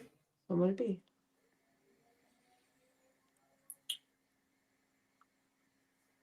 Earlier, when I was talking about a piece of it, I was talking about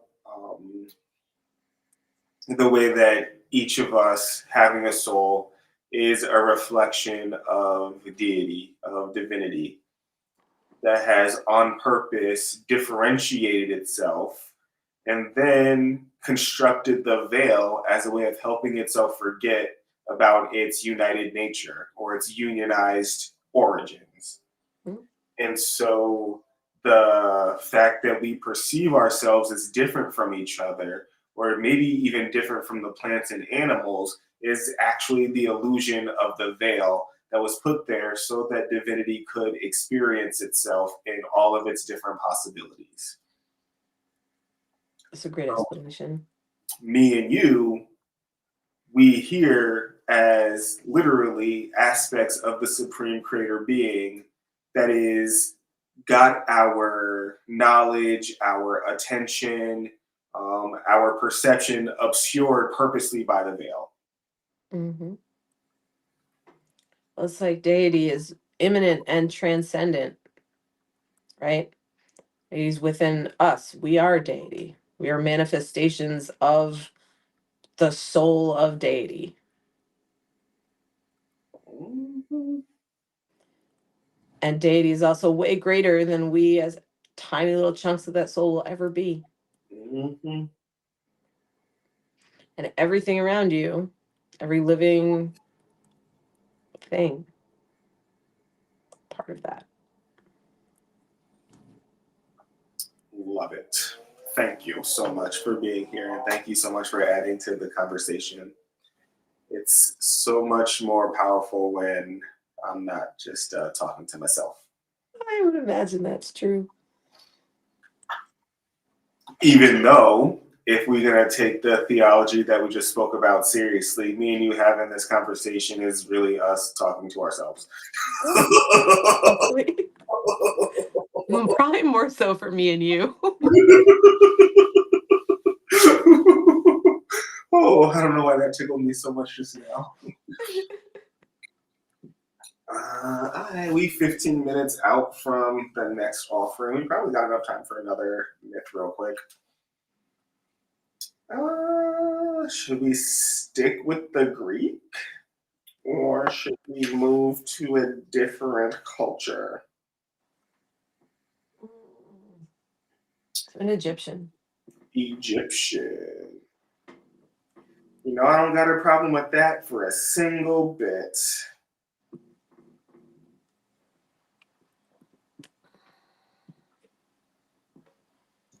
All right, so I have the epic gods and monsters, myth and tales. That does have some Egyptian in there. But then I also have this bad mamma jamma right here, Egyptian myths and legends. Quite thick. It's a thick bitch. Um, let's see if we could get the creation here. The creation of the living world. Let's have about it. All right, the creation of the living world. The priests who served the sun god in the temple of Heliopolis, now absorbed into modern Cairo, told a dramatic tale. At the very beginning of time, nothing existed but the waters known as noon. Suddenly, just as Egypt's fields reemerged each year from the Nile floods, an island emerged from noon. Seated on this island was the god Atum, who then brought life to his new world. He coughed and spat, and in some variations of the story, masturbated to create twin children, Shu, the god of the atmosphere, and Tefnut, the goddess of moisture. Shu and Tefnut, Egypt's first sexually differentiated beings, married and produced Geb and Nut, a brother and sister whose quarrelsome marriage produced 4 divine children. While Atum's creation of the gods was a deliberate act, his creation of people was a happy accident. One day, the twins fell into the waters of chaos and were presumed drowned. Atum mourned his lost children deeply. When they returned to him, he cried tears of joy, which as they hit the ground became men and women. With the creation of the first 5 gods, the bubble-like organization of the Egyptian cosmos was established. The earth god Geb lay beneath the sky goddess Nut, separated from her by Shu, the atmosphere. Surrounding this bubble of life were the chaotic waters of noon. Egypt was naturally the center of the world within this bubble. It is tempting to speculate that the Duat, the land of the dead, lay underneath Geb, separated from him by his moist mother Tefnut. Atum had no need to create a sun. As a solar deity, he brought his own light with him.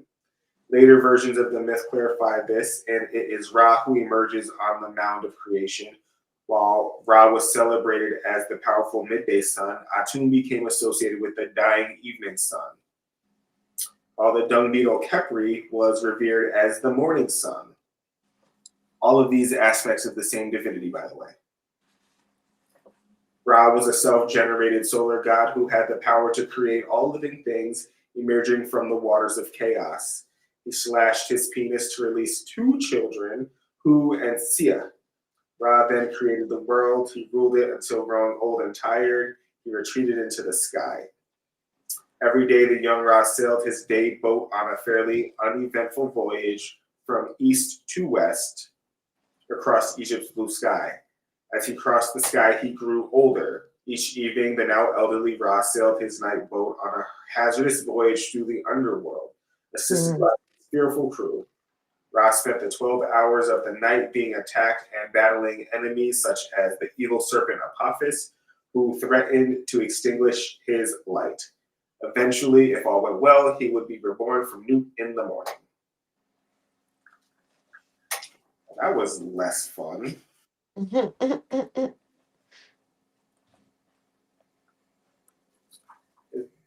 mean, I feel like in a book of Egyptian mythology, they could have actually given us the story instead of like that synopsis. Or whatever. I have a copy of that story in a children's book somewhere. And it's probably much more fun than the one that we just had. Definitely doesn't talk about slashing penises. Which is a fun parallel to how Aphrodite was born in the Greek.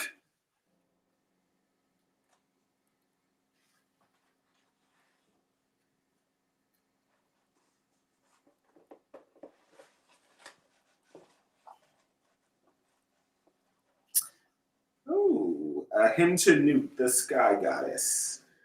O Nut, you have extended yourself over your son, the Osiris Pepi. You have snatched him out of the hand of Set. Join him to yourself, Nut. Come, snatch your son. Behold, you come from this great one like to yourself. O Nut, cast yourself upon your son, the Osiris Pepi. O Nut, cast yourself upon your son, the Osiris Pepi. From him, O great fashioner, this great one is among your children. From him, O great fashioner, this great one is among your children. Keb was to Nut, you did become a spirit. You were a mighty goddess in the womb of your mother Tefnut when you were not born. From you, Pepi, with life and well-being, he shall not die. Strong was your heart. You leapt in the womb of your mother in your name of Newt. O perfect daughter, mighty one in your mother, who was crowned like a king of the north. Make this Pepi a spirit soul in you. Let him not die. O great lady who did come into being in the sky, who is mighty, who does make happy and does fill every place or being with your beauty. The whole earth is under you. You have taken possession of it. You have encompassed the earth. Everything is in your two hands. Grant that this Pepi may be in you like an imperishable star. You have associated with Keb in your name as Pet. You have united the earth in every place. O mistress over the earth, you are above your father's shoe. You have the mastery over him. He has loved you so much that he seated himself under you in everything. You have taken possession of every god for yourself. You have made them shine like lamps. Assuredly they shall not cease from you like the stars. Let not this Pepi depart from you in your name of hurt. That's fun. I found my copy of the 5 Mystic Secrets. Love it for us. Now You're making me want to go find my good mythology books. Let's see, we have a visitor. I wonder who it could be. Oh, it's Uncle. It's Uncle. Hello, hello. Hello, hello. How are you, sir? I am very good. How are you? Doing pretty decently, hanging in there, cruising through the night quite lovely. How was your day so far? It has been a very busy day today. Very positive day, but very busy. Mine too. All of us have been quite busy today. Today was our public celebration of Ostara at the shop. Ours will be tomorrow. Mm-hmm. Ostara, the Sabbath with the rabbit. Love that. Behold the egg. Behold our friend. Our friend the egg. So we've been spending the evening reflecting on the 5 Mystic Secrets, reading some mythology, doing some comparative analysis of some creation stories. The Egyptian one was a little bit underwhelming, but some similarities between the Norse creation story and the Chinese one. Both of them included giants. It was quite great. It's interesting because there are a number of different creation stories out of ancient Egypt. Some of them are more underwhelming than others. Some of them are more complex than others. Indeed. One of the fascinating things about Egypt is it shows you so very clearly the way that ancient religion varied from one place to another, sometimes from one family to another, while still having an overall cohesion. I find that incredibly fascinating.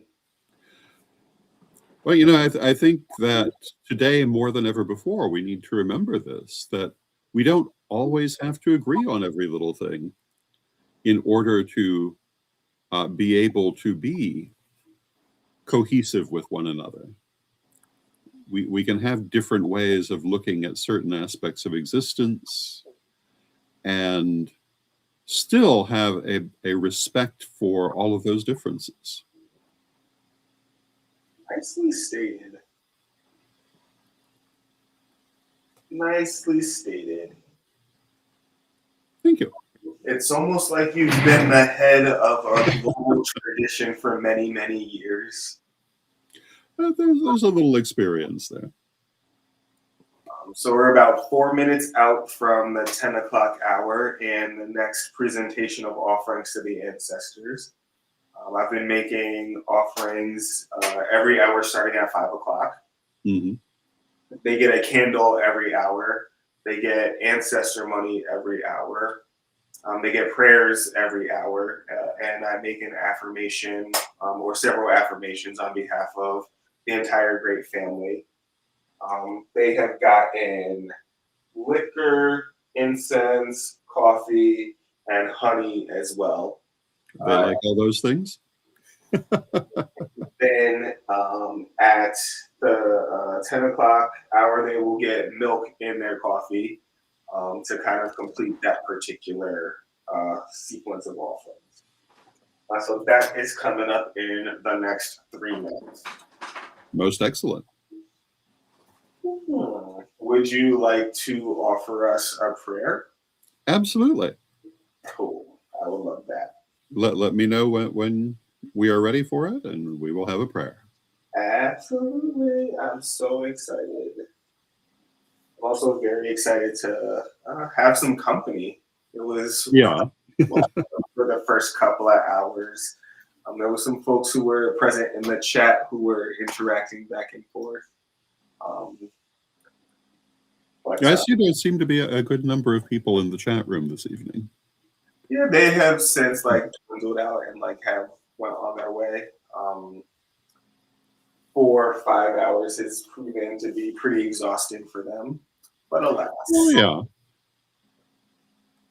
but that's part of the nature of a vigil. Mm-hmm. Indeed. All right, so we're 2 minutes out. At least you can talk during this vigil. Mm-hmm. I couldn't imagine being here broadcasting in complete and total silence. That would be a very interesting exercise. Bonkers. I think that would be bonkers. One of my favorite things about offering liquids is I like to pretend that the ancestors actually drink them as they evaporate. Mm-hmm. That's been a thing that's carried over since childhood. Okay. Oh my goodness. Very cool.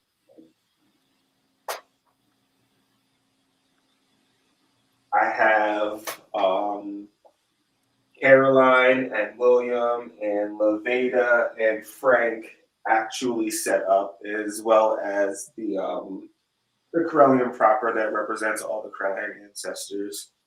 And the visualization I've been pitching is the prayers and the offerings go up into the vault of heaven, and the blessings come down out through the vault of heaven, sprinkling all over us through every corner of the earth and impregnating all the waters that we drink or what have you. So that's what's happening.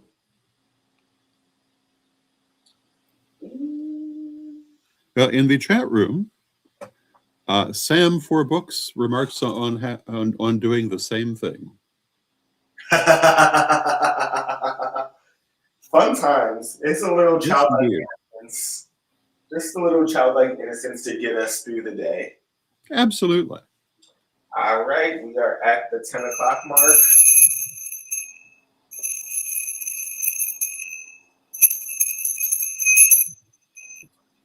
Ancestors, blood of my blood and spirit of my spirit, I know you are with us.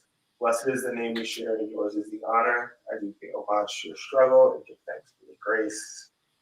Sacred and beloved ancestors, I call upon you to descend upon this place and continue to receive the offerings that we make unto you for the nourishment of our connection to each other, to our connection to the great work.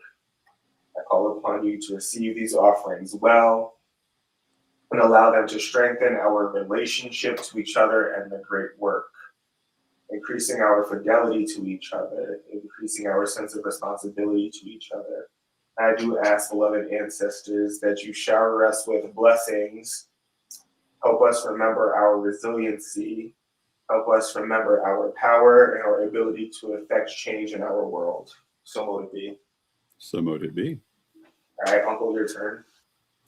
Beloved ancestors, we come to you this night with love and thanks for all that you have done for us and all that you have taught us over many, many years. And we ask you to continue to be with us, to continue to guide us, to inspire us, and to help us to move forward in these very interesting times. We ask you to give us healing for whatever may need to be healed. We ask you to help us to come together, to help us to mend fences where fences need mending, to build alliances where alliances are needful, to take action where action is required, in order to move forward in the ways that are most beneficial to the purposes of spirit in physical manifestation. Help us to do the great work in the world as we go forward, and help us to find the avenues to carry it into all parts of the world. Help us to step forward where our aid is needed, and to help those whom we can help in moving forward in these difficult times. Beloved spirits, beloved ancestors, we thank you with great love, and knowing you are always with us, still from respect, we thank you for your attention and your presence. So mote it be. So mote it be. Of course, we continue with the offering of some ancestor money, spiritual currency, you can use as you see fit. We send this to you now.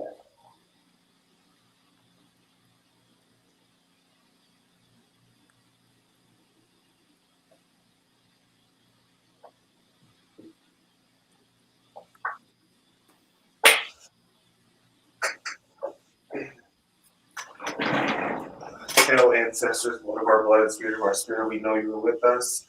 Blessed is the name we share, and yours is the honor. That watch your struggle and give thanks for your grace. We cleanse you, O creature of fire, casting out all negativity and impurities that may lie here. I do neutralize any untoward vibrations that may be attached to you, O creature of fire, and I do charge, bless, and consecrate you to this great work. Amen.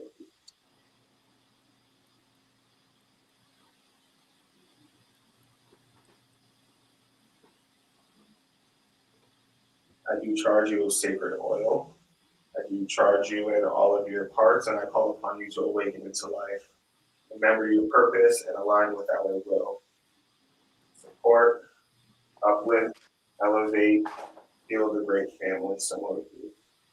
So mote it be.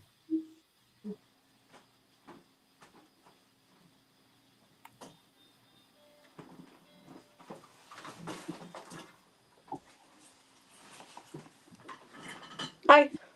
I I was looking for a specific book, but I couldn't find it. I did find other ones, though. want to offer a prayer for the 10 o'clock hour.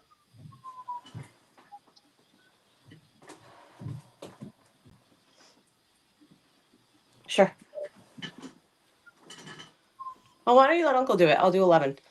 He just did one. Oh, okay.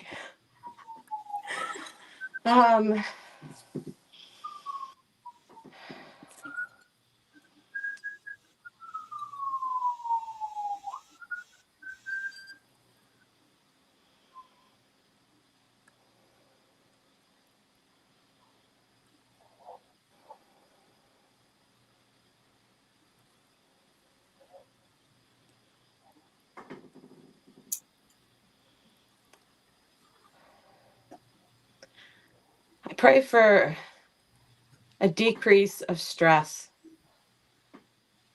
for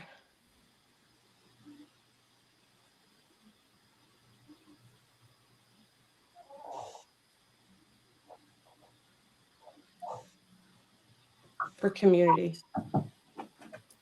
and a strengthening, a renewal, a growth.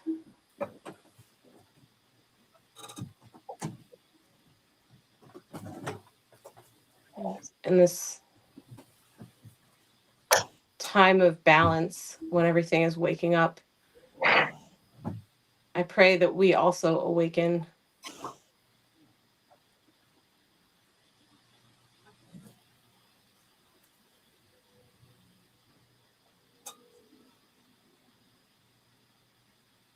that we grow into strong crops.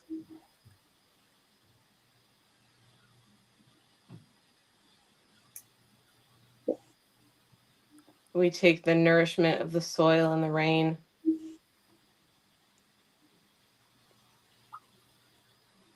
and allow it to nurture the spirit. So mote it be. So mote it be. I affirm vitality over every organ and every body of our great family. Our bodies operate flawlessly. I call restoration to replace every trace of imbalance. Our minds and our bodies remember how to heal, and they do so now. I call upon all doors to be open. I call upon accelerated favor.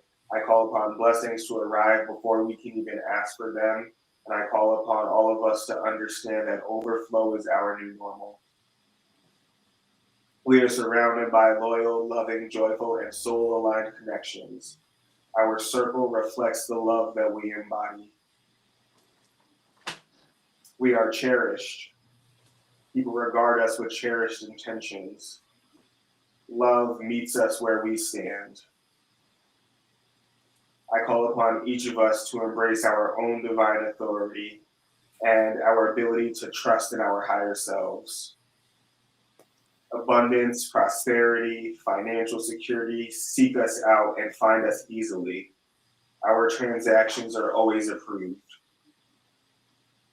Our minds, bodies, and spirits are healthy. Our minds are sharp, capable of thinking, reasoning, perceiving, concluding, and responding flawlessly. Our bodies function optimally.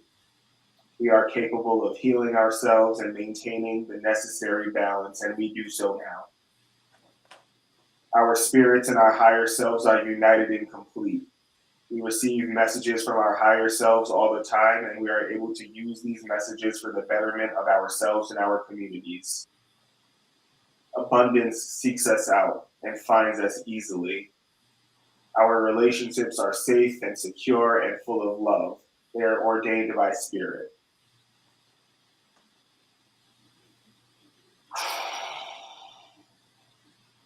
So mote it be, and it is so. So mote it be.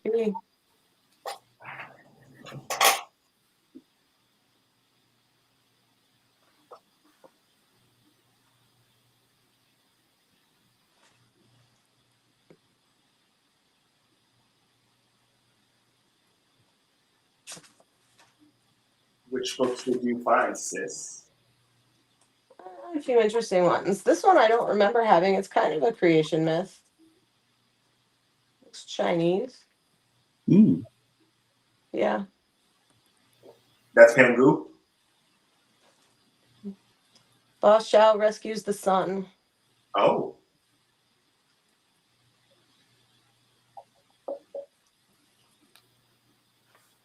Let me read it. Let's read the final mystic secret first. Okay. Want to do it? Sure, if you want. Okay. So this is the fifth and final of the 5 mystic secrets. And so if you are studying for the first degree and you have stayed with us this long, just go ahead and tell your mentor that you took the class with me.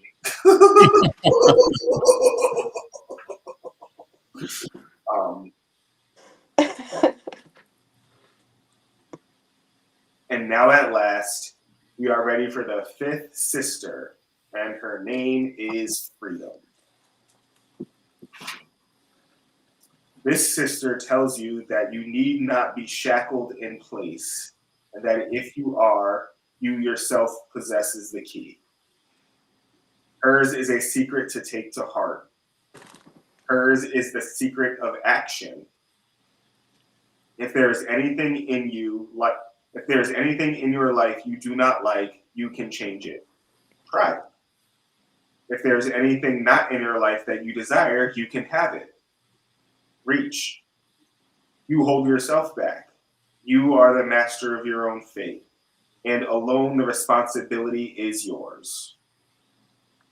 Scary, isn't it? If you reach for something, you may not get it, but if you do not reach, then surely you will not get it. It's your choice. Every time, and a choice to be sure to be made with good sense and intelligence, but still your choice. It is a choice you were created to make, not give away or hang about the neck of a scapegoat. Taking responsibility in your life is not disobedience to God. God gave you the responsibility in the first place. If God wanted you to be unable to make choices and stand on your own feet, she would hardly need have created you, now would she? Why would God go to the trouble of setting all this up just so she could spend her time matching 100 billion people's socks for them? Making your own mistakes is the point of existing at all, so that you can learn from them. So you are making your own successes. God doesn't need you to build her sandcastles for her, nor does she need to build sandcastles through you. God can build her own sandcastles. Don't take my word for it. Have a look at the Mojave Desert or the Grand Canyon.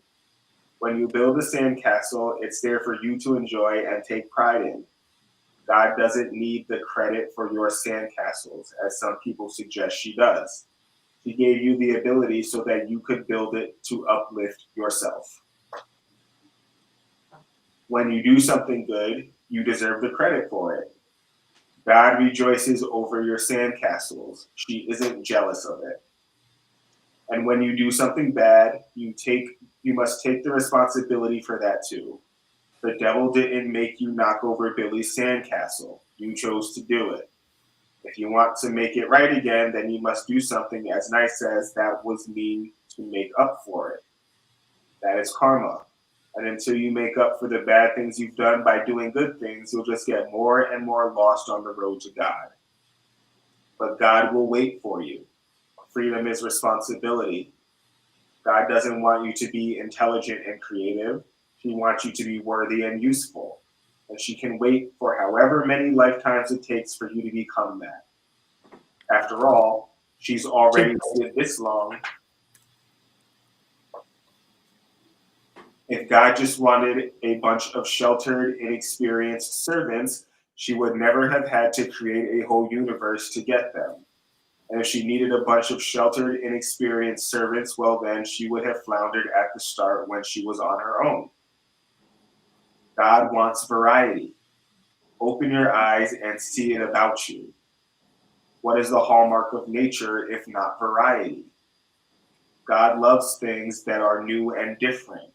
She likes bright colors and original ideas. God doesn't want everyone to be the same. If God wanted homogeny, you'd see it in nature. Surprise! It isn't there. God doesn't want to put you in a pigeonhole or a bracket. He doesn't want you to walk on a straight and narrow path either. He wants you to look to the sides and see the flowers, look above and see the clouds, walk in the grass and explore. This is God's real will. She wants you to be free, to be happy, and to succeed. She is a helping hand, not an obstacle on your path. There is nothing to hold you back, not even death, for death is not real, only a temporary rest on the other side between lives. Only your own fear can hold you back. Fear or bad planning, self-doubt, and ill will toward others.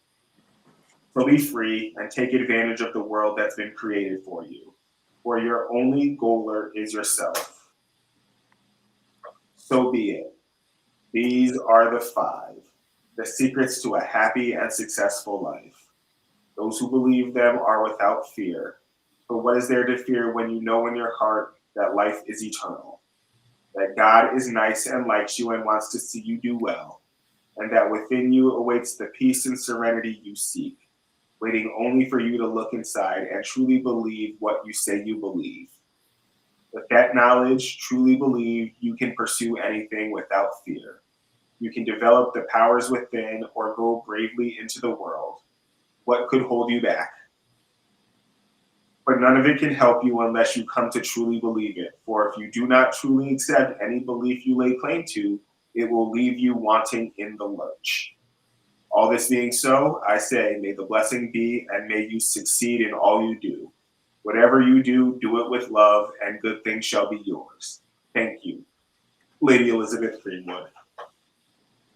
So mote it be. So mote it be.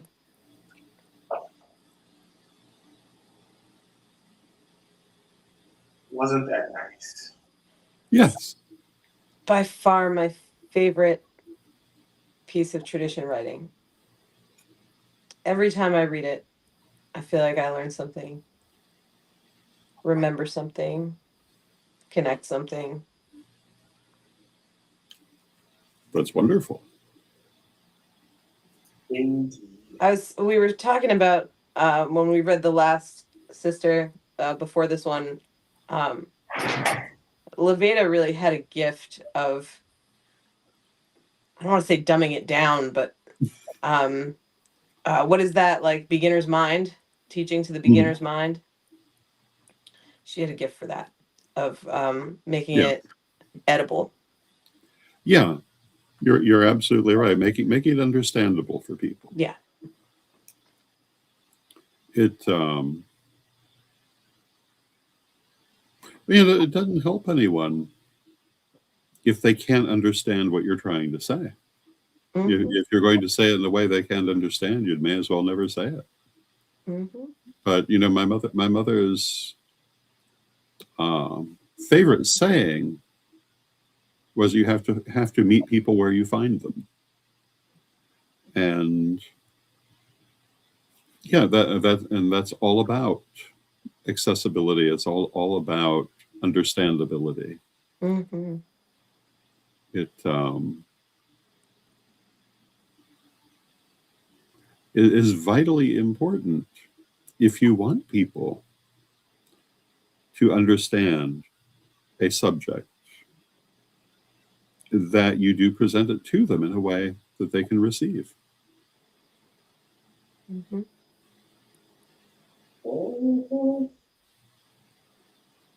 Agreed. Agreed.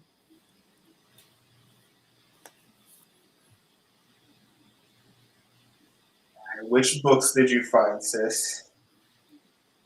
All right, so we can pick. I have Ba Xiao Rescues the Sun, which is a Chinese myth. I have Anansi the Spider, which is an Ashanti myth. I found my book of Norse myths and my book of Greek myths. And I also found the first book of myths, which is going to be multicultural. Yeah. Also, hello to Jade Rising in the chat. This one hello. seems like it has a lot of various cultures. You got a preference? Why don't you start with the Chinese one? All right.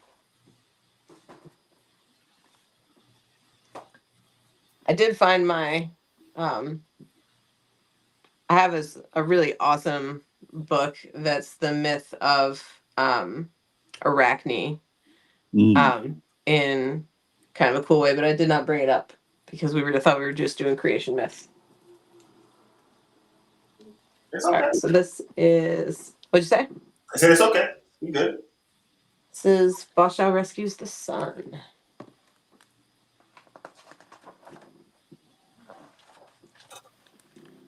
Thousands of years ago, the land was rich and peaceful. Lu Chun and his wife, Hui Nong, worked a paddy by the shining West Lake in eastern China. Under the warm sun, Lu Chun watched his rice plants grow heavy with grain, and Hui Nong waited for the birth of their first child. They were content.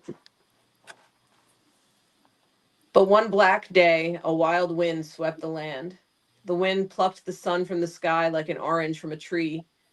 The day became as dark as night, cold as ice, and the rice plants began to wither. What has happened? Lu Chun shouted. It is the king of devils, the old man of the village cried in terror. This cannot be. The king of devils has stolen the sun. He has hidden the sun deep in the home of the devils. But why? The king of devils is afraid of light. He wants the land to stay in darkness forever. Then I must find the sun, said Lu Chun. Impossible. The devils are terrible creatures. They cannot be defeated by normal men. But Lu Chun was determined to try. Hui Nong made special walking shoes for him from her flowing hair. And as Lu Chun said farewell to her, a golden phoenix landed lightly on his shoulder. This is a good omen, he said and smiled. We will find the sun, this bird and I, and if I fail, I will show the way. So Lu Chun began his quest, a rice farmer with a golden bird on his shoulder. Hui Nyang waited for months in darkness. She was anxious and alone until her house shook with the laughter of a baby son. She was delighted with the baby and called him Ba Xiao. She wished Lu Chun would hurry back so she could present him with his new son. But one day, the golden phoenix returned alone, and a new star shone in the black sky. Hui Nong looked at the new star and wept. At that moment, a strange breeze touched Ba Xiao, and the baby stood and spoke. A second breeze whispered, and Ba Xiao strode from the house. A third breeze sighed. Ba Xiao grew into a giant of a man. The golden phoenix settled on his shoulder. Do not worry, mother, Ba Xiao boomed. We will find the sun and we will release it. Ba Xiao left Hui Nong alone outside her dark house and followed the new star across the great land. He walked through thick forest swamps, over jagged mountains, along dusty paths until his shoes had worn from his feet and his clothes hung in rags from his back. But as he shuffled along a lonely road, the people of a small mountain village saw him shivering and stopped him. They made him a cloak taken from the best sheepskins of 100 families. With this cloak, no cold can harm you, said the villagers. Ba Xiao thanked them and walked on into the cold lands until he reached an icy river broad as the sea. It is too much, said Ba Xiao, and shook his head. It cannot be crossed. But your father crossed it, said the golden phoenix. See the guiding star? The new star flickered from the other side. Ba Xiao was afraid, but he stepped slowly into the swirling water. Do not worry, said the golden phoenix. The 100 family cloak will keep you afloat. Ba Xiao fought the river. He was hurled through the gorges of white water, flung against rocks, swept along in a vast flood. After many days, he reached the other side, but he was too weak to go on. Villagers by the river gave him warmth, a bed, and something from their last food store while he rested. When he was strong enough to walk again, they gave him a special parcel of earth. You will need this, they said. It comes from our hearts. Ba Xiao walked on until he came to an old woman sitting at the junction of 3 roads. Granny, which way should I go to find the sun? Ba Xiao asked. Go home, young man, the old woman said. The sun is dead. No, I must go on. I must see the sun, whether it is dead or alive. Soon he reached a strangely happy village, with people inviting him to join them in a banquet. They sang and laughed and offered him a cup of dark wine. But the golden phoenix dropped into the cup a shoe made from a woman's flowing hair. Ba Xiao leapt to his feet in rage. My father has died here. He hurled the poison cup at the ground, and the village vanished as if it had never been. Ba Xiao stopped and thought the ghost village and the old woman were traps laid by the king of devils. The home of the devils must be close. He strode across the great plain until he could hear the roar of the breakers of the East Ocean. The new star was shimmering on the horizon, but the East Ocean was broader and deeper than all the rivers in the land. How could he cross this endless water? Then Ba Xiao remembered the package of earth. Ba Xiao threw a pinch of earth into the ocean, and suddenly an island appeared. 1,000 pinches of earth became 1,000 islands. Ba Xiao strode from island to island across the East Ocean. He reached a black crag alone in the ocean, the prison of the sun. He crept up to the crag and heard the devils laughing far below. At last. Ba Xiao filled his chest with a great storm wind and roared into the cleft in the crag. The crag shook and echoed Ba Xiao's anger as if the earth was cracking apart. The devils burst in panic from their rock fortress, tumbling into the sea. Ba Xiao crept quietly into the dark stone fortress. He wandered down dripping tunnels, across still black lakes, into caverns, silent and waiting. Then he saw a dim orange light. A ball of dying flame was flickering in a cave deep under the sea.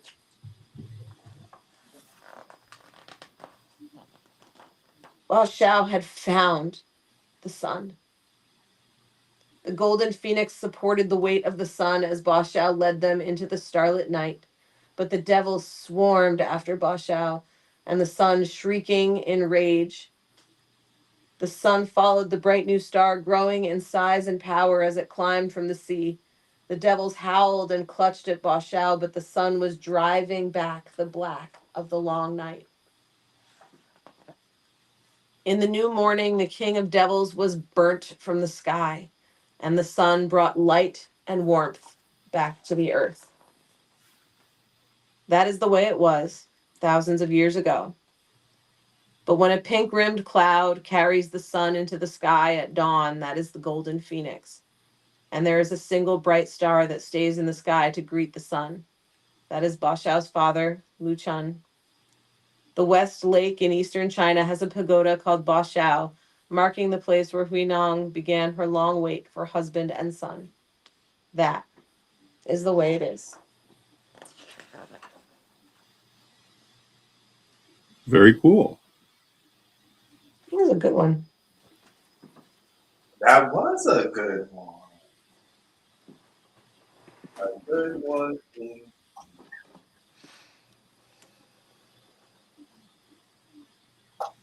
Are there any parallels or comparisons that you noticed? Definitely while I was reading it, yeah. Well, it's like, I mean, it's the hero's journey, right?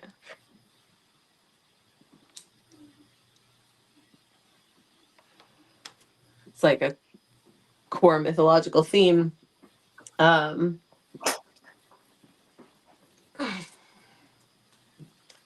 it's funny, earlier you were talking about how most of the creation myths you read tonight had giants in them. Mhm. This was no exception. Yeah. I like the idea of being guided by the ancestors. For sure. Like the father was like, he's like, Mm. I'm probably not going to do this, but if I don't come back, I'll be the guide for the next one. Yep. And then all these people that he meets in the first few villages, just like giving him the tools that he needs, even though they probably don't have very much and they're living in the dark and their food stores suck.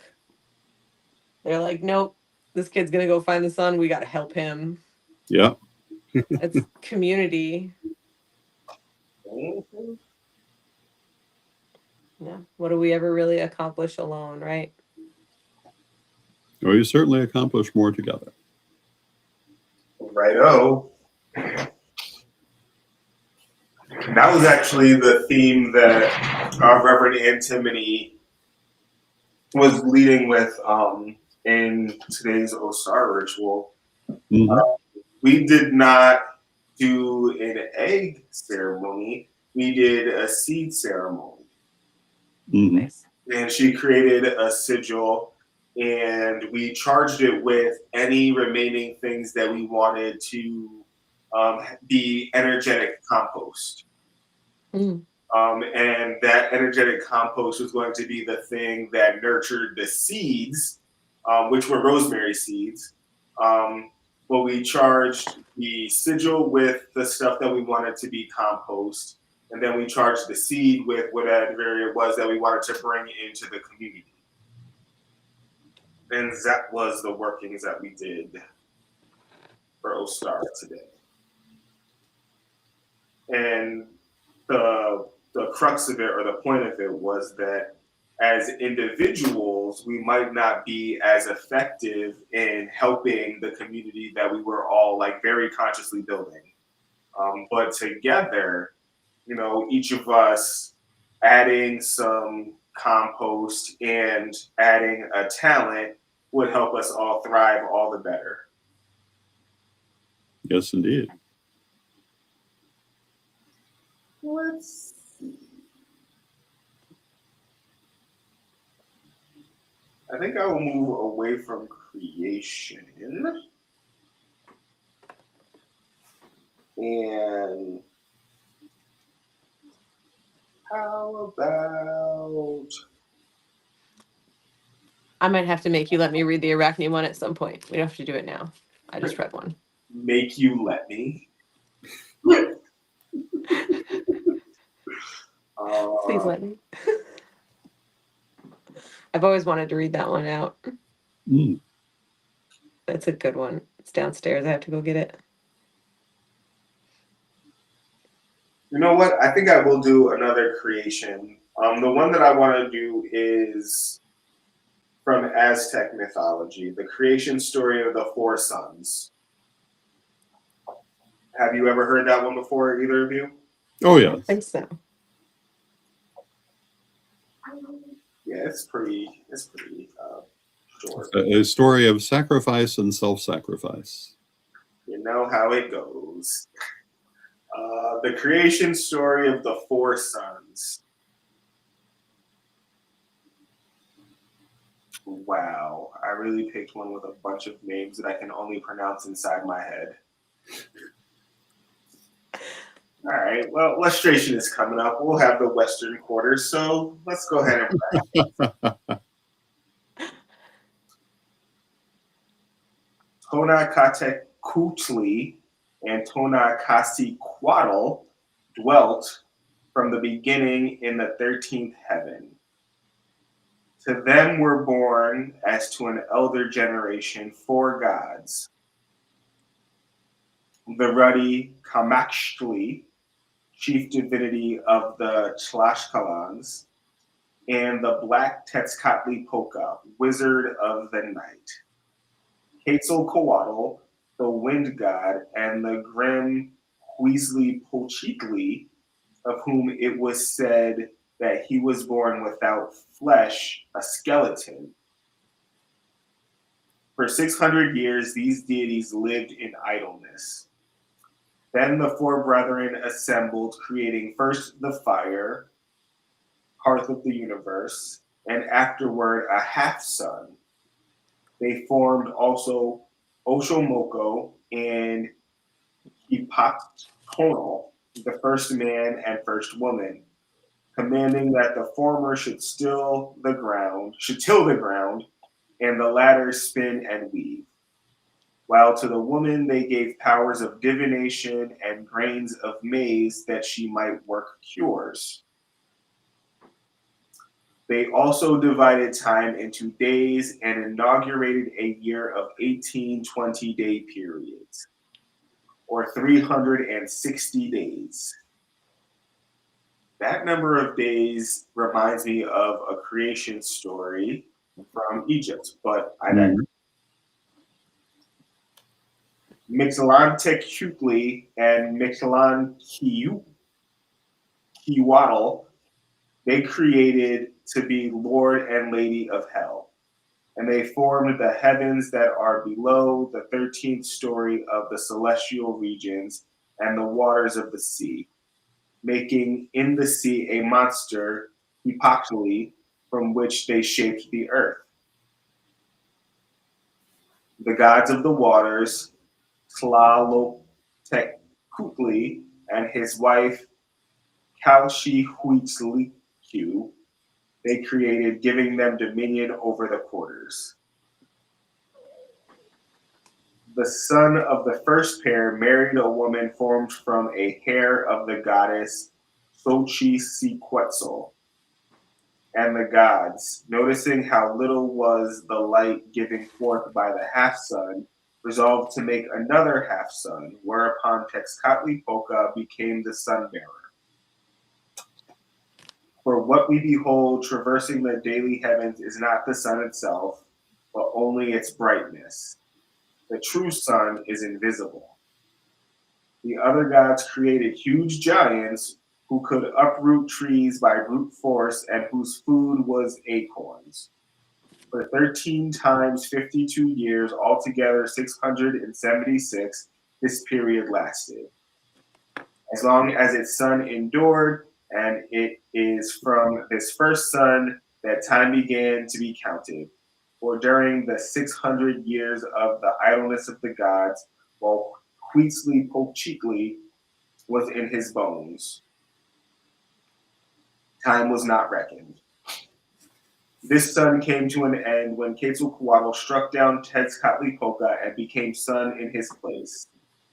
Tezcatlipoca was metamorphosed into a jaguar, the constellation Ursa Major, which is seen by night in the skies wheeling down into the waters whither Quetzalcoatl cast him.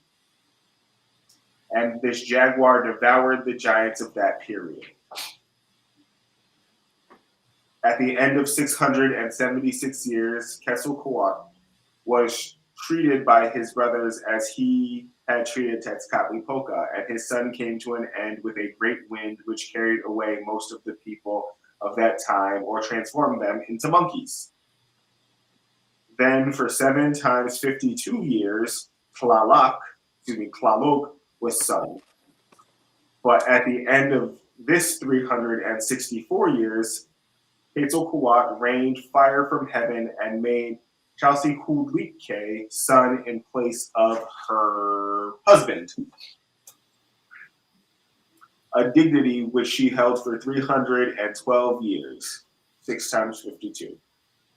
And it was in these days that maize began to be used. Now 2,628 years had passed since the birth of the gods, and in this year it rained so heavily that the heavens themselves fell, while the people of that time were transformed into fish. When the gods saw this, they created 4 men with whose aid Tezcatlipoca and Quetzalcoatl again upreared the heavens, even as they are today, and these 2 gods, becoming lords of the heavens and of the stars, walked therein. After the deluge and the restoration of the heaven, Tezcatlipoca discovered the art of making fire from sticks and of drawing it from the heart of flint. The first man, Tlazintecutli, and his wife, who had been made of a hair of Xochiquetzal, did not perish in the flood, because they were divine. A son was born to them, and the gods created other people just as they had formerly existed. But since, except for the fires, all was in darkness, the gods resolved to create a new sun. This was done by Quetzalcoatl, who cast his own son by Chalcicudlique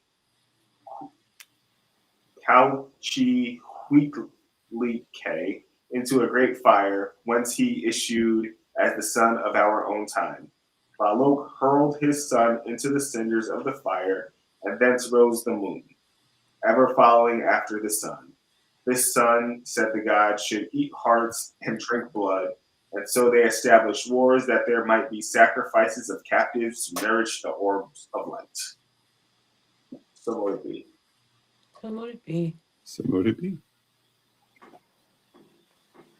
It's great. Giants appeared in this one too. Yeah. And bringing back the sun.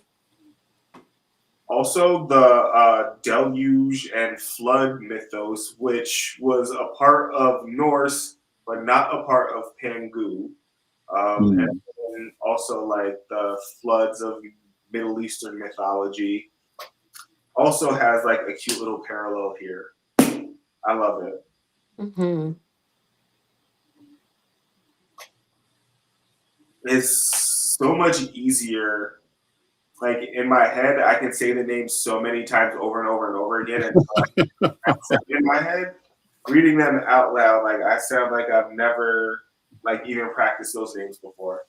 So my apologies for that. Like I know it does like have an impact on the story, but I did the best that I could. You did a good job.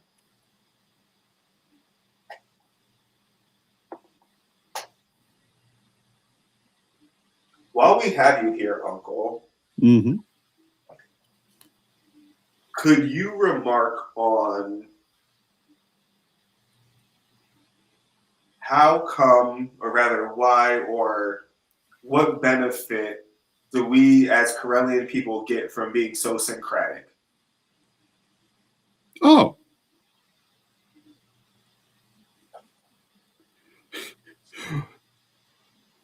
I think the harder part of that answer is where to start.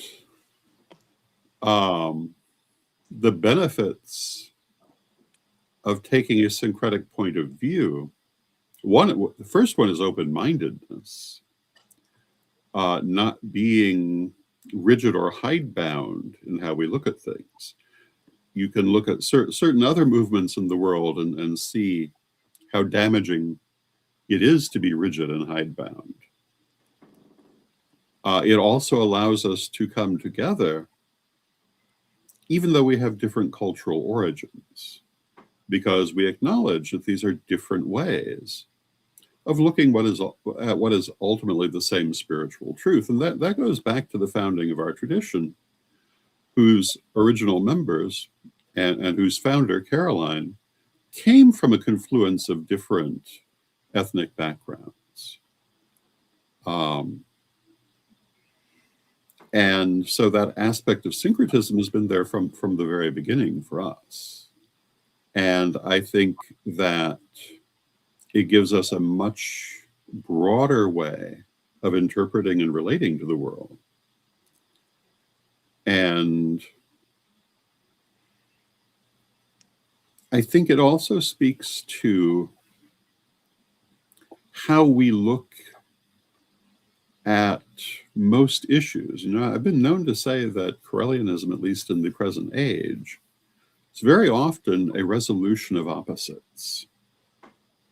And that is what syncretism can be also.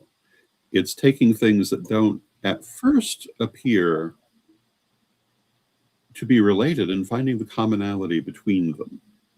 I've talked on many occasions of what a great benefit it was when we started doing Sabbat rituals on air for both hemispheres. And so we would have, well, as the upcoming Sabbat, we will have Ostara and Mabon, both in the same ritual. And by doing this, we learn about both of those Sabbats in ways that examining them separately doesn't always show us. And I think syncretism does that. By looking at so many different things, we get a much wider view. So that's part of what I would say to that. Thank you. Thank you kindly. And in the chat room, Ed the Pagan says, we are wildly adaptive. Yes, we are. We are accelerators toward a widely important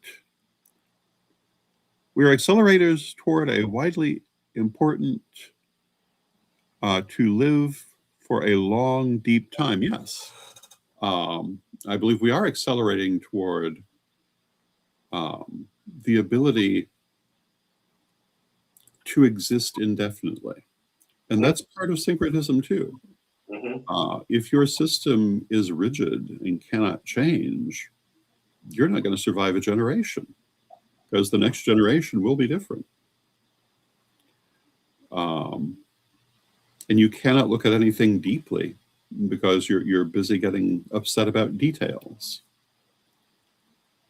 And I think that it's very important that we hold on to our syncretism and to our broad worldview.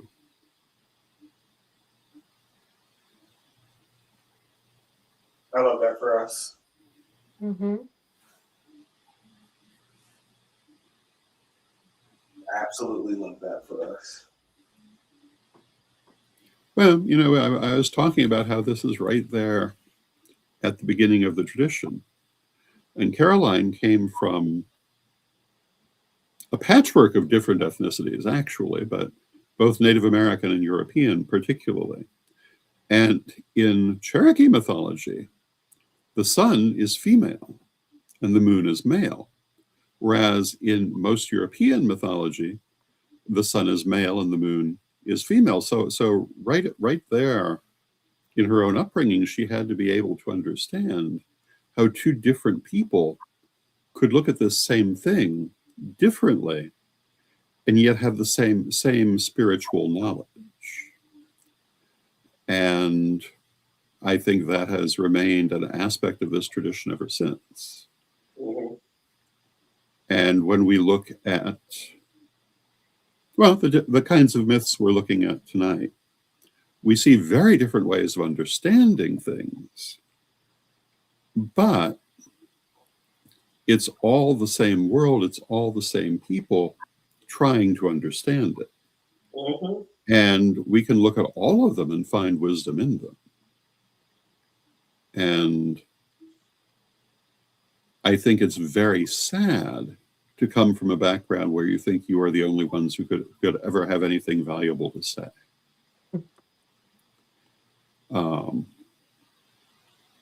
We see that in certain other religions, we see it in certain other traditions within the pagan world. And it's just such a limiting point of view. The world is much broader than that. It's like if you were convinced that the only color you should ever wear is black, you'd be missing out on so many other wonderful colors you could wear.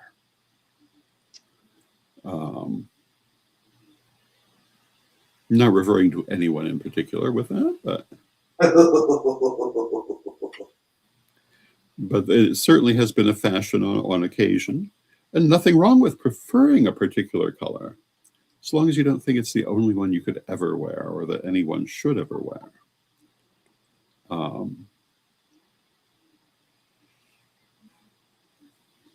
I've often said that when the time comes for me to join the Ancestors, and then eventually reincarnate, hopefully back into the Correllian tradition, if I found it unchanged since my previous life, I would be terribly disappointed. It should continue to evolve, it should continue to grow, it should continue to change. And it would be appalling if it did not. I think there's a even deeper part of the mystery of syncretism is that it really is survival. It's evolution. Yes. Mm-hmm. It really is. And survival is it's one of the great goals we all have, because if we don't survive, we're not going to do anything.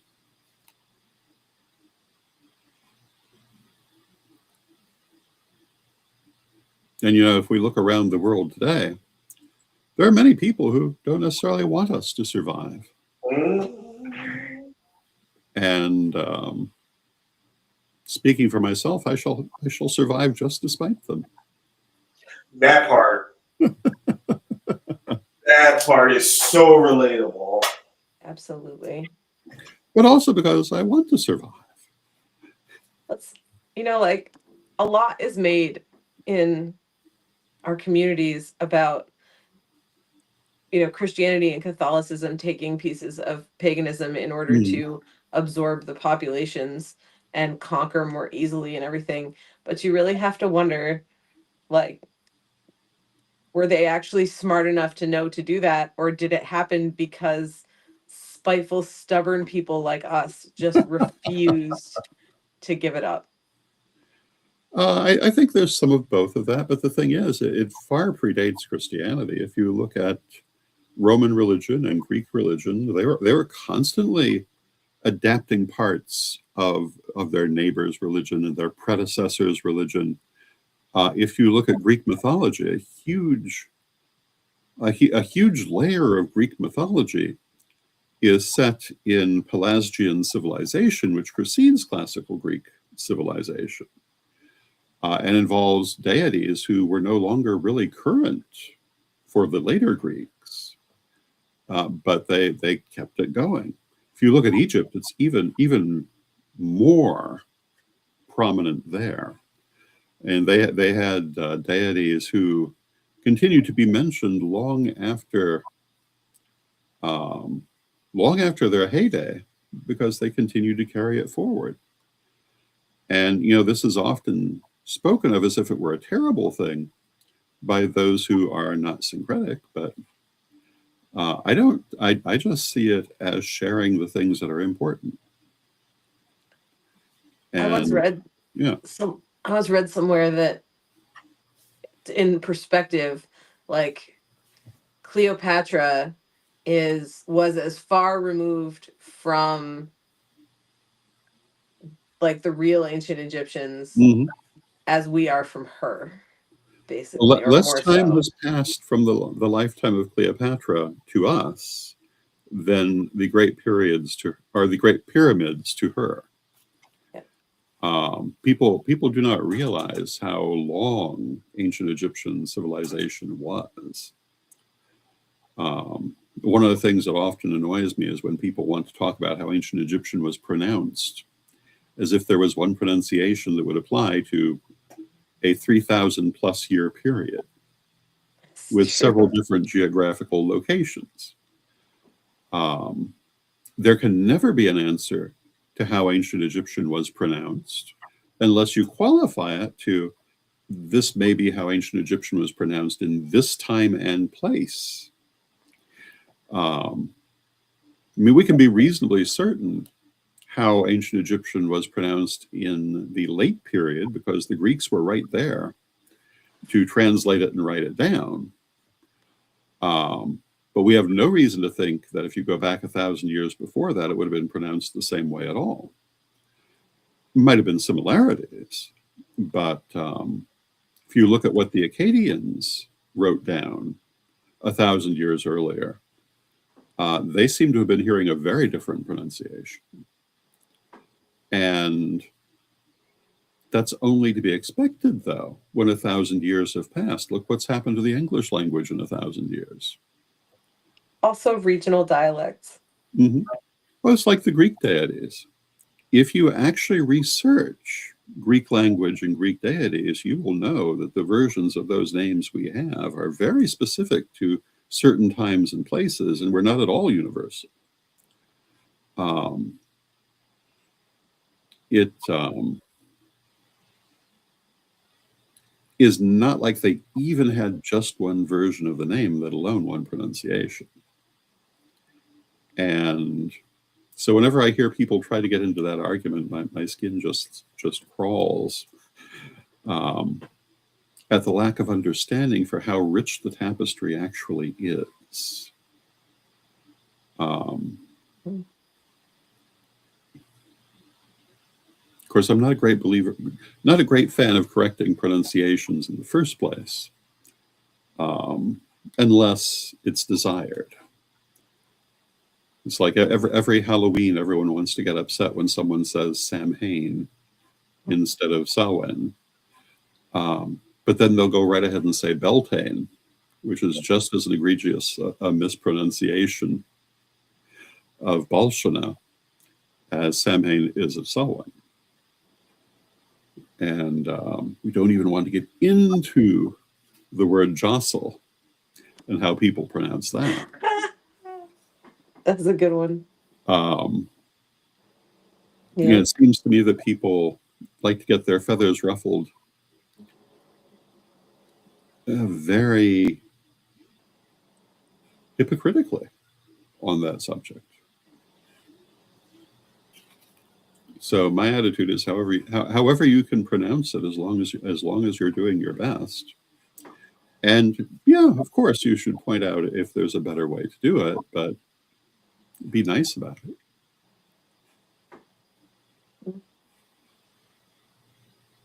And be glad that you're not trying to read Nahuatl. Unless, of course, you know how to do that. Heard. Nahuatl is actually a beautiful language, but if you're not familiar with it, trying to get it just out of the written word can be difficult. Mm-hmm. Although not as difficult as Gallic. Mm-hmm. But then what is? But then what is? Maybe French, but French in its own way is Gallic.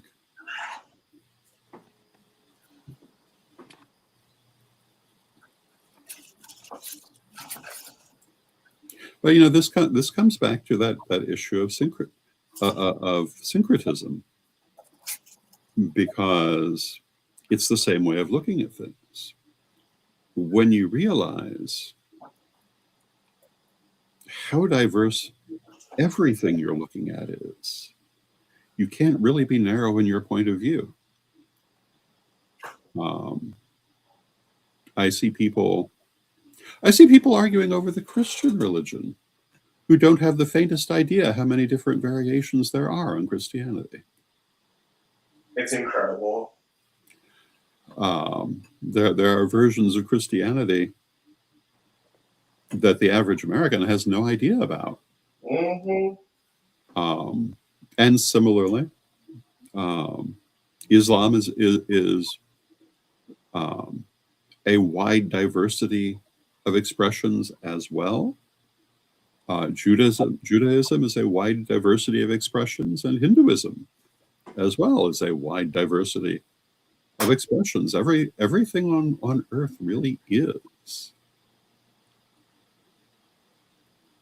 So when someone wants to say this is the one and only way to think or believe or do things, I think the only appropriate reaction is a small giggle.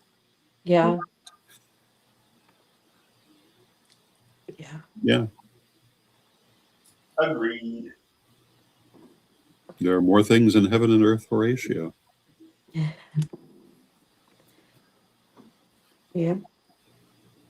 Can be dreamed of by man. And I see we're coming up on the next hour. Yeah, we're about 2 minutes out from our 11 o'clock hour, so I'm getting prepared to do the next offering. Could be some more incense, some more ancestor money, another candle, obviously some prayers. It's going down. 1 minute. Let me find a lighter real quick before the time comes. Got it. And if y'all want to start thinking about the affirmations or the prayers that you would like to offer to our beloved spirits. I shall gladly offer one more prayer, and then after that, I think I will probably be saying goodnight.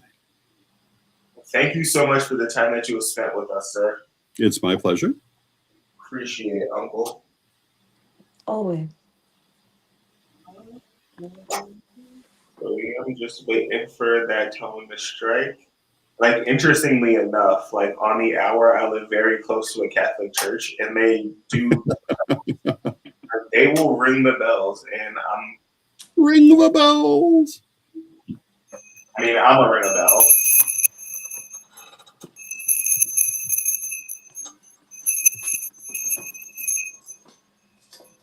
Hail, ancestors, blood of my blood and spirit of my spirit, I know you are with me. Blessed is the name you share, and yours is the honor. I do pay homage to your struggle and give thanks for your grace. Most sacred and beloved ancestors, I do call upon you to descend upon this place and continue to receive the offerings that we make unto you for the nourishment of our sacred relationship, for the invigoration of the great work. I call upon you to continue to receive these waters, these lights, these incense, the offering of spirits, the offering of coffee, of honey, of milk, that are made in token of our relationship to each other. We seek your divine intervention at this time as beings who know what it is to dwell in the physical and who know what it is to dwell in the spiritual realms. We seek your guidance, your protection, aid, your assistance All of this as we seek to navigate tumultuous times. Help us to remember our resiliency, help us to remember our strength, help us to remember our fortitude, help us to remember our commitments to ourselves and each other and our commitments to you. Help us to rise above all of the things that would threaten to hinder us, and help us to remember that together as a community, we are strong, we are capable, we are powerful, we are magical. So will it be. So mote it be. Let it be. Incense is lit, and I offer you some more ancestor money, some sacred currency. Our ancestors are ballers tonight.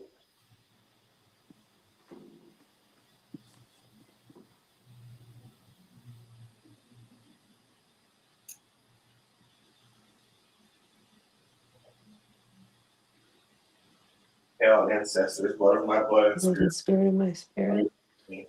may you work with me Every as I we pay homage to your struggle. struggle. Give thanks to your grace.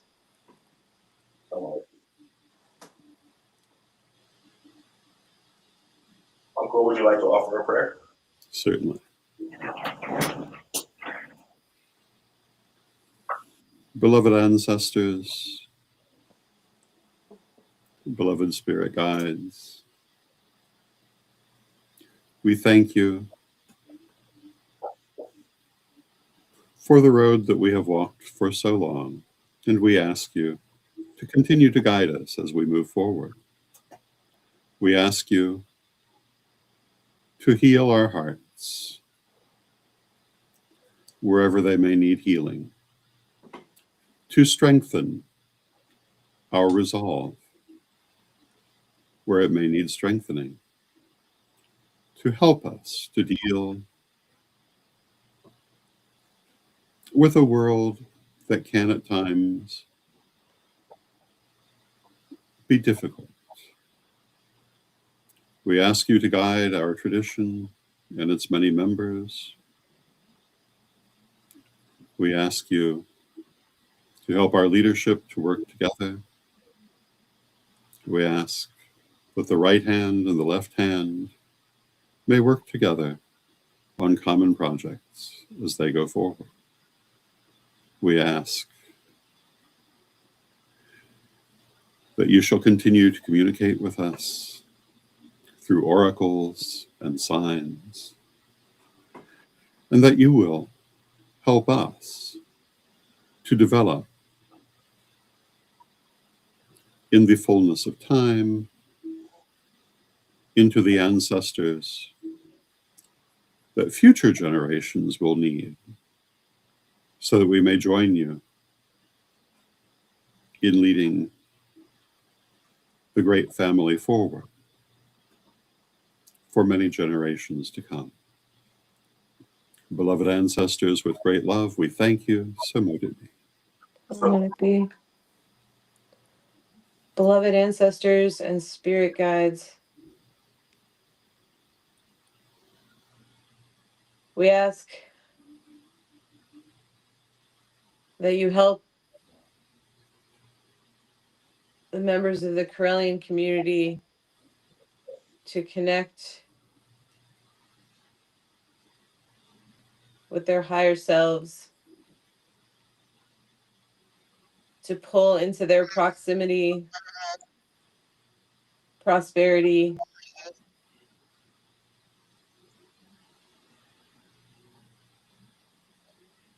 good health,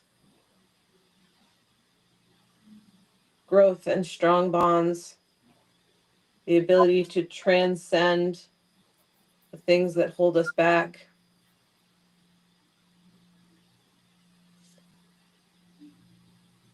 Ancestors and spirit guides,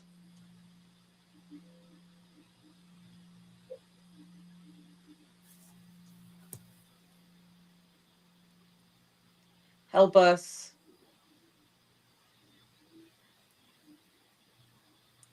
to examine and fix ourselves when we are the problem. and protect us when we are not. So mote it be. So mote it be. But thank you so much. And as you continue the vigil, go forth in strength. Thank you so much, and you have a great night. Thank you. You too. Good night, Uncle. Good night.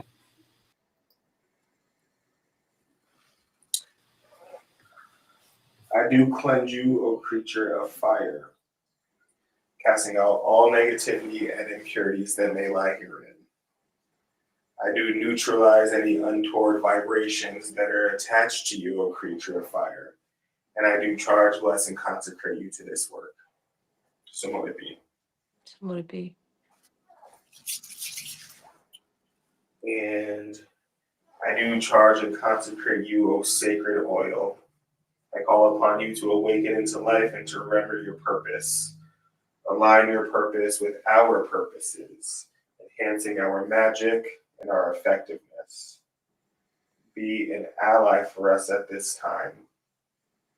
So mote it be. So mote it be. Hail, ancestors, blood of my blood and My spirit blood of and my spirit of spirit. my spirit. And you are with me. Blessed is the name of Blessed is the name we share. Yours is the honor.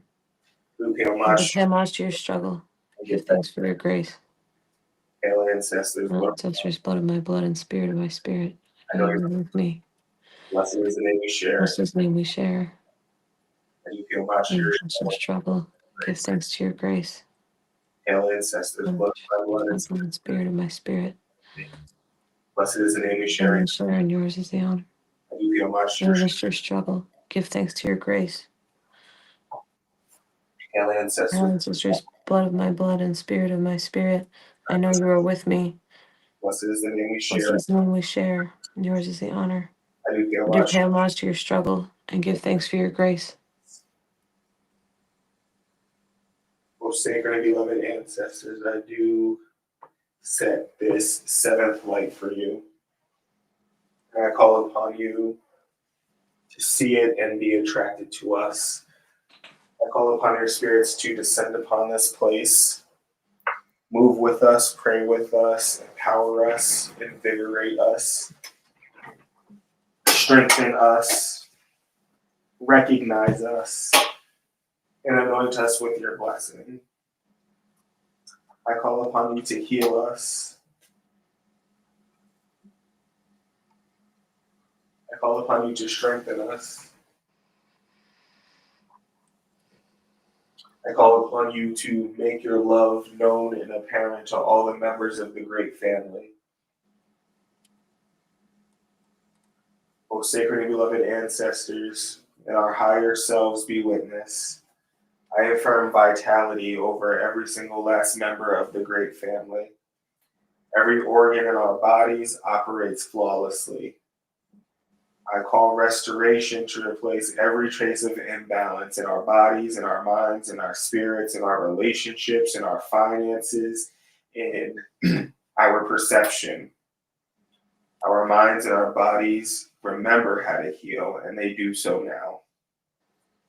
I call upon all doors to be open, all the doors that are meant for us, all of the doors that lead to our best opportunities and our highest good. Accelerated favor and blessings arrive for us before we can even ask for them. And we acknowledge that overflow is our new normal. Abundance is our new normal. Fortitude is our new normal. Resilience is our new normal. We are surrounded by loyal, loving, joyful, and soul-aligned connections. Our circles reflects the love that we embody, and we have perfect love and perfect trust in these circles. We are cherished. We are chosen with the highest intentions. Love meets us where we stand. We all embrace our own divine authority, and we trust our connection to our higher selves. Abundance, prosperity, financial security, health, seeks us out and they find us easily exactly where we stand. All of our transactions are always approved. Our minds, our bodies, our spirits are healthy and they remain so. Our minds are sharp, capable of thinking, reasoning, perceiving, concluding, and responding flawlessly. Our bodies function optimally. We are capable of healing ourselves and maintaining the necessary balance for all of our struggles and trials. And we heal ourselves now. Our spirits and our higher selves are united and complete. We receive messages from our higher selves all the time, and we are able to use these messages for the betterment of ourselves and our communities. The great family dwells in excellence. The great family dwells in peace. The great family dwells in prosperity and abundance. The great family dwells in the satisfaction of knowing that we are chosen by divinity for the work that we are assigned to do. And we dwell in the peace of knowing that we are capable of doing so. All of our relationships are safe and secure and full of love, and they are ordained by Spirit. It is so, so mote it be. So mote it be. At this time, I would like to introduce and welcome our next visitor, Reverend Mary Hawk, who is just so happens to be hosting the upcoming global lustration of the Ancestors in Nashville, Tennessee. I'm super glad that she was able to join us. Hello, Reverend Mary. Hi, Mary. Hello, Reverend Phoenix and Reverend Alyssa. It's good to join you. Thank you so much for being here. Thank you so much for doing this. It's very much needed. Yeah. So we have been noticing the increase in the calls for help, assistance, energetically and otherwise. And so that was really the cue to engage the ancestors and engage the community of Correllians. And so here we are. This is the first night of 3 nights. The next one I want to say is happening either just before or just after lustration. I forgot what the next date was. Okay. Yeah, so this is the first one. It's been a great night so far. Lots of fun discussion about Correllian philosophy and theology. We've been doing some active comparisons of the various creation myths from around the world, across cultures. And it's really illuminating why the Correllian tradition is the way that it is. And so, first and foremost, I'm wondering, do you have any prayers that you would like to offer to the ancestors on behalf of the entire great family? Yes, I would be honored to. Beloved ancestors, those of you who have gone before us, we ask your guidance and your blessings on us. It is a very difficult time for us. Right now, there are many external forces that we are dealing with us. It's easy to feel like we are in situations that are beyond our control. Many of our brothers and sisters need help. They're in situations where they need blessings. So we are asking for your blessings for them. We are asking for blessings in the material realm. blessings. I know particularly of one person who was very close to facing homelessness. So open wide the gates of prosperity. We need to feel like we are on a firm foundation in the material realm. We need to be able to ask for what we need. We need to feel like we are deserving of the blessings of prosperity deep in our hearts. We ask for the healings that we need. So many people deny themselves prosperity because they don't feel like they are deserving of that. We ask for healing of the blockages that keep us from accepting prosperity, from drawing it in. We ask for the healing of the physical blockages on our health. We ask for the healings for the blockages on our mental health and our spiritual health, so that we can accept the blessings of love and prosperity. Because we know you pour those out on us endlessly. And so many times we have a hard time accepting those blessings and knowing that we are worthy of them and we are worthy of claiming a share of that as our right.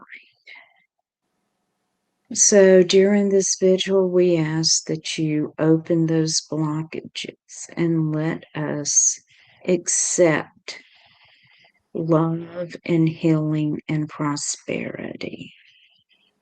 Beloved ancestors, we thank you for your constant care for us, for your constant love for us, and your constant protection of us.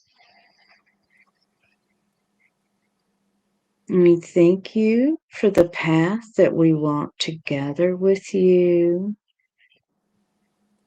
We send you our love and blessings because we know that you walk with us constantly.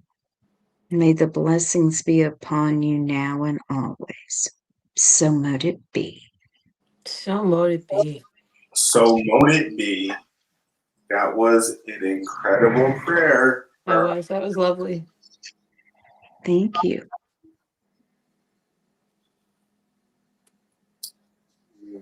So, how was your day today? I have had a marvelous day fellowshipping with our Asatru relatives.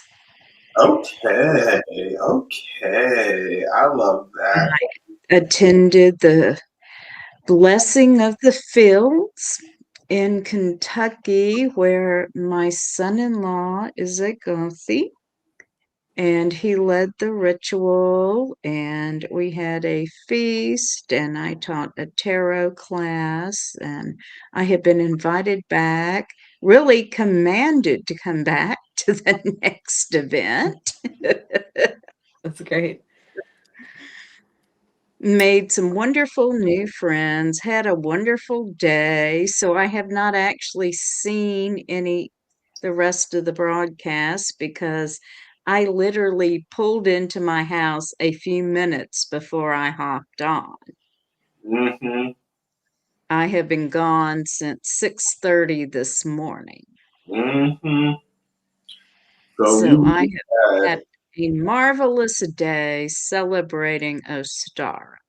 I love it. yeah. And I will take a second to mention that we will have an online Ostara Mabon ritual tomorrow Sure will. at 8 Central, 9 Eastern, Mm-hmm. for people who would like to tune in to that. So I have had a marvelous day, and I can see I'm slightly sunburned. Listen, that's a beautiful thing. I mean, I wish you recovery from that and, diminished discomfort. But Yes. let the sun be what it's about to be. Yes. But yes, I've had a wonderful day doing ritual with my grandkids and That's nice. extending community. So yeah. Very nice. Yes.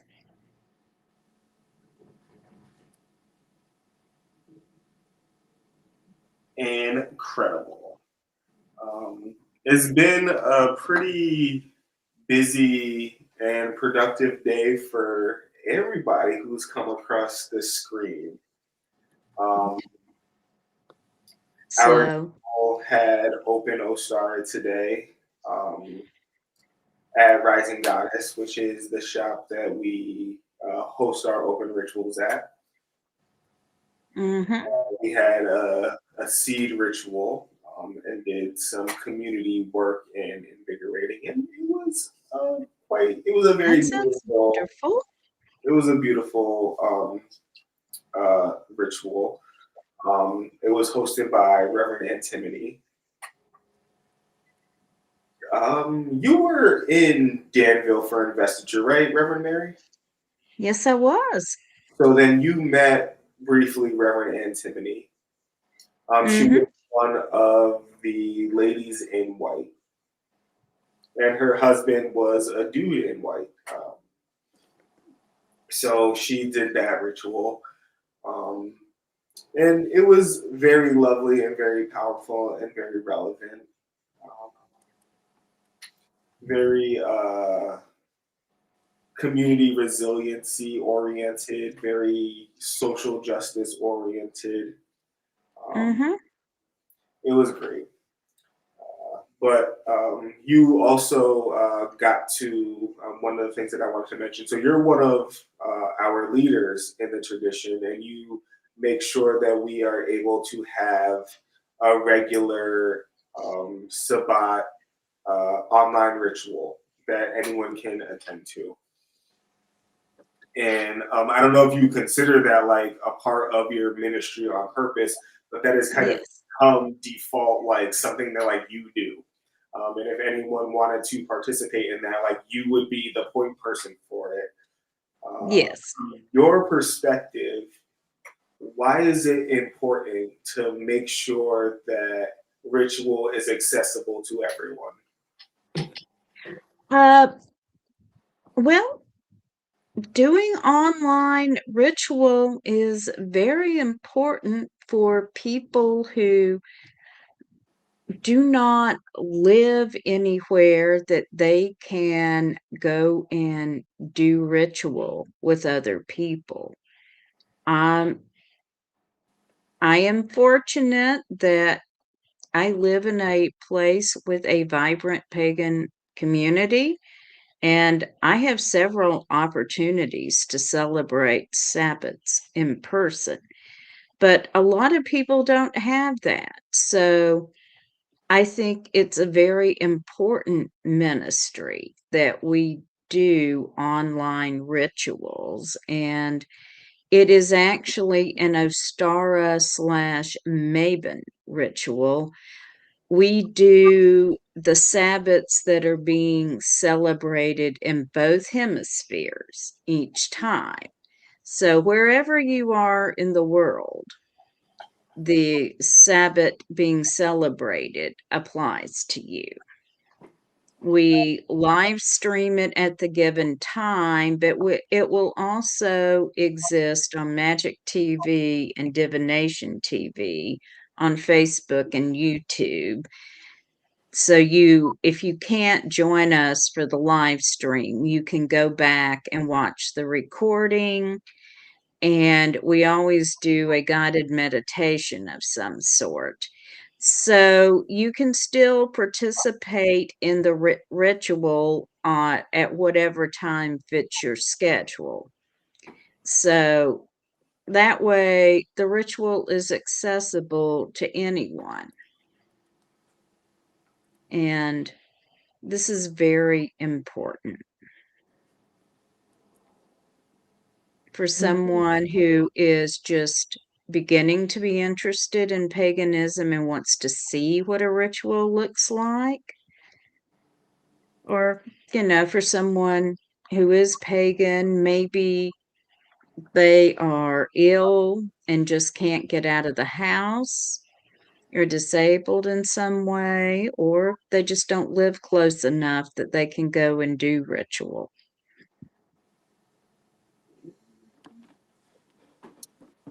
Thank you for your ongoing work in making ritual accessible to people. It's my honor.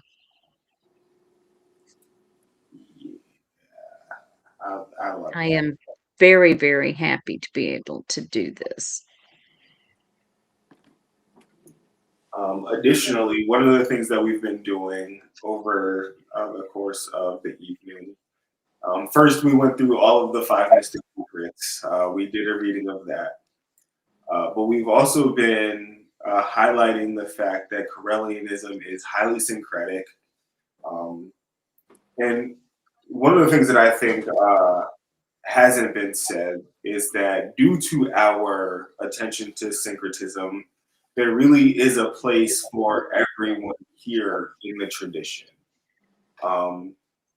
I personally acknowledge that the principles that are found in one faith are also found in another faith and are also found in another faith altogether. So just no matter what name you call your river divinity, like it is a translatable principle. No matter what you call your celestial divinities, they are translating principles. But with that being said, do you have a creation myth or a pantheon that you vibe with most of all?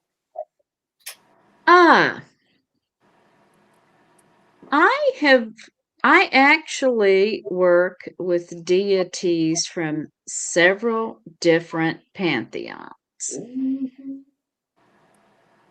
that I have never found one specific rather, deities tend to come to me at different times. Now, for Moon Willow Shrine, since we are based in Nashville and we have the Parthenon with Athena, we decided we would honor Athena as our shrine goddess, and we chose Zeus since Athena came from Zeus's head. So we chose those as our shrine deities for that reason. Mm-hmm. Other deities that I personally worked with include the Morrigan. They include Asphalta, the Lady of Parking. She's a new deity, but since I have some physical challenges, praying to Lady Asphalta for good parking is a very major part of my practice. I love it. And she has been very gracious in the matter of good parking spaces for me.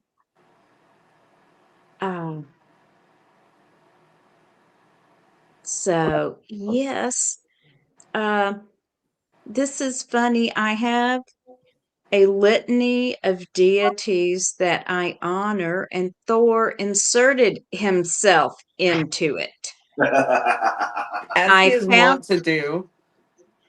I just found myself adding Thor to my litany of deities as I was lighting my incense and candles. And I discussed this with an Asatru Ugosi and asked him if he had any insight, and he started laughing because he thought it was hilarious.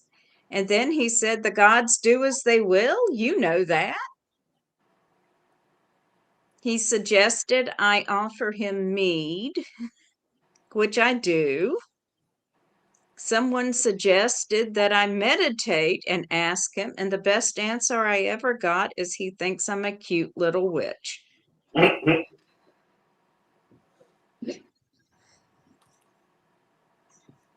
Fair enough. Listen, But so, yeah, I love that it. is the best answer I ever get, but I still make offerings to him. He's still around, and I'm still a cute little witch.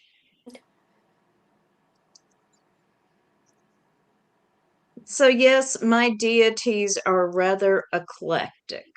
So are mine. I'm the same way. So, I honor Ganesha. I know why, though, because Lucy, who is a member of the shrine and my co-coordinator for PPD, and we have worked together for years, and he is one of her deities. So we've done several rituals to him, asking him to open the ways for PPD. Mm-hmm. And Hecate.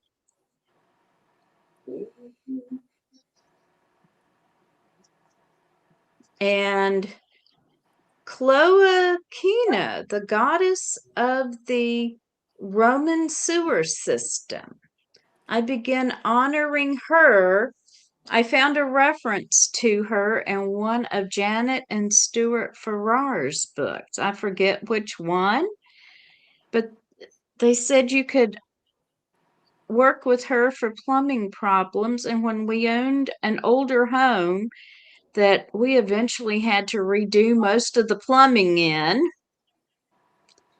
but when we were having major issues, I began lighting candles to her and praying specifically to get us through this while we were saving up the money to have the pipes redone because we were having terrible issues. Terrible. So I The, continue to honor her. the Love it. gods are I love real. that. Gods are real. She is a very practical goddess, but if you are having plumbing issues, a candle to Cloacina is a very good idea. Are there any other kinds of offerings that you give to your divinities when you are working with them, utilizing their energies? I joke about being a pyro witch. I burn an awful lot of candles. I do a lot of candle magic. I burn candles and incense to my deities, and I may do libations. So that is generally what I do.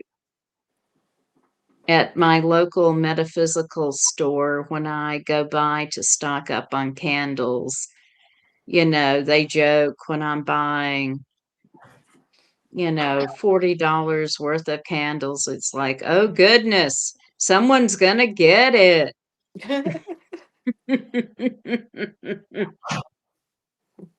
Understood. And that's kind of been the vibe this evening. Every hour there's been a new candle lit. There's been incense offerings. And then there have been libations of coffee and honey and milk, water and vodka this time around. So it's definitely been like pretty fire heavy, like those offerings. Of course, the prayers, the readings of the mythologies and the five mystic secrets, all to kind of add that energy or raise that energy up. Um, and then, oh, do you have a favorite creation myth? A favorite creation myth? I actually do not. I'll be right back. Mary talking about the sewer goddess made me have to pee. And I'm gonna go get that book too. Okay. Amen.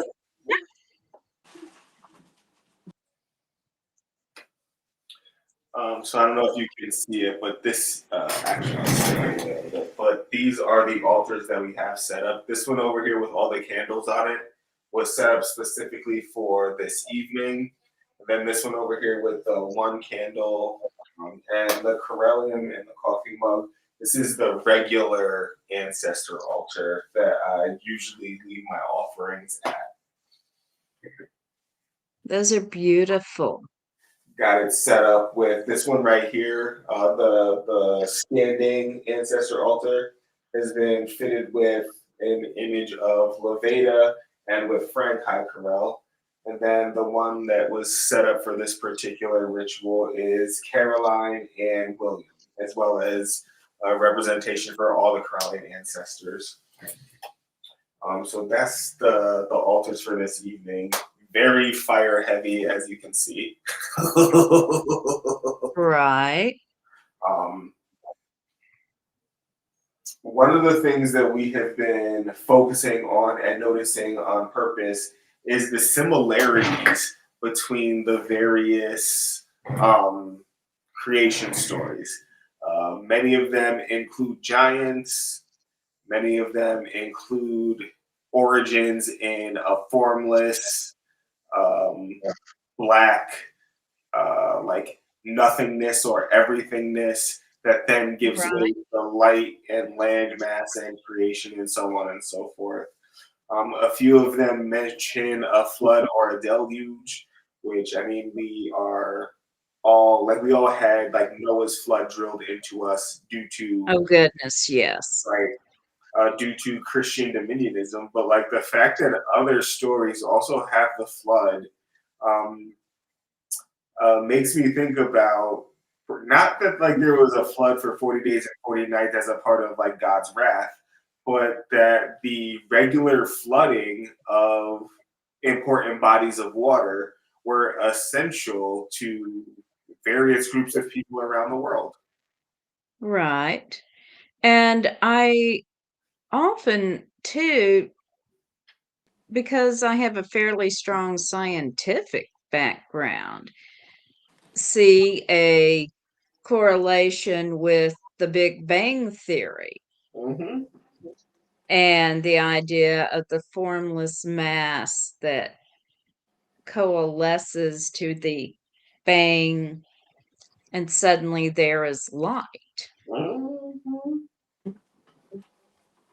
The idea that darkness came first and light was a byproduct or the next thought about it helps me Right. recognize that God is actually the mysterious darkness and the light is actually the consciousness that helps us explore that. Yes.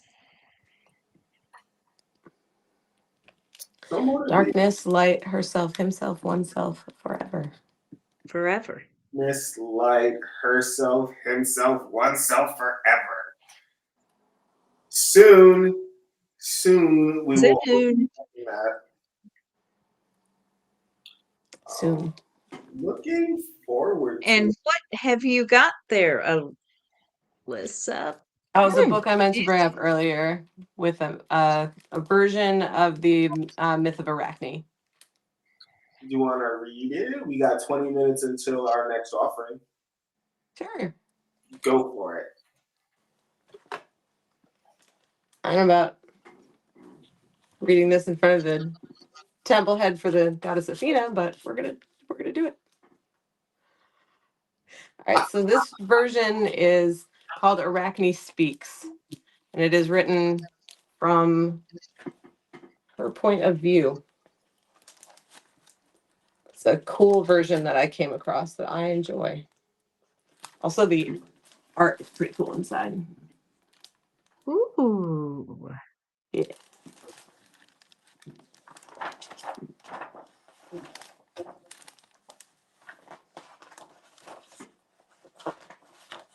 All right. Orb weavers, weavers of tangled nets, all 8-legged ones whose spinnerets weave the dome, funnel, and sheet, who shuttle silk between combed feet. Leave behind your tattered layers above the hearth, beneath the stairs, in gardens and meadows, by rivers and streams. Arise, unravel your web of dreams. Begin our tapestry again, cover the earth from end to end. Cast to the four winds my story's thread. Let truth spread like gossamer from your abdomens across the fields of time. Children, weave it well. Your silk will tell a tale of punishment and crime, of a goddess's black deed by which you are bound to spin forever round and round. So it was decreed long ago in Myonia, my home, where I first learned a spindle and learned the weaver's art. I could comb the coarsest wool into soft clouds, spinning it tight. My fingers were swift and light. I drew admiring crowds and proud Athena's wrath.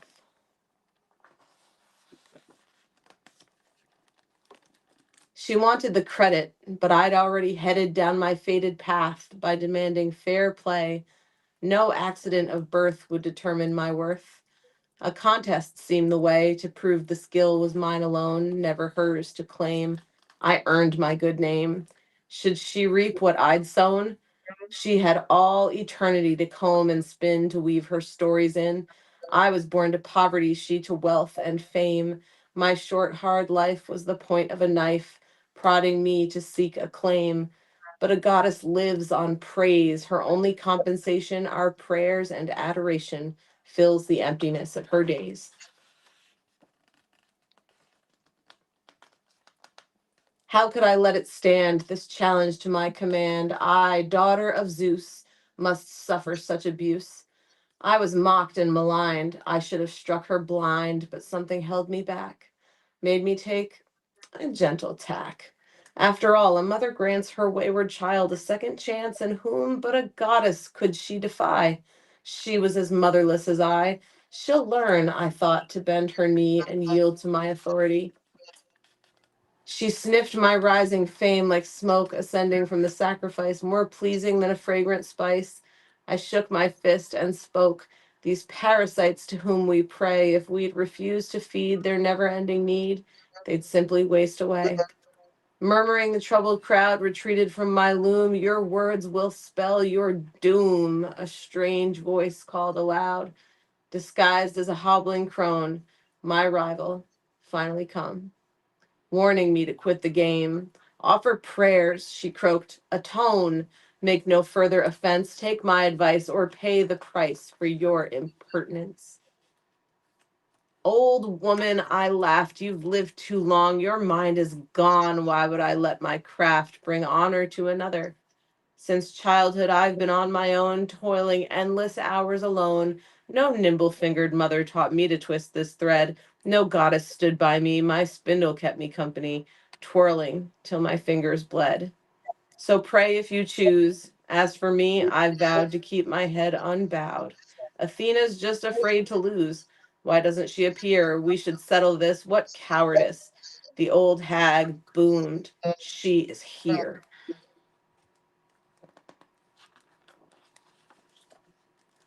Pallas cast her cane aside, towering nearly 8 feet tall. She let her spear and helmet fall and stared at me wild-eyed. I feel them even now, burning like a brand, Athena's eternal reprimand, those eyes blazing and a brow as broad as a hero's shield. I turned bright red from feet to head. Still, I refused to yield. Feet apart, shoulders square, chin thrust boldly in the air, defiant to the end. This sapling would not bend. I threw down my disguise, staring deep into her eyes, and wondered, drawing nearer, was I gazing in a mirror? While others crouched in fear, Pallas waved her hand in a silent command and made a great loom appear. She held out fine thread for the crowd to admire, royal purples from Tyre, spun gold burnished with red. I ignored those precious strands to keep my rage controlled. Who needed her gold? But father's wretched hands flashed before my eyes, stained and bent from many years spent stirring hot vats of dyes. As I watched the vision slowly ebb, my trembling fingers wound the thread he colored, round and round, to make a sturdy web. I bound it swiftly to the beam, my plan was sketched, the fine warp stretched, I moved in a dream. Over and back, my hands kept pace with the rhythm of warp and weft, drawing a strand from right to left, combing it into place. My shuttle slipping with ease between the thin walls of thread, navigating the narrow shed like a boat on familiar seas. Over and back again it flew. First Zeus, disguised as a bull, woven in white lamb's wool, swam deep in Ionian blue. Europa gripped his golden horn, her wide doe eyes stitched sideways in surprise. Her kitten, loosely worn, billowed on my artful breeze, foaming the waves that seemed to stir her fragrance of rose and myrrh as it silvered the shoreline trees. Over and back my shuttle sped through glorious but cruel scenes, unmasking more immortal fiends. Each evildoer spread across my loom for all to see. Apollo stitched in silk, Poseidon and his ilk, Dionysus and Erigone, embroidered leaves and vines clinging to the narrowed hem, forming a wreath surrounding them. When the dark tangled lines drawn over and back were done, I knew by their faces my web of disgraces had easily won. Rash child, what have you wrought? What madness could have brought your talents to this end? Great are the powers you offend.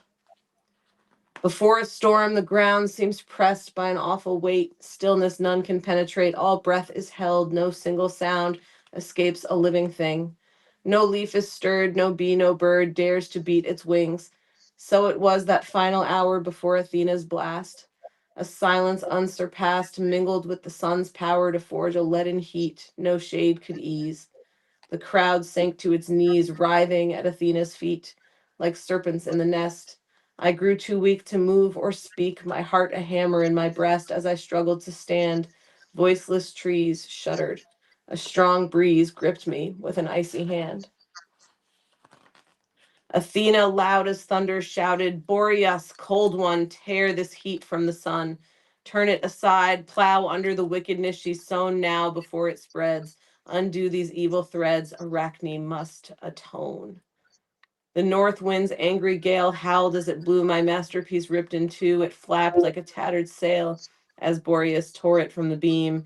Strewing colors to the ground, I watched them swirl around like dry leaves on a stream. A crash split the air, armor flashed through my deepening gloom. Athena wrecked my loom. Hurling splinters everywhere, she aimed her shuttle at my head. I felt a numbing blow. The sudden flow of warmth where it bled brought rivers down my face, forming dark pools on the floor. Athena 3 times more struck that same broken place, till white bones showed beneath the red. I staggered to my feet and fled to where a rope was stowed. Pulling the supple coils free, my tortured mind began devising its dark plan to end Athena's tyranny. I thought, if I must die, then let it be by choice. Hearing her angry voice, I stumbled toward a nearby tree, fastened the rope, drew it tight, dangled just above the ground, made one soft, strangled sound as everything went white.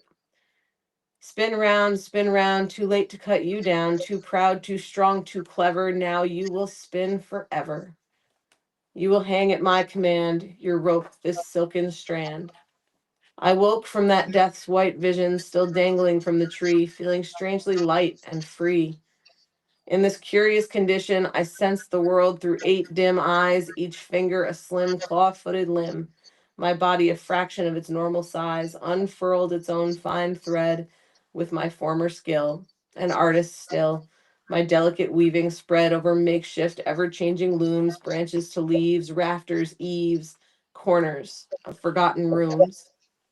Blown on ceaseless winds, my thread uncurled round a changing world. Now hosts of artisans spin on in Arachne's name.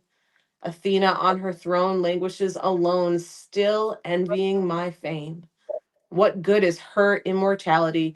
No incense burns in the Parthenon's urns. She faces cold reality while my descendants thrive, weaving our story again and again to the planet's end. Even then, we will survive. That's beautiful. Isn't it?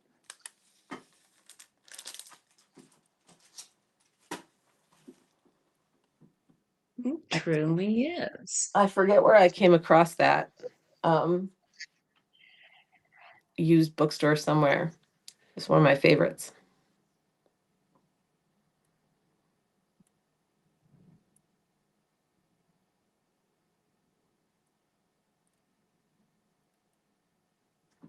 Yeah, that is such an interesting perspective.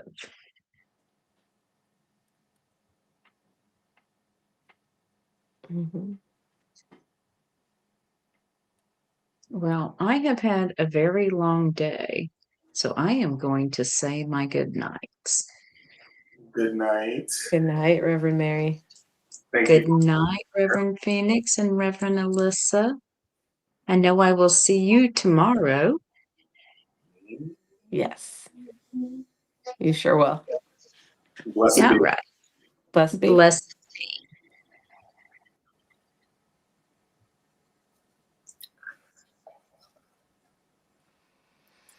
All right. That was an incredible perspective.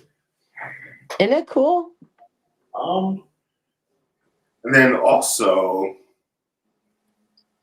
what's the word that I'm looking for where like where it was explicit with like the with the pain and like the injury. What's that word? Graphic. Yes, that's the word. That is exactly the word. Yeah, I do apologize for that. I do not remember it being so graphic, especially the suicide part. It is what it is. What's the National Suicide Hotline? 988. Right. 211 for prevention.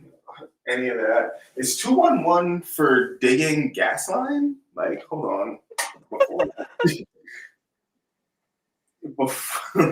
Hold on.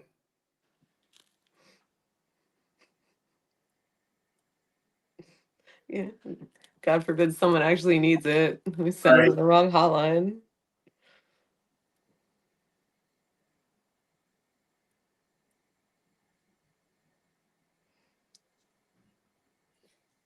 Okay, yeah. So in Western New York, um, it is your free and confidential link to Health and Human Services.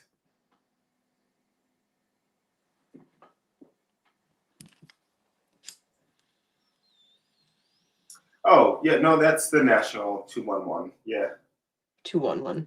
Word. And you said 988? I don't know where I got that from. I don't know what that is. Oh, Suicide and Crisis Lifeline. Yeah. Like you, Oh, man. sick. Okay, good. Yeah. Yeah, good for us. Mm-hmm. It's part of the problem of having a really good memory is, and the way that I remember things is that I remember things and I often associate them with other things, but I don't always know where I remember them from Mm-hmm. or what the actual context is. So like I have that number in my head and it's associated with the suicide line, so that must be it. You were correct in your association. So good for you. Good for you. And with that being said, we're about 6 minutes away from our next offering for our midnight offering.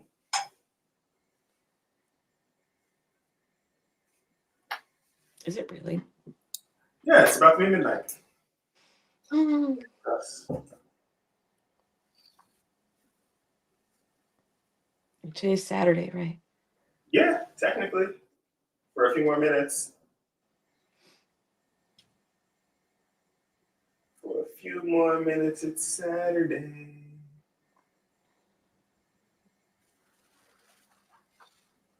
And so far, all of these candles are behaving exquisitely.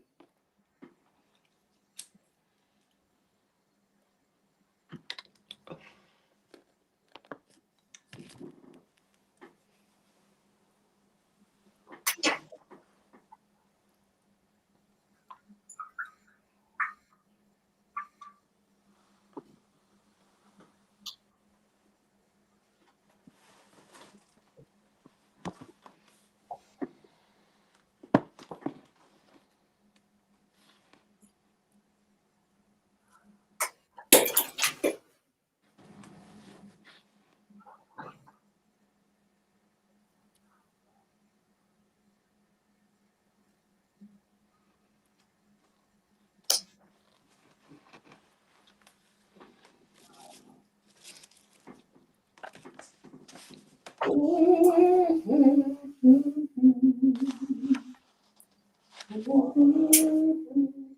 I read the next myth too? The what? Can I read the next myth too? Sure. I have one in mind. Which one is it? You'll find out. I want to know now. Tell me. I know you do. Tell me.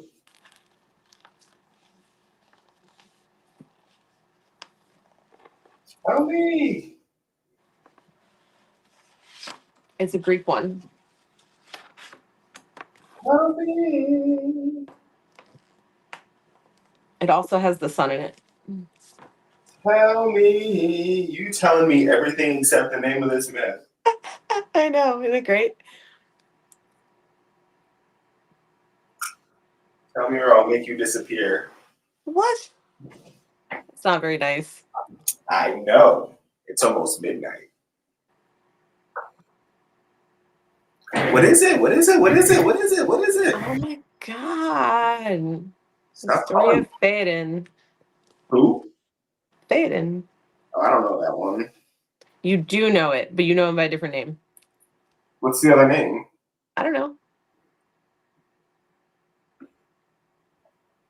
Tell me. I bet you know the myth though. Tell me. I did. I told you it's the story of Theoden. Who is Faden? What's the real name? That is the real name. It's the Greek name. You probably know the Roman name. What's the Roman name?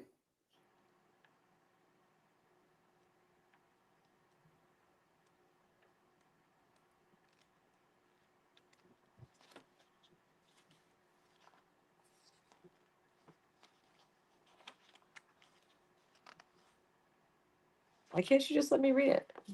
Because I don't. I mean, you can read it, but I still want to know the name.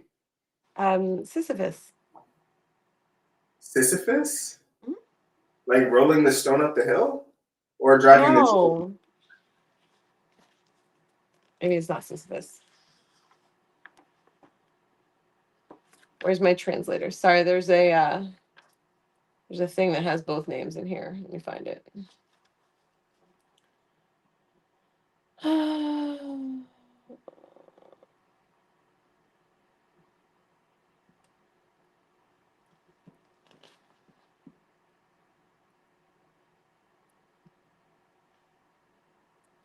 Oh, you'll know the myth.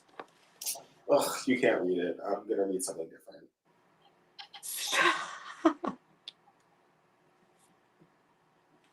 I'm going to read the Vangelo della Strega. No, you already said I could read it. I take it back. No, you can't take it back. There's no backsies. Yes, there is. No. Younger sibling, I can do the brattiest, most annoying thing, and you can't do anything about it. Yikes. Just because I can't remember the other name? Mostly.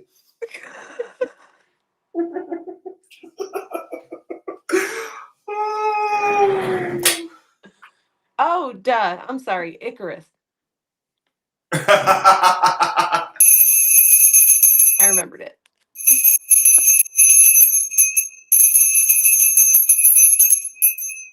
Hail, ancestors, blood of my blood and spirit of my spirit. I know you are with me.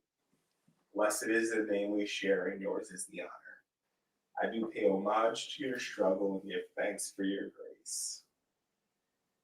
Most sacred and beloved ancestors, I do call upon you to descend upon this earth. Be with us, commune with us, help us, guide us, protect us, aid us in all things. Invigorate us. Most sacred and beloved ancestors, I do come to you on behalf of the entire great family, seeking restoration, seeking uplifting, seeking blessings. And so we do make these offerings unto you on behalf of the great family. In love, in honor, in respect, in loyalty, in a sense of duty, I do call upon you. Help us remember our strength, our power, and the favor that is granted to us by doing the great work. So mote it be. So mote it be.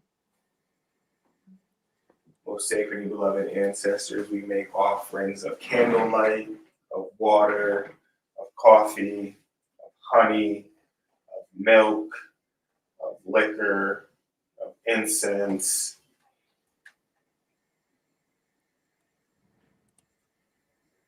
These offerings are made in earnest. They are made earnestly in memory of you and in belief in you. Kindly reward our belief.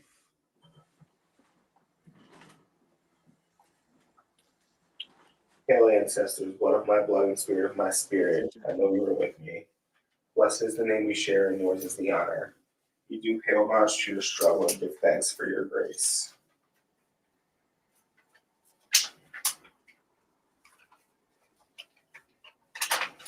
We pray this in honor of those who have come before us, in honor of our mothers and in honor of our fathers, a spirit without beginning and one without end.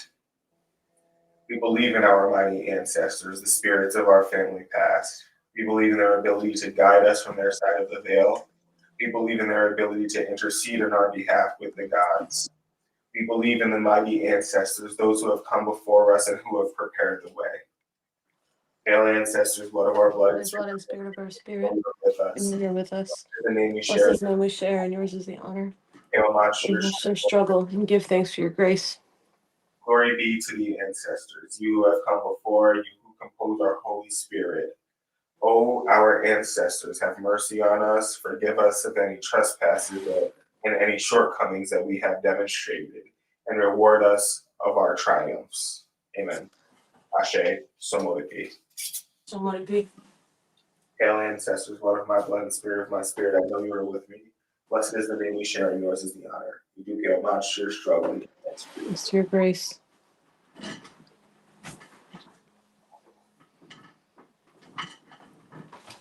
I gave some tobacco and some whiskey. Perfect. So in addition to the vodka that you have gotten at this altar, you've now also received whiskey and tobacco on the altar of your first priestess. We're getting ready to send you some ancestor money right now because we want our ancestors to be ballers, shot callers. And as ballers and shot callers, we do call upon you to be with us, eradicate any sense of lack and need that we may have, and fill us with a sense of abundance. Move through our lives so that we have an increased sense of confidence, renewed faith, and invigoration. Hail, ancestors, blood of my Blood and spirit of my spirit. I know you are with me. blessed is the name Yours is the name we share. Yours is the honor. you We do pay homage to your struggle and give thanks for your grace. So mote it be. Would it be?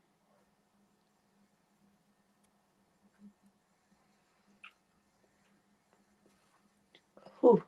I took the tiniest sip of whiskey and it went right to my head. Oh, you fancy, huh? Like the tiniest little sip.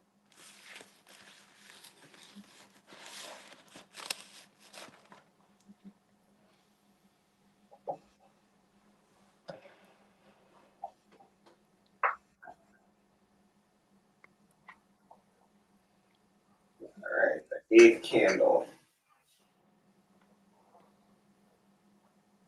If you cleanse you, O creature of fire, casting out all negativity and impurities that may lie herein. I do neutralize any untoward vibrations that may be attached to you, O creature of fire. I do charge, bless, and consecrate you to this great work. So mote it be. So would it be? I like that. Any untoward vibrations. And we got another visitor, but we'll get to that in a second. I do charge you, O sacred oil. I call upon you and all your components to awaken into life and remember your purpose.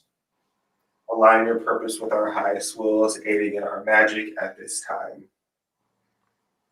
This oil that I am anointing this 8th candle with is called Phoenix Medicine. And it is for rebirth and renewal, beauty and creation and destruction, hope, longevity, happiness, all of that good stuff.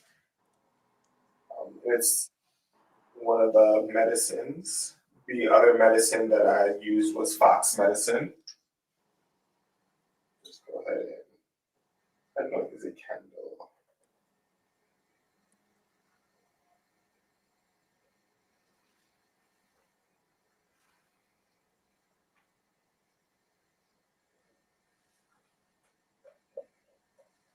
Now we'll go ahead and let our next guest in. It is our first director, Reverend Jason.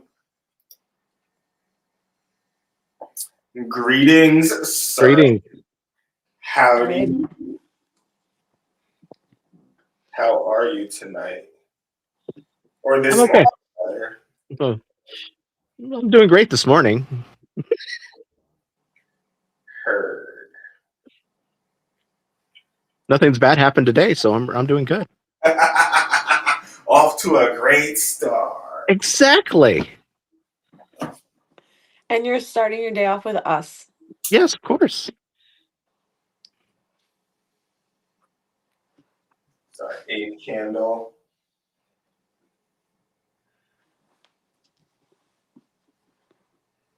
And with it, I do affirm vitality for all of our people.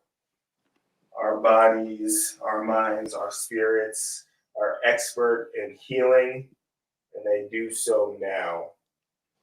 I affirm abundance and overflow for all of our people.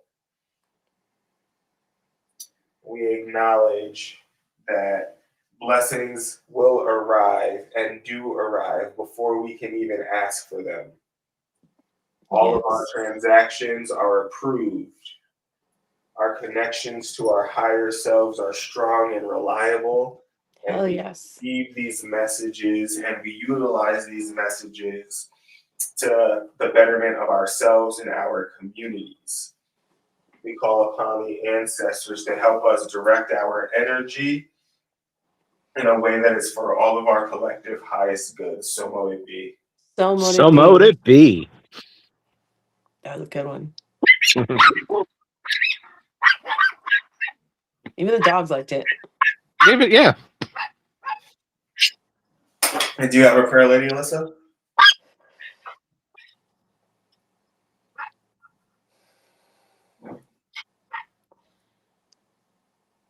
I call down the light of the sun to illuminate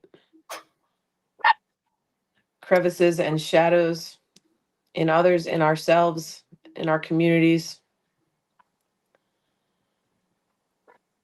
to burn off the tepid smoke of a veil that serves none of us. So mote it be. So mote it be. Well, Jason, do you have a prayer to offer?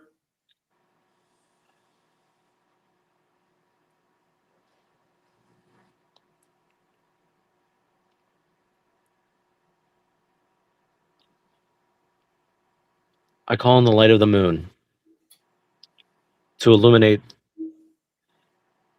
and amplify the good that needs to be, the positivity, the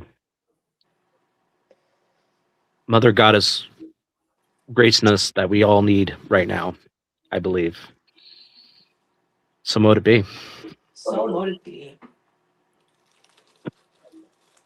So we've been spending this time celebrating the ancestors, celebrating the theology of our tradition. So we've read all of the 5 mystic secrets. We've read several creation myths and have analyzed the things that they have in common as a way of uplifting and amplifying the syncretic nature of Correllianism. For you, sir, is there a particular pantheon that like rings most close to your spirit?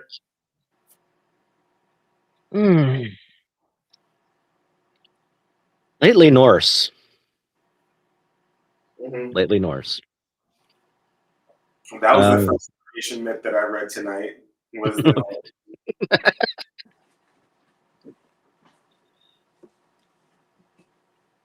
yeah. Mm. And do you have like a specific guide in the Norse pantheon that like you would like to illuminate? Or a myth you like? Odin, usually. Yeah. The Allfather. Mm-hmm. Love that. And Freya. Mm. Mm-hmm. Those two have been knocking at my door recently. So Mm-hmm. Yeah, I would not let Odin wait too long. no, I don't. No. I have Odin's 3 quests if you want that one. Okay. You want that one? Oh, that's what you gotta read now instead of the other one? Sure. Hilarious. I'll read the other one later. It's still here. It's open. Odin's 3 quests.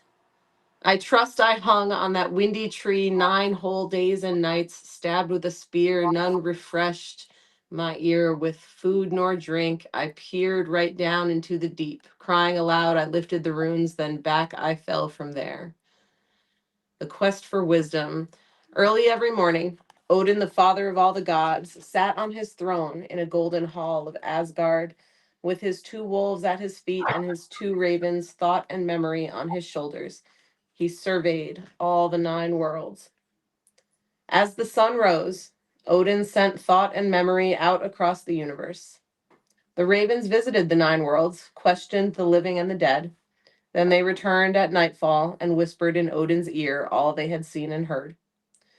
But one day, Odin decided that he had to gain for himself all the world's wisdom and memory. To achieve this, he had to drink from the magic waters of Mimir's well. Odin set out from Asgard and traveled to Jotunheim, the land of the frost giants. When he arrived at the magic well, Odin stood before the enormous head of the god Mimir. Though Mimir's head had been severed from his body in the war between the Aesir and the Vanir gods, he still had great wisdom and memory and the power of speech. I must have a drink from your well, said Odin. Indeed, asked Mimir. Even a god must sacrifice something in exchange for a drink from my waters. Tell me what you wish me to sacrifice, said Odin. You must give me one of your eyes, said Mimir. An eye is a small price to pay for all the wisdom and memory of the 9 worlds, said Odin. Odin plucked out one eye and gave it to Mimir. In exchange, Mimir gave him a drink from his magic well. 2. The quest for the secret runes. Now Odin was pleased to have all the wisdom and memory of the 9 worlds, yet he wished to have more. He wanted to learn the secret runes, mysterious written symbols that gave one magic powers over nature. Odin knew that the price of great knowledge was great suffering, so he hung for 9 days from the world tree. With his own sword piercing his side, he swung in the windy dark, yearning for food and drink. Tortured and alone, Odin gazed down into the world of the dead, and slowly he perceived 18 runes. Thus he learned how to calm storms, heal the sick, speak to the dead, and forecast the future. Afterward, Odin carved the mysterious runes into wood and stone and bone. He carved them into the paw of the bear, the claws of the wolf, the beak of the eagle.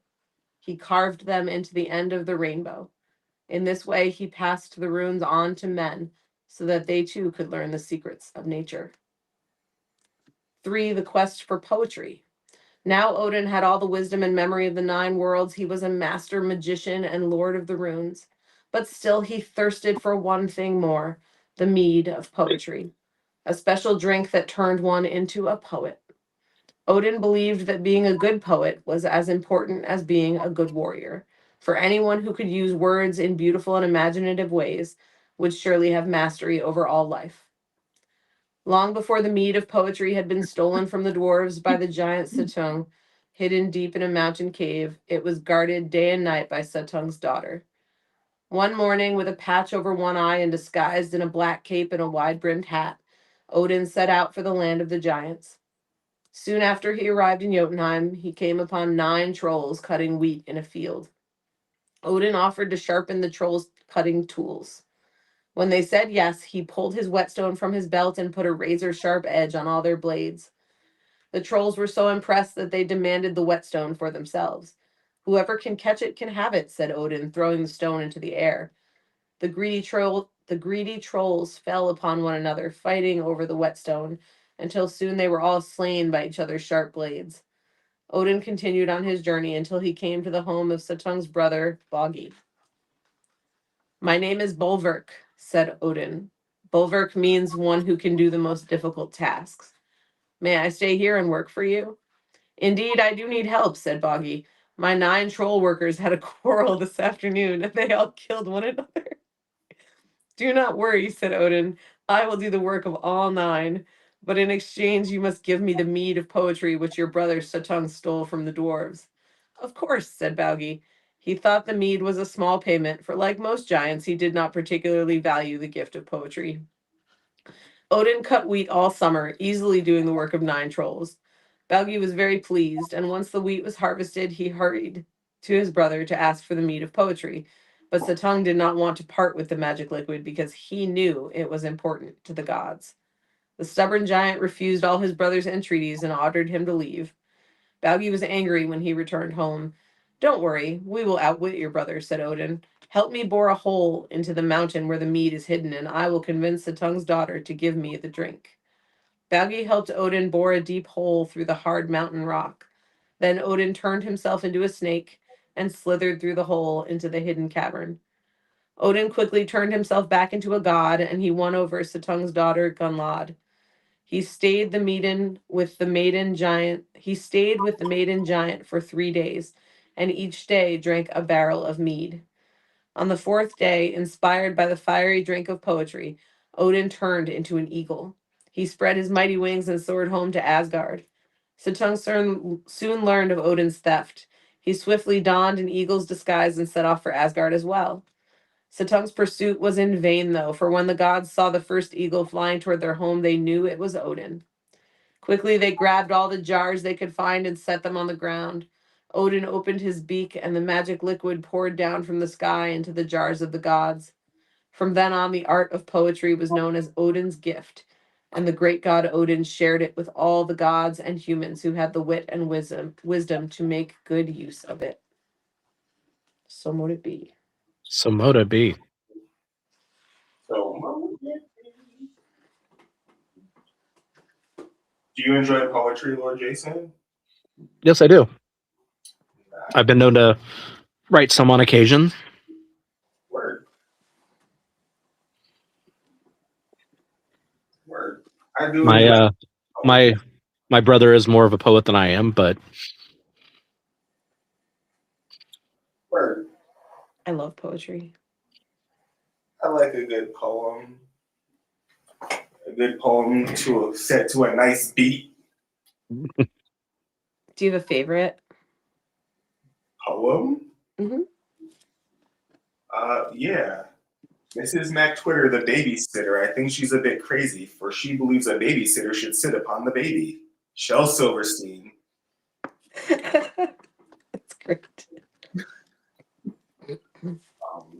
Back in the day, like in 6th grade, my English teacher, reading teacher, or whatever she was, she required us to read and write and memorize poetry each week.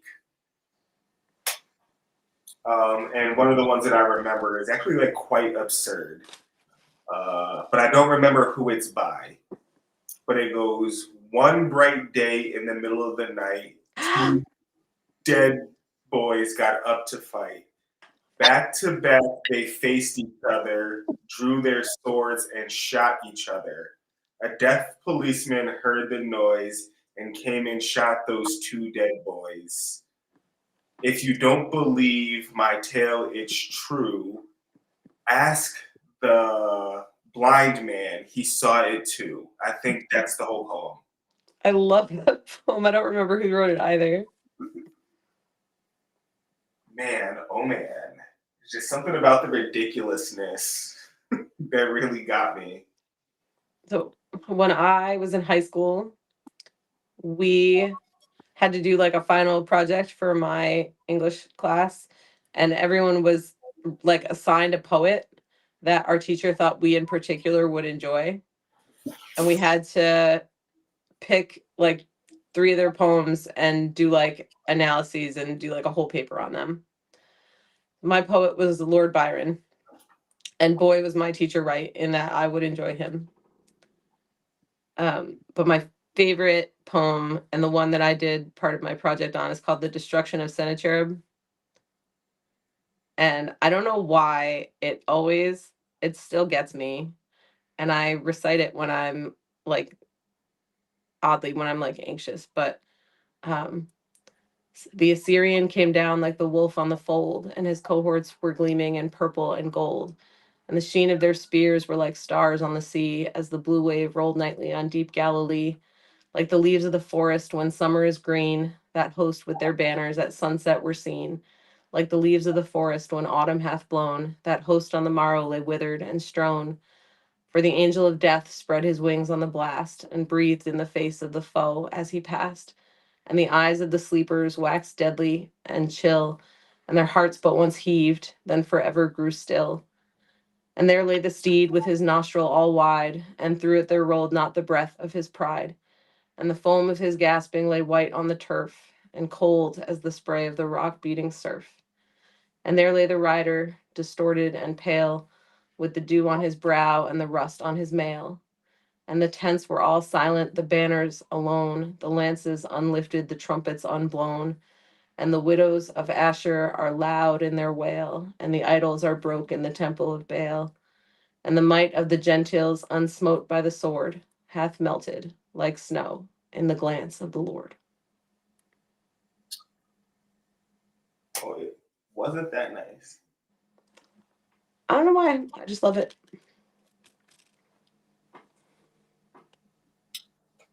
Reverend Jason, are you frozen? Probably. Oh, yeah, your video's frozen. But oh, there you are. There you are. Do you have a favorite poem that like you just don't seem to be able to forget? Not off the top of my head, no. Word. I like Emily Dickin's Nobody. Mm-hmm. I'd bring it up and read it, but then I would be frozen.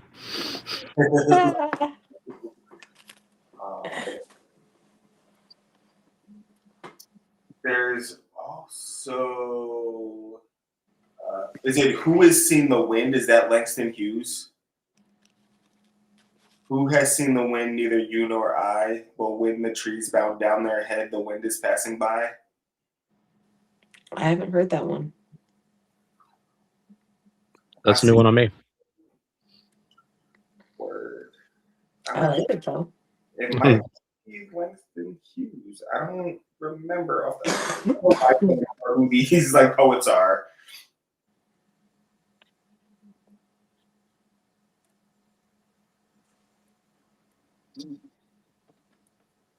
Christina Rossetti. I don't know who the hell that is.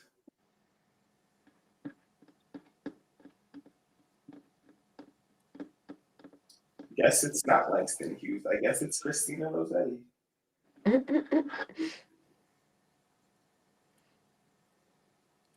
Age Rage Against the Dying of the Light. That's another one of my favorite ones. Dylan Thomas. I I have it tattooed. think I sent it to you at one point in time in Probably. our history. Rage, rage, rage against the dying of the light. Mm-hmm.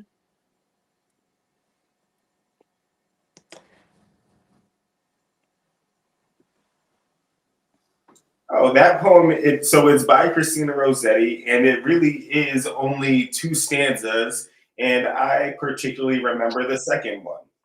But it's who has seen the wind? Neither I nor you, but when the leaves hang trembling, the wind is passing through. Who has seen the wind? Neither you nor I, but when the trees bow down their heads, the wind is passing by. I understand why I remember that now.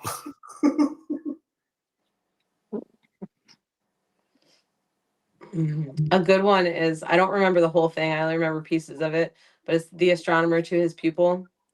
And the end of it is, though our soul may set in darkness, it will rise in perfect light. For I have loved the stars too fondly to be fearful of the night. Is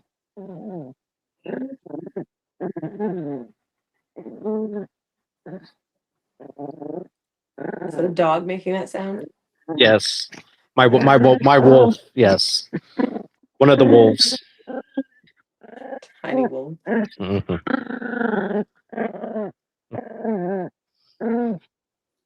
My fierce protector. Do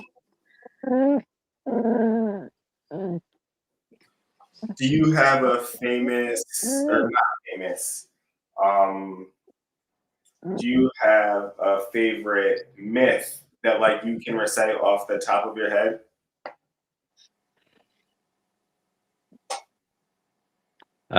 Probably not tonight. No, my brain is pretty fried. I've been up all day.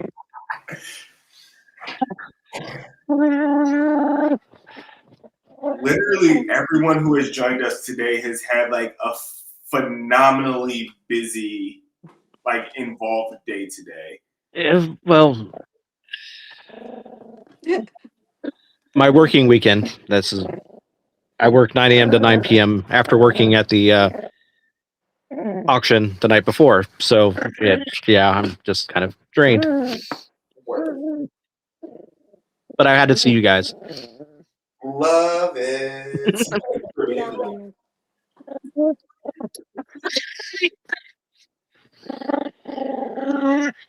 Had to see Wolf. Knock it off. He'll literally argued back with you for a second. Yes, she does. Her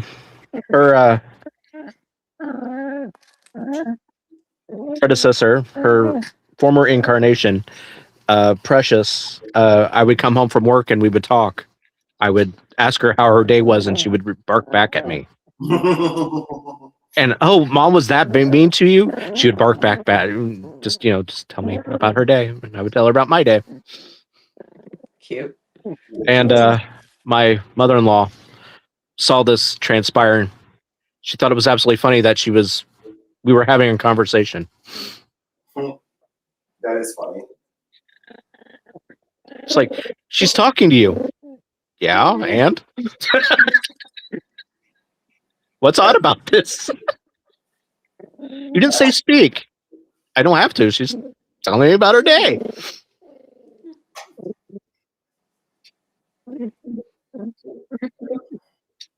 And how mean mom was to her. Yikes.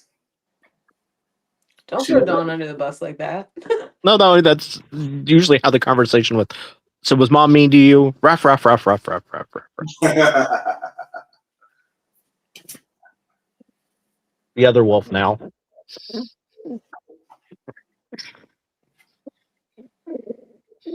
I just need 2 ravens. And an eye patch. I'm practically blind as is, so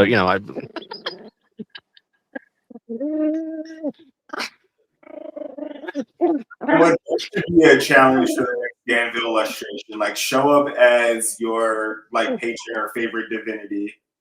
Oh, there you man. go. Cosplay illustration in Danville.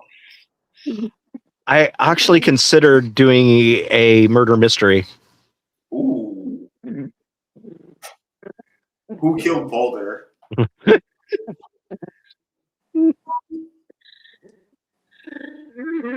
Something like that, yeah.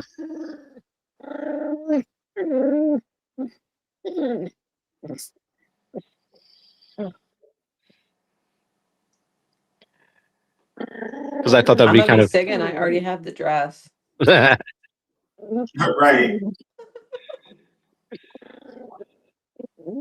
Right. Where is that? Well, previous when we had the witches balls down here a while back, I was going through the Pierce Anthony incarnations of the immortalities. I was on the fates. I did death 1 year, did Father Time. The next book would have been Three Fates. Mm.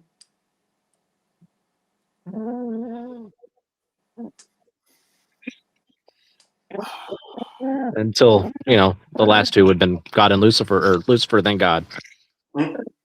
then Nox. There is actually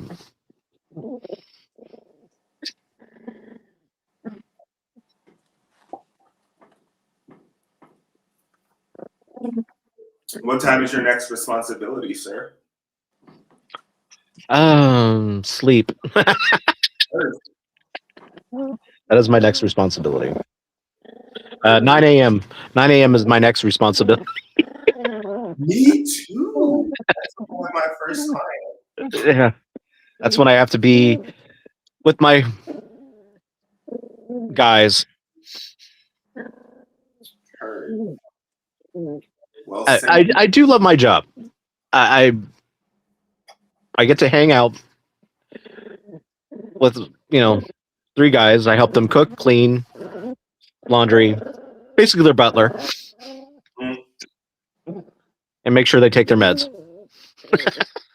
Important work. Important work.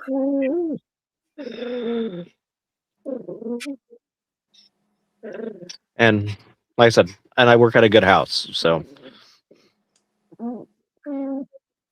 And well, one of the guys is quite tall and very strong, but a lot of the people that come in are very intimidated by him. Mm-hmm. Mm-hmm. My son Sam's 6'4". So we've been talking about giants all night. Yeah. That's So, incredible. and I'm like, when this individual gets in my face, I'm like, go to your room. Go chill out.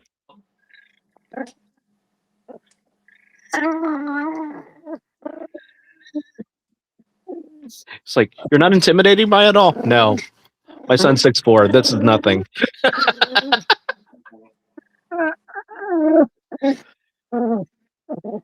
And he knows he's tall and he knows he's big. So he thinks he can bully people. Ooh. One of the guys at my house. Mm-hmm. Mm-hmm. That's what usually intimidates people. Like I said, he gets in my face. I just look at him like, no. We don't do that here. Yeah. We don't do that here. He just kind of looks at me. I'm like, word words again, Dop. You shall not pass.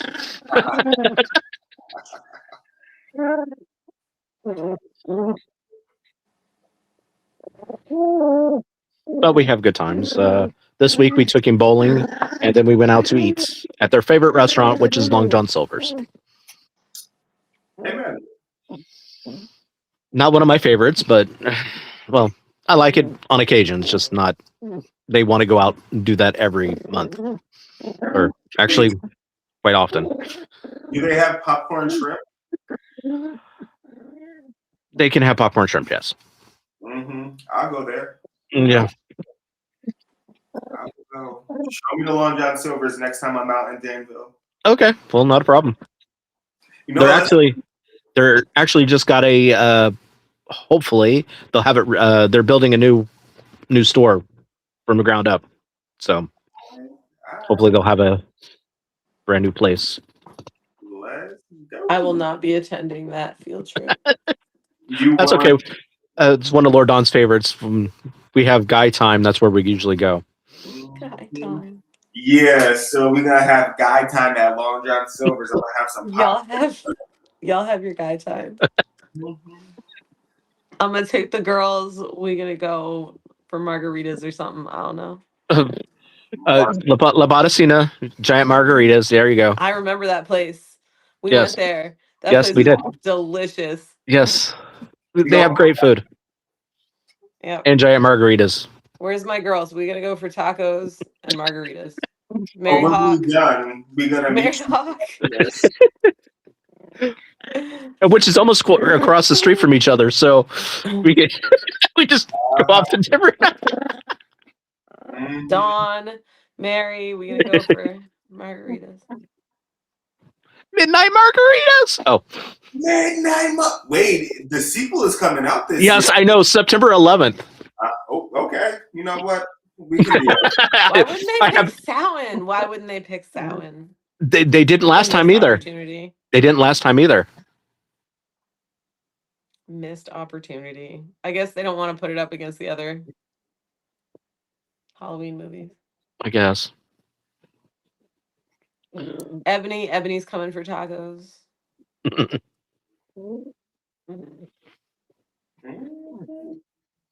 Yeah. Yeah. I'll be there for margaritas though. we'll get the we'll get it to go. Show up for margaritas.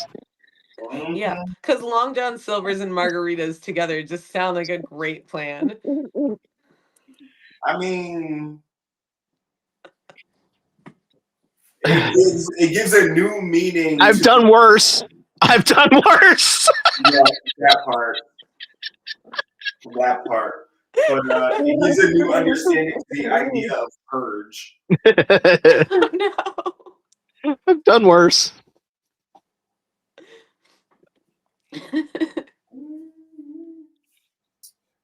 We're what, 2 years away from the next Danville illustration at this point?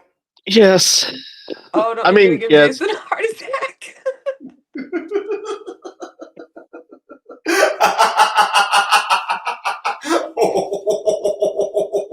And then right after that, South Africa. Yeah, that's perfect. Yeah, I'm looking forward to that. Ready for it. I have to get my passport, but yeah. Yeah, sooner rather than later. Get I it know. lasts for 10 years. Is mine still ready? Yeah, it should.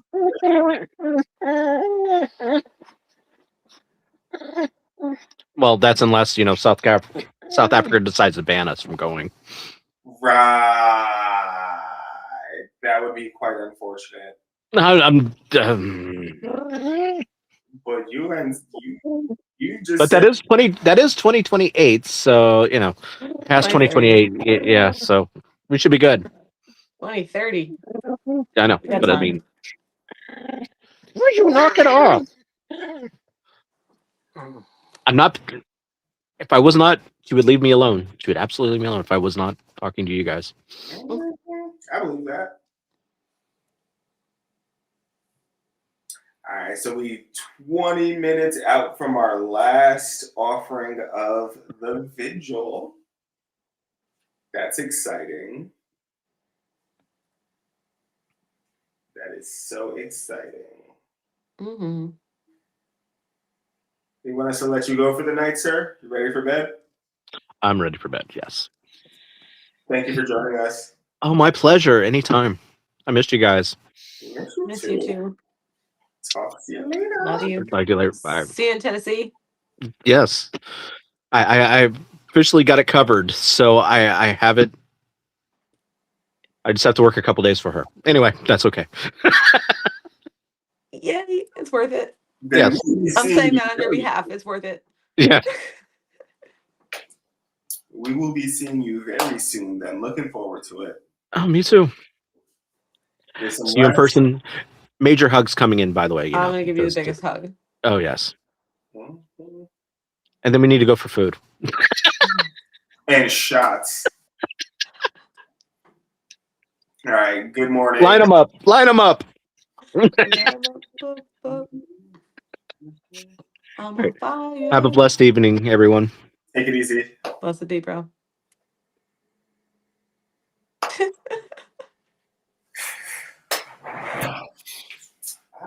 And so, interestingly enough, we still have 3 people watching right now. So, Okay. whoever these people are, thank you for sticking it out with me. I don't know if it's the same people who have been here from the get-go, or if it's different people who have been in and out. But thank y'all for your time, energy, and attention to the health and the feeding and the elevation of our ancestors. It means a lot to me. It means a lot to us. And Mhm. before I make our last offering, I did find a myth to read. It is about a page long, and it comes to us like it's an Indian myth. And when I say Indian, I mean it comes from India. It's called Arjuna's Celestial Gifts. And if y'all are up on your Indian mythology or like your Indian sacred texts, you know that Arjuna is the main character in the Bhagavad Gita. And the Bhagavad Gita is a story that really brings into perspective how dynamic karma actually is. So if you haven't been reading that, or if you haven't read that, then I suggest you take a look because it does really make a good conceptualization of karma and what it means when we say karma is, it literally means action. The Bhagavad Gita does a good job at driving home that we generate karma not only based on what we do, but also what we don't do or what we allow to happen when we have the power to prevent things from happening that ought not be happening. But that doesn't have anything to do with the myth that I'm about to read. In as much as the main character of this myth, Arjuna's Celestial Gifts, is the main character of the Bhagavad Gita as well. But Arjuna's Celestial Gifts. Now, the Pandavas needed celestial weapons because these were owned by Drona, Bhishma, and Karna. In time, therefore, the holy sage Vyasa appeared before Arjuna and told him to go to Mount Kailasa and the high seat of the gracious god Shiva, and to perform penances there with deep devotion in order to obtain gifts of arms. So Arjuna went on his way, and when he reached the mountain of Shiva, he went through great austerities. He raised his arms in the air, and leaning on nothing, stood on his tiptoes. For food he ate withered leaves at first, then he fed on air alone. The rishis pleaded with Shiva, fearing disaster from the penances of Arjuna. Then the god assumed the form of a hunter and went toward Indra's warrior son, whom he challenged to single combat. First they fought with weapons, then they wrestled one another fiercely. In the end, Arjuna fell to the ground. When the brave Pandava regained consciousness, he made a clay image of Shiva, threw himself down in worship, and made an offering of flowers. Soon afterwards, he saw his opponent wearing the garland he had given, and he knew that he had wrestled with Shiva himself. Arjuna fell down before him, and the god gave him a celestial weapon named Pasapata. Then a great storm broke out, and the earth shook, and the spirit of the weapon stood beside Arjuna, ready to obey his will. Next appeared Indra, king of gods, Varuna, god of waters, Yama, king of the dead, Kuvera, lord of treasures, and they stood on the mountain summit in all their glory. To Arjuna they gave gifts of other celestial weapons. Afterwards, Indra transported his son to his own bright city, the celestial Svarga. where the flowers always bloom and sweet music is forever wafted on fragrant winds. There he saw sea-worn apsaras, the heavenly brides of gods and heroes and music-loving Gandharvas who sang songs and danced merrily in their joy. Urvasi, a beautiful apsara with bright eyes and silken hair, looked with love at Arjuna, but she sought in vain to subdue him, at which she scornfully said, "Kama, god of love, has wounded me with his arrows, yet you scorn me. For this, Arjuna, you will live for a season as a dancer and musician ignored by women." Arjuna was troubled by this, but Indra told him that this curse would work in his favor. So Arjuna remained in Indra's fair city for 5 years. He achieved great skill in music and dance and song. He was also trained to wield the celestial weapons which the gods had given him. Now, the demons and giants, okay, who are named the Daityas and Danavas, were the ancient enemies of Indra. They hailed from the lowest division of the underworld beneath the ocean floor in a place called Patala.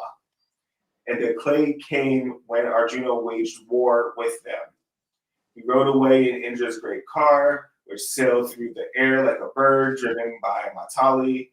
When he reached the shore of the sea, the waves rose against him like great mountains, and the waters were divided.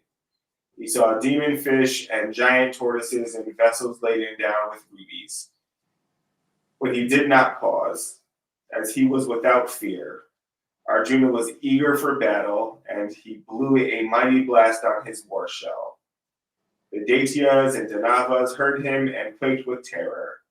Then the demons beat their drums and blew their trumpets, and amid the dreadful racket, the wallowing sea monsters rose up and leapt over the waves against Indra's great sun. But Arjuna chanted mantras. He shot clouds of bright arrows, he fought with his bright celestial weapons, and the Furies were thwarted and beaten back. They then sent fire against him and water, and they flung huge rocks, but he fought on until in the end he triumphed, killing all that stood against him. Afterwards, the valiant hero quickly rode towards the city of demons and giants, which is named Hiranyapura. The women came out to lure him, calling aloud. He heard them but did not pause. All these evil giant women fled in confusion, terrified by the noise of Indra's celestial car and the driving of Matali and their earrings. And necklaces fell from their bodies like boulders trembling and thundering down mountain slopes. When Arjuna entered the city of Hiranyapura, he gazed with wonder at the mighty chariots with 10,000 horses, which were stately and proud, and he wrecked the dwellings of the Daityas and Danavas.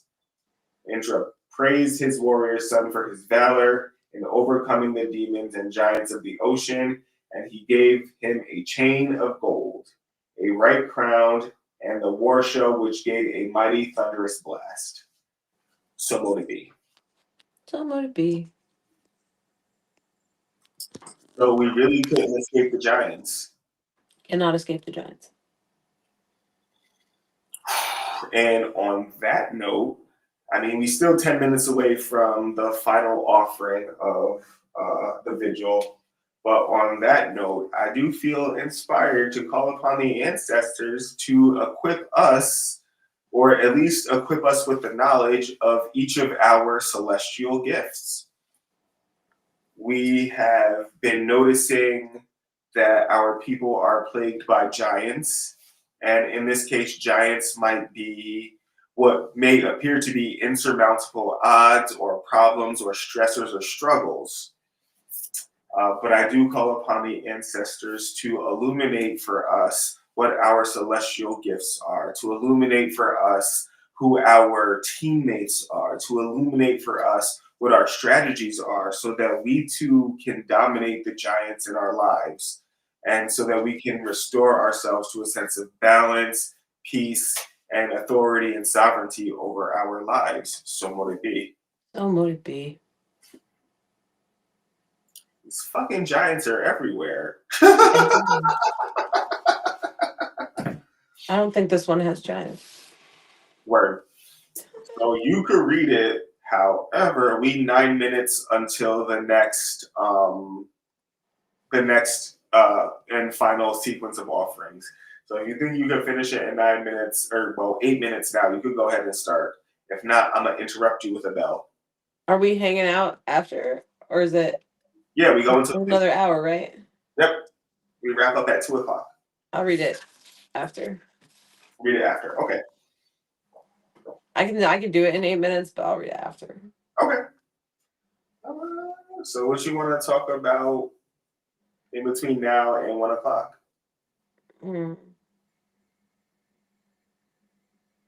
I'll read the myth. All right, go for it. Nah. I'm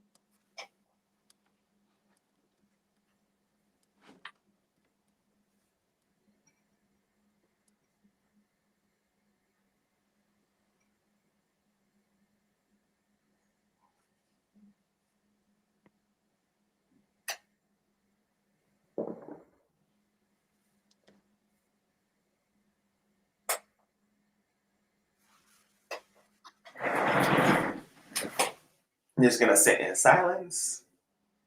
I'm thinking, man. I have to go to the bathroom. I'll be right back. Okay. You want me to sing for people? Like, Yeah, go ahead. Sing for us. oh no. The only thing that's gonna be is a lullaby or a sea dirge. Your choice. My voice is terrible. Mine too. And And that the lullaby I made for Nadia. May the wind blow cool upon your cheeks. May the fire keep you warm. May the water soothe your throat. May the earth keep you from harm. May the God and Goddess hold you as you slumber true and deep. May the ancestors watch over you with love that never sleeps. May the ancestors watch over you with love that never sleeps. We should have just read the myth, guys. Do I have something short I can read? Oh.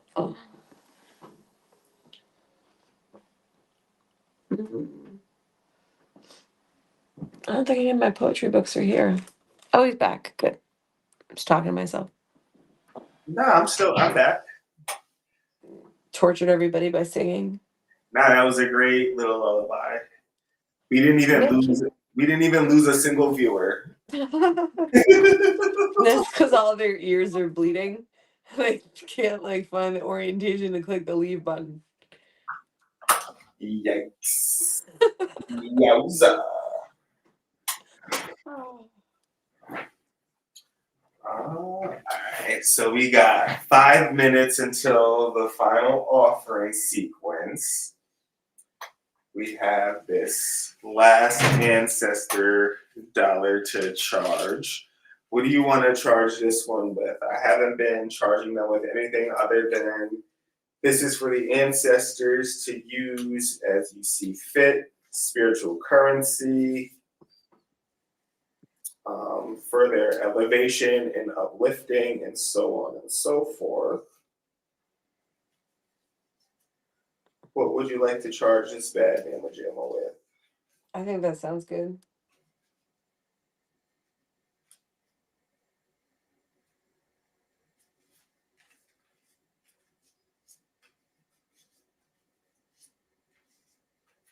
Charge it with the power of the sun and the moon.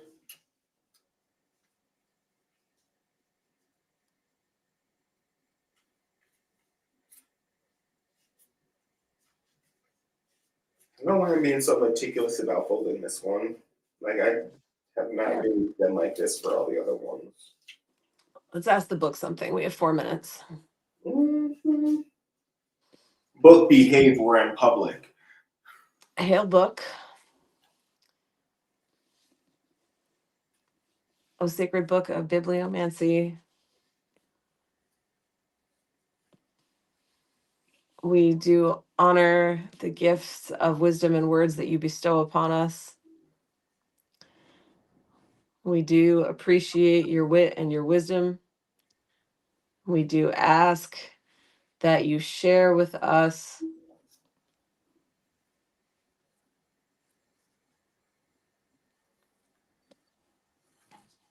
words on the outcome and success of our vigil.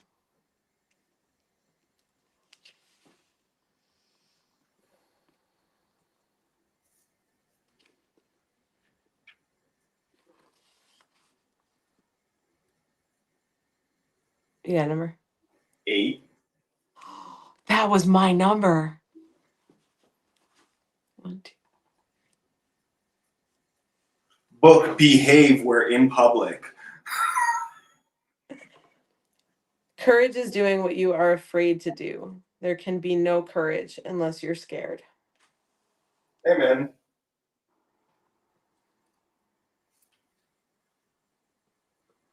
Amen indeed.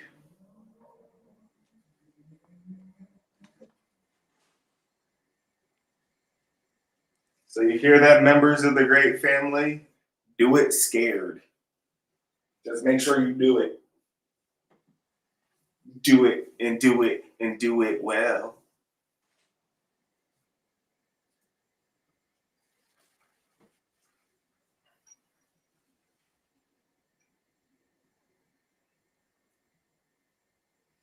So it did follow up into a second page, Mm-hmm. and it's one of the 2 pages in this book that I've written into. Ooh, amen. It's the slightly misbehaving of the book. Okay, book. It's a quote from the Ancestors. A bottle of liquor is worth something everywhere you go. Well, y'all done got a few, so you're welcome. I think that was a thank you for the money, maybe. No, it was a thank you for the booze. That was a thank you for the. It had to be, right? Like it mentioned liquor specifically. It's true. Thanks, book.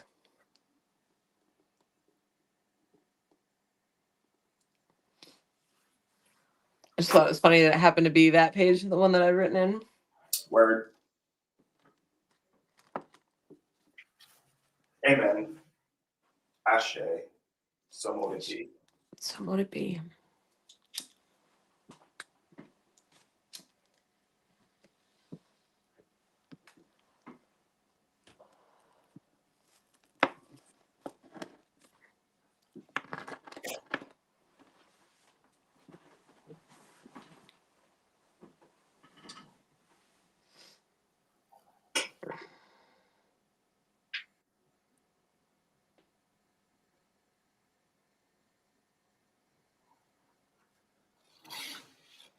Yeah, I'm sitting over here living in 2 times because my Pacific work lock is on.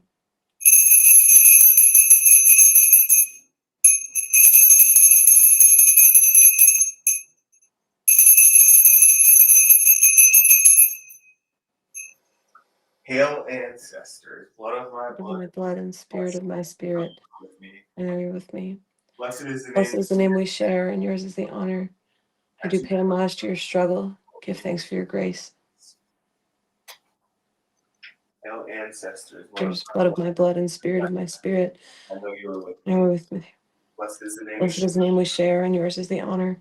I do feel I do pay homage to your struggle. Give thanks for your grace. Hail ancestor. Ancestors. I thank you for being here with us and sharing in this time of community, in time of healing and growth, reminding us and our people of our strength and our resiliency and our power and our responsibility to the great work.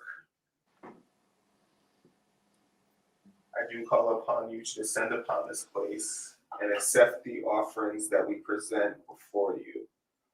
Offerings of firelight, offerings of water, offerings of incense, of coffee, of honey, of liquor, of water, of incense, prayer, ancestor money. We have given you many, many offerings out of a token of duty, of loyalty, of love, of faith. We call upon you to descend upon this place and accept these offerings. We call upon you to receive them happily. And we call upon you to recognize them as participation in co-creational acts of magic for the liberation of every member of the great family. Receive these offerings and use this energy to liberate each and every last one of us from every condition and limitation that we may be perceiving. Use the energy of these offerings to remind us of our divinity, our connections to not only our higher selves, but to you, team of spirits that we love, honor, and serve and are connected to. Use these offerings and remind us and all of our people that we are a team, incarnate and discarnate, and that the struggles that we all bear, we bear together in unity with the guarantee of triumph. Receive these offerings and invigorate our lives. Receive this final offering of oats and invigorate our lives.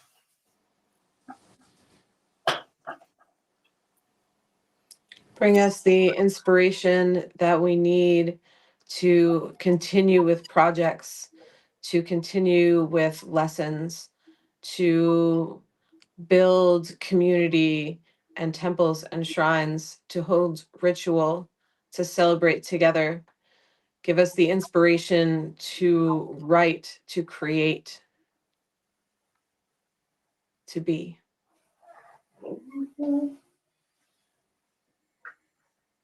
Hail ancestors, blood of my blood and spirit And spirit of my spirit, with me. you're with me. Blessed is the name Yours of is the name we share, and yours is the honor.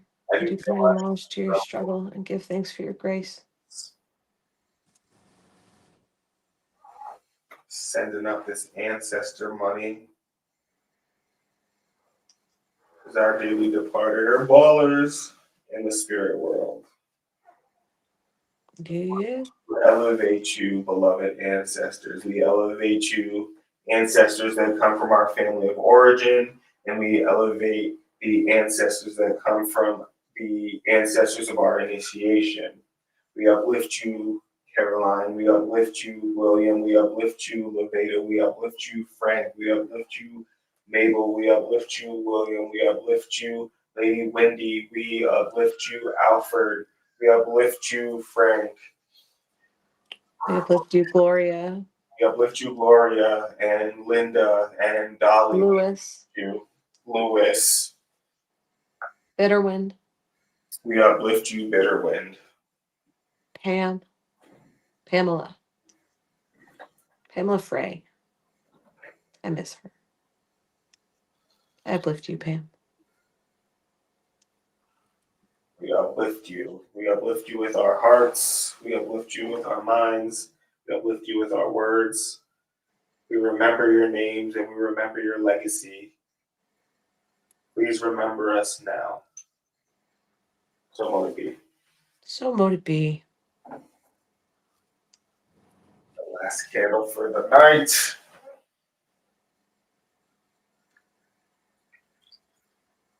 We do cleanse you, O creature of fire, casting out all negativity and impurities that may lie herein. We do remove and neutralize any untoward vibrations that may be attached to you, O creature of fire. And we do charge, bless, and consecrate you to our sacred work. So mote it be. So mote it be.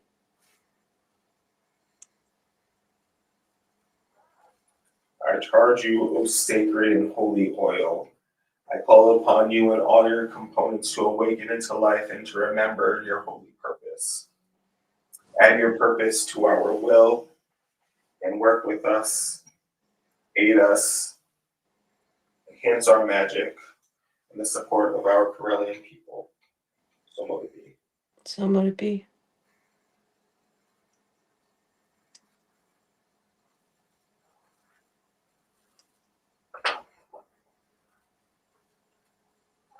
Hail, ancestors, blood of my blood. In my blood and spirit, my spirit, I know you're with me. Blessed Blessed is the name we share, and yours is the honor. I do Hail, pay homage to your struggle. Give thanks for your grace. ancestors, blood of my Spoken blood. blood and spirit, my spirit, I know you're with me. Blessed is the name we share, and yours is the honor. I do pay homage to your struggle and give thanks for your grace. Hail, ancestors, my blood and spirit, my spirit, I know you are with me. Blessed is the name we share, and yours is the honor. I do pay homage to your struggle. Give thanks for your grace.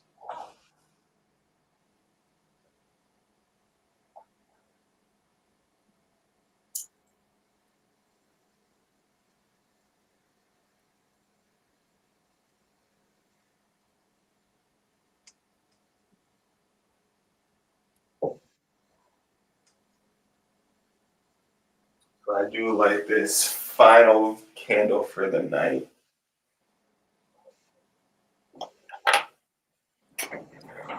And I do affirm that our bodies are healthy and strong. We experience vitality. We experience a restoration of homeostasis. Our bodies are operating flawlessly.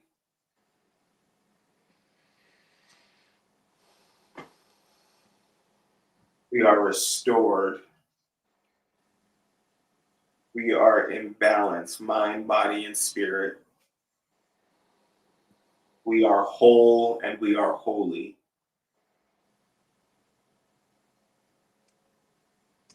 I call upon all the doors to open as we approach.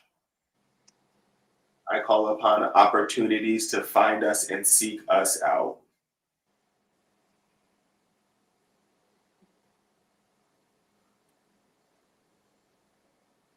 I call upon all of our relationships to be illuminated for us so that we can easily recognize the loyalty, the love, the joy, and the soul aligned connections that Spirit has for us.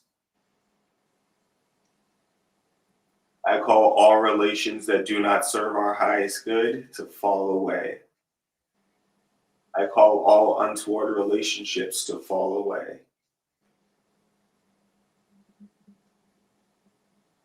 I call upon all monitoring spirits to be blinded, that they may not recognize or see us or sense us in any way. I call all of us to rise above the low vibrations of the physical world. I call us all to easily recognize and receive the divine blessings that our ancestors, that our patrons, that the gods of our pantheons have for us. I call upon all of our Correllian people to recognize that abundance is in our nature.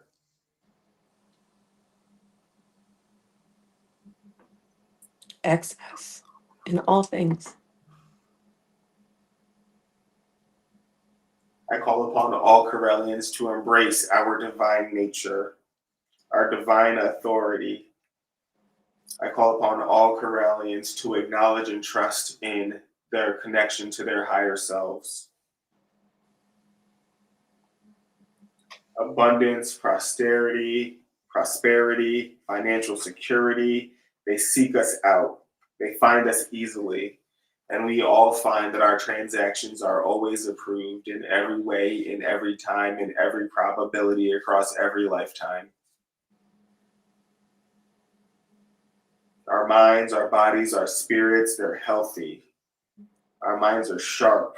We are capable of thinking and reasoning and perceiving and concluding and responding flawlessly.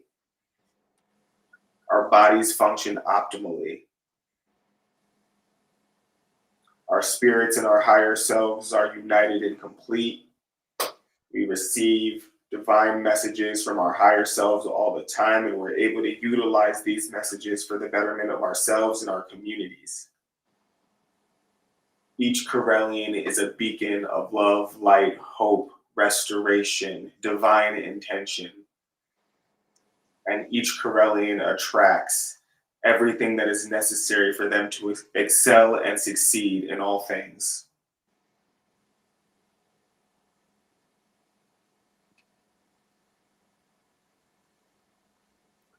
All Correllians are able to securely relax in their relationship with the ancestors and the divine. All Correllians are able to recover from the stresses of the day. All Correllians recognize that the impact of the external world has no impact on the inner peace, which we all possess.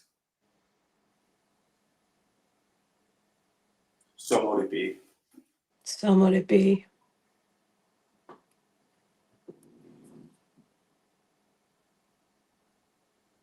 You got any prayers?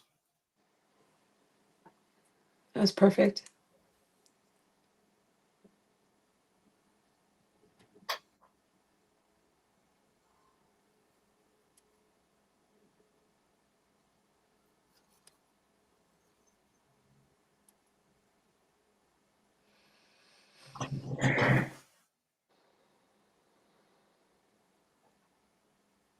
And with that being said,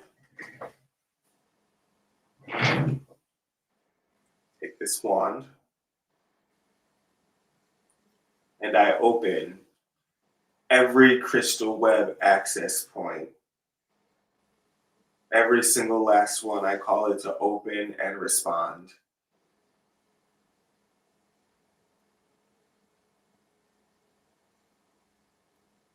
I pull energy from every crystal web access point and I add it to this working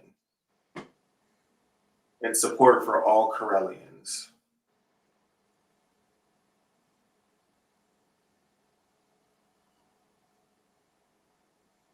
With the aid of the crystal web, with the aid of the Correllian nexus, with the permission of all of our higher selves, I call forth all the souls of all Correllians to unite with us at this time, to accept the healing, to accept the love, to accept the grace, to accept the restoration, to accept the fulfillment that we have worked for on this evening.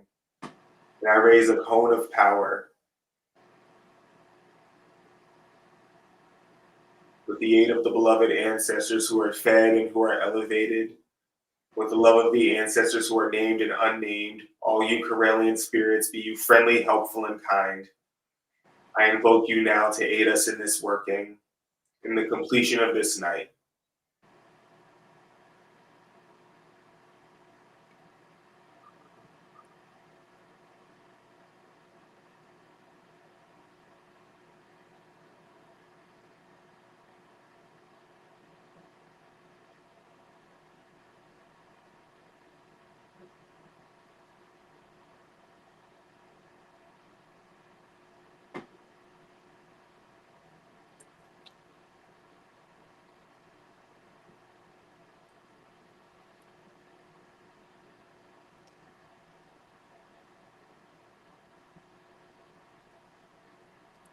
I call upon this energy this combined will of our Correllian priesthood and membership. I funnel it into our nexus, our connection of community, the threads that we have built with each other, our great web, our great tree of life in whose branches we dwell, the candle that we all have lit.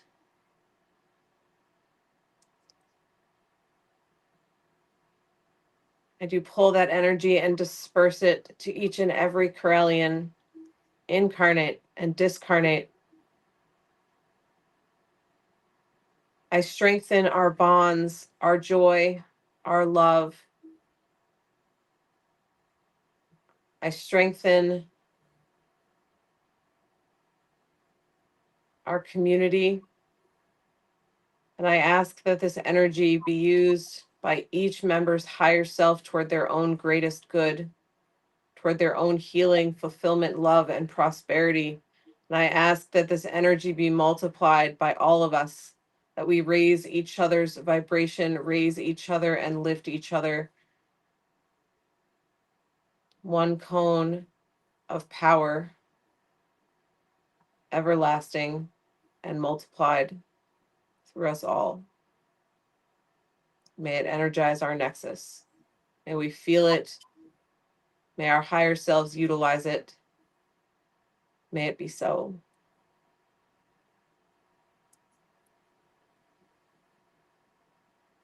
Hail, ancestors, blood of my blood and spirit of my spirit, I know you're with me. With me. Blessed is the name you Blessed share. is the name we share, and yours is the honor. Hail, my Do hail, master, your struggle. Give thanks for your grace. Hail, ancestors.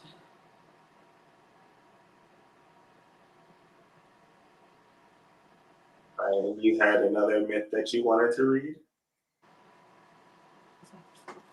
Sure. Chariot of the sun god. Phaedon entered the gleaming palace of the sun god and walked to the throne room. He stopped in the doorway, blinded by the radiance of Helios, the sun god, who wore a purple robe and sat high on a throne of emerald.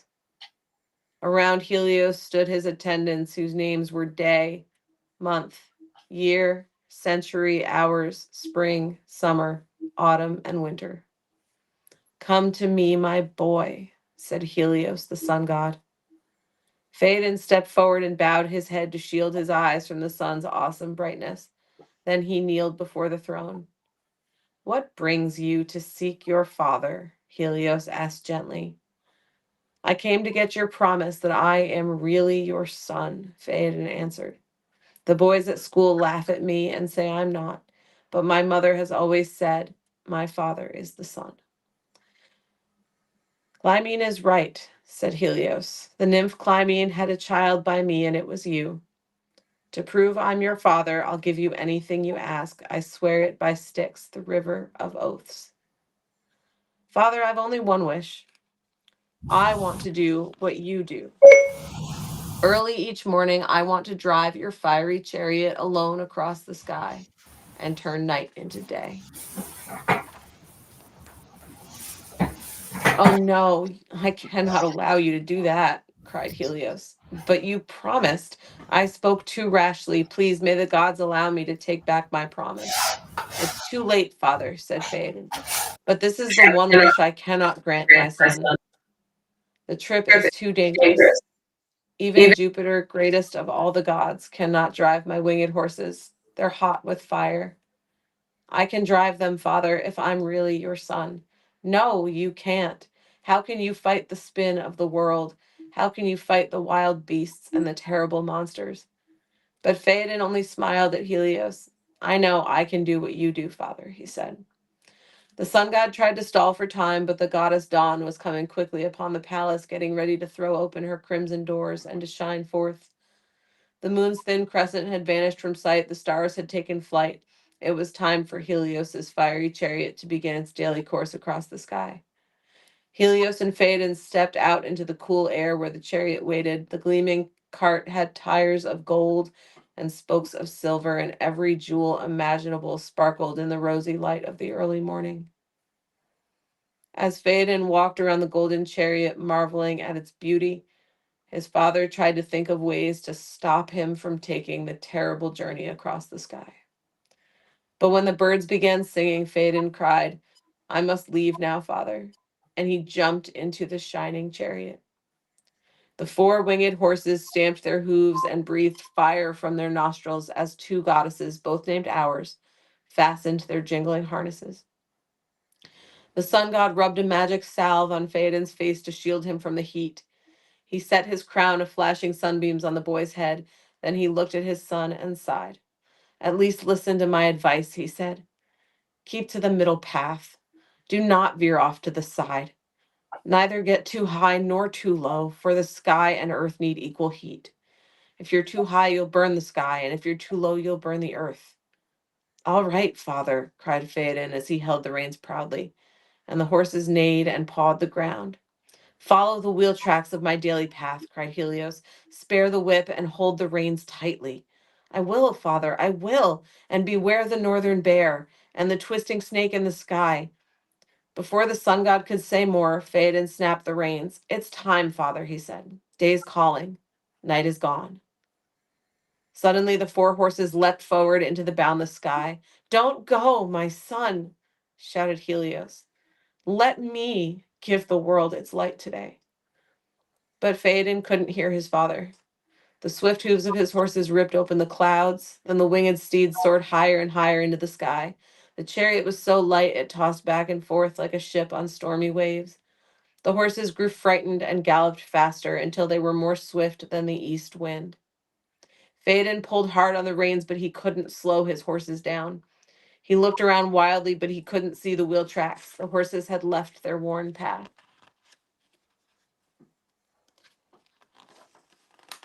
As he wheeled off course, Phaedon's sunbeams warmed the constellations.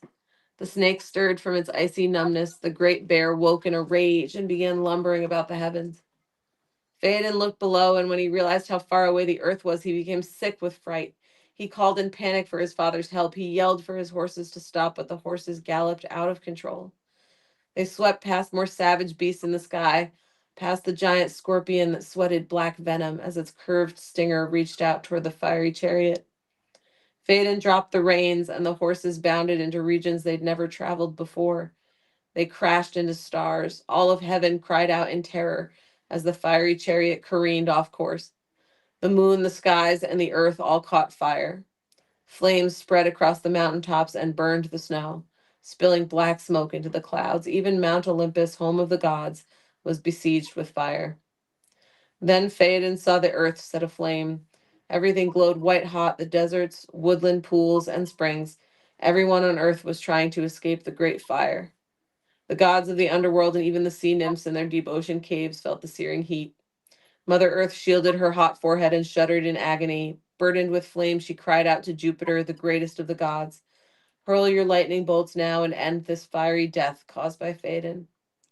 Then she could speak no longer, for the smoke and flames were choking her. Jupiter, hypnotized by the sight of the flames licking the world, roused himself when he saw Mother Earth dying. He rolled his thunder, then lifted a giant bolt of lightning behind his head and flung it through the sky. The bolt struck the sun chariot, breaking its wheels and spokes, and fire extinguished fire. Flame put out flame, and the mad horses leapt free of their harnesses as Phaedon fell from the sky. Phaedon's hair was on fire as he fell. Leaving behind a trail of sparks, he looked like a falling star. Far from home, half a world away from his mother, he fell into a river. The river god held Phaedon's poor smoldering body and bathed his burning face. Then the water nymphs buried Phaedon, and on his tomb they wrote, "Here lies Phaedon, who tried to be the sun. Greatly he failed, but greatly he dared." For a whole day, the sun god mourned his son. He refused to drive his chariot, and the men and women on earth had to burn fires to gain light and warmth.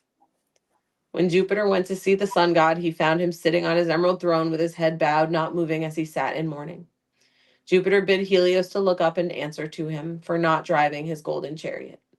But Helios cursed the god of the skies for throwing his thunderbolt and killing Phaedon. "I had no choice," said mighty Jupiter. "The boy's ambition nearly ended the world. Mother Earth was burning and dying, but now she is too cold, Helios. She needs your heat, or she will die from freezing. The sun god bowed his head further. Rise, Helios, roared Jupiter. Stop blaming me for your son's death. You have work to do. The world is waiting for you. The sun god heaved a great sigh, then slowly rose from his throne. Trembling with sorrow, he strode out of his palace. The four-winged horses who had leapt free from Phaedon were snuffling in the cool early air, stamping their hooves as dawn opened her crimson doors. The sun god stepped into the gleaming golden chariot.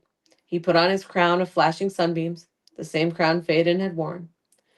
Then the two goddesses of hours yoked the four-winged horses with jingling harnesses, and as the weeping sun god grabbed the reins tightly and snapped them, they bolted into the boundless blue sunlit sky.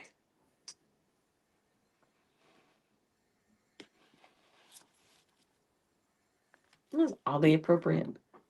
Damn. I told you I was feeling that one. So at one point we had mythologies that discuss the appropriateness of the younger generation rising up and taking the reins from the older generation. And then on the other hand, we had a myth about what happens if the younger generation is not ready or ill-equipped or ill-prepared or too precocious, or too ambitious and not ready for the task at hand. Mm-hmm. It's also a lesson in the sun god's ending there. Even when you're grieving and it's the hardest thing, since you still got to be the sun. Uh-huh. When you have a divine purpose, you still got to do what you got to do, no matter how you feel or what you've been through. Do it sad, do it grieving, do it anxious, do it fearful, do it resentful. But either way, when you got to do it, you got to do it. Yeah.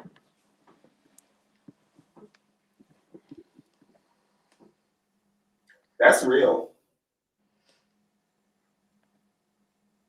That is so real. Yeah. I was especially struck because I haven't read that. This was my favorite book when I was young. This is like my first mythology book, this like actual book. And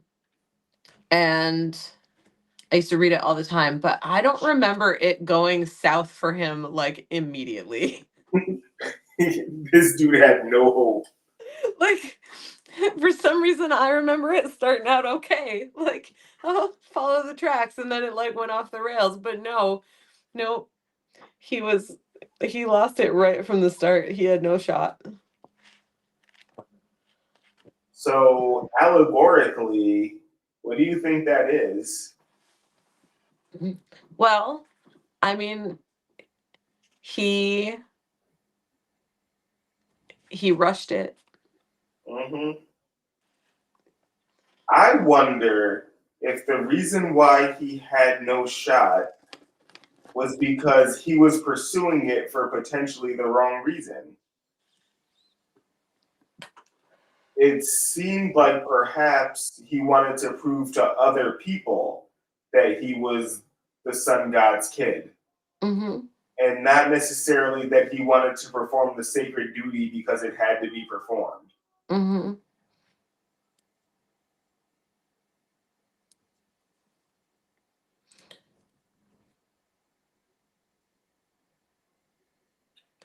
Also, Go ahead. Also, though, why are sun gods out there like promising vows without hearing wants? Like, oh, I vow by the river Styx. Right, that was a pretty audacious vow. Like, I will give you anything you ask. I swear it by Styx, the river of oaths. Oh no, except that one thing. Now, I feel like there's probably a lesson in that too. Now you know that I have a huge respect for the idea of and the concept of hubris. Yeah. And the quickest way to get got is to think that you can't get got.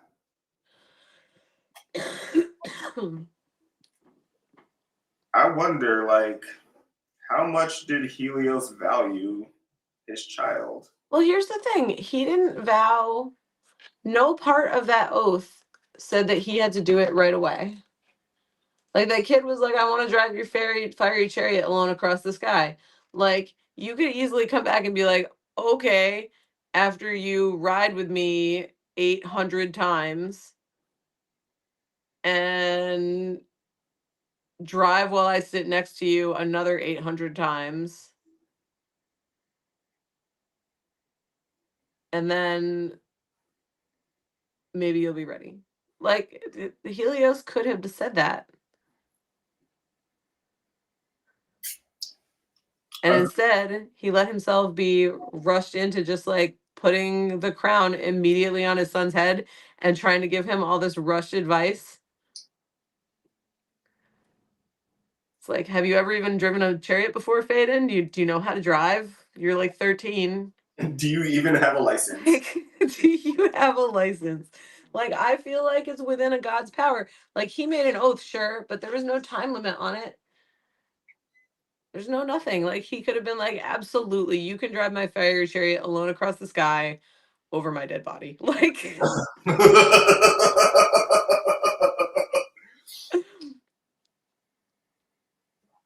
that's a whole fact right there, actually. like I don't know. It's yeah. As soon as you come for a ride every night for 800 nights,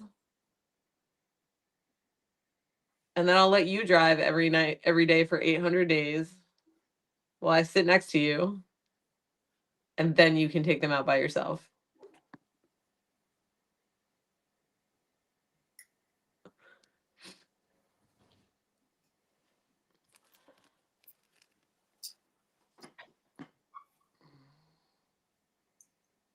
But no, just go. You'll be fine. You'll be fine. Well, the thing is, Helios knew he wasn't going to be fine. And so, like, he second guessed himself? I don't know. I'm just saying, like, I feel like the whole time it was hoping it would be fine, but it's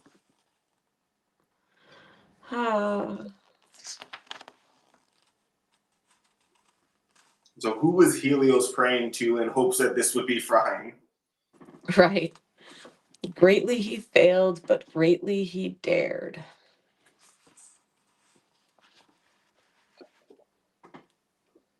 But let's not leave out greatly he failed.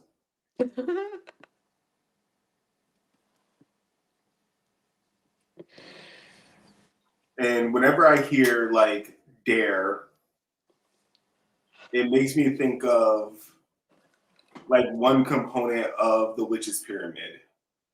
Know to will to dare to remain silent. And within the aspect of the chariot, the will part is an extremely important component. The chariot, like in the tarot card sense, is really about your ability to use pure will, like your will, to bring about like victory. Mm-hmm. And I'm wondering, like in this particular component, was Faden's will severely lacking? But the dark side of the chariot is that it's victory in the moment, for the moment. It is not a victory that necessarily turns into something lasting or peaceful or something that you can build on.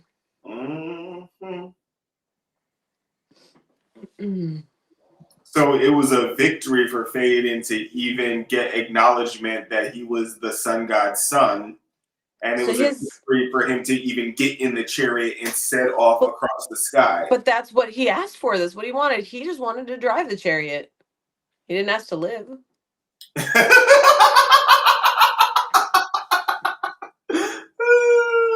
True. Very true. Like, Very true indeed.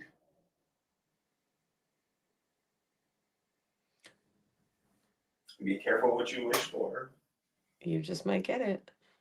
especially when your father is an obliging sun god. Right?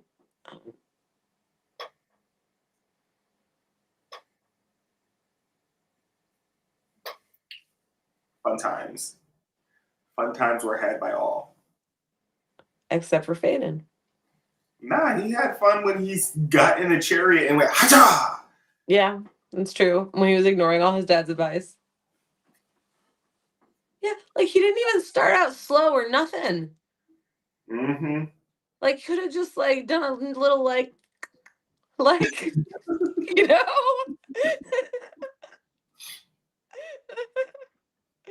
Like guys, we can be slow today. Let's find the path. Be cool. He wasn't even on the path to begin with. Right. There's something incredible about that, for real. Meanwhile, they don't do that part of Helios's like can you imagine Helios's face and his kid just like shoots off straight up into the sky, ignoring the well-worn path directly in front of him, and he's just like Right. Is still mad at Jupiter at the end. Like, saw everything unfold and was like, but you still killed my kid. Like, there was no other choice. It was either him or literally the whole planet. Yep. Can you imagine being like, I know Mother Earth was about to die, but like, it was still my son. Like,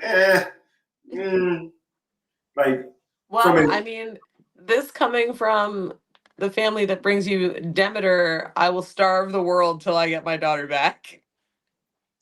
Yeah. That's an interesting juxtaposition, because where I was about to go was like the ethical, like we gotta save many people from this burning building by doing away with like this one problem.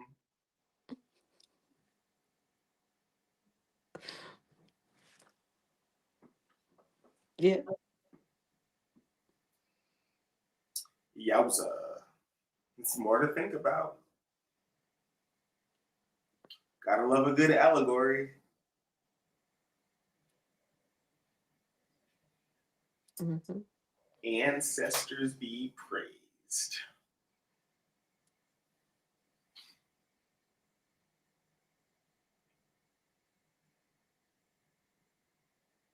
Fun times. Fun times, fun times.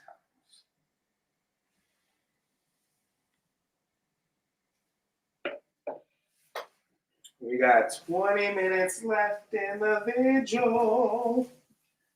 I'm excited to go to bed. Me too, actually. I'm also going to go to bed. For once, we will go to bed at the same time. Mm-hmm. You know what's crazy is that I'm never up this late unless we're doing this.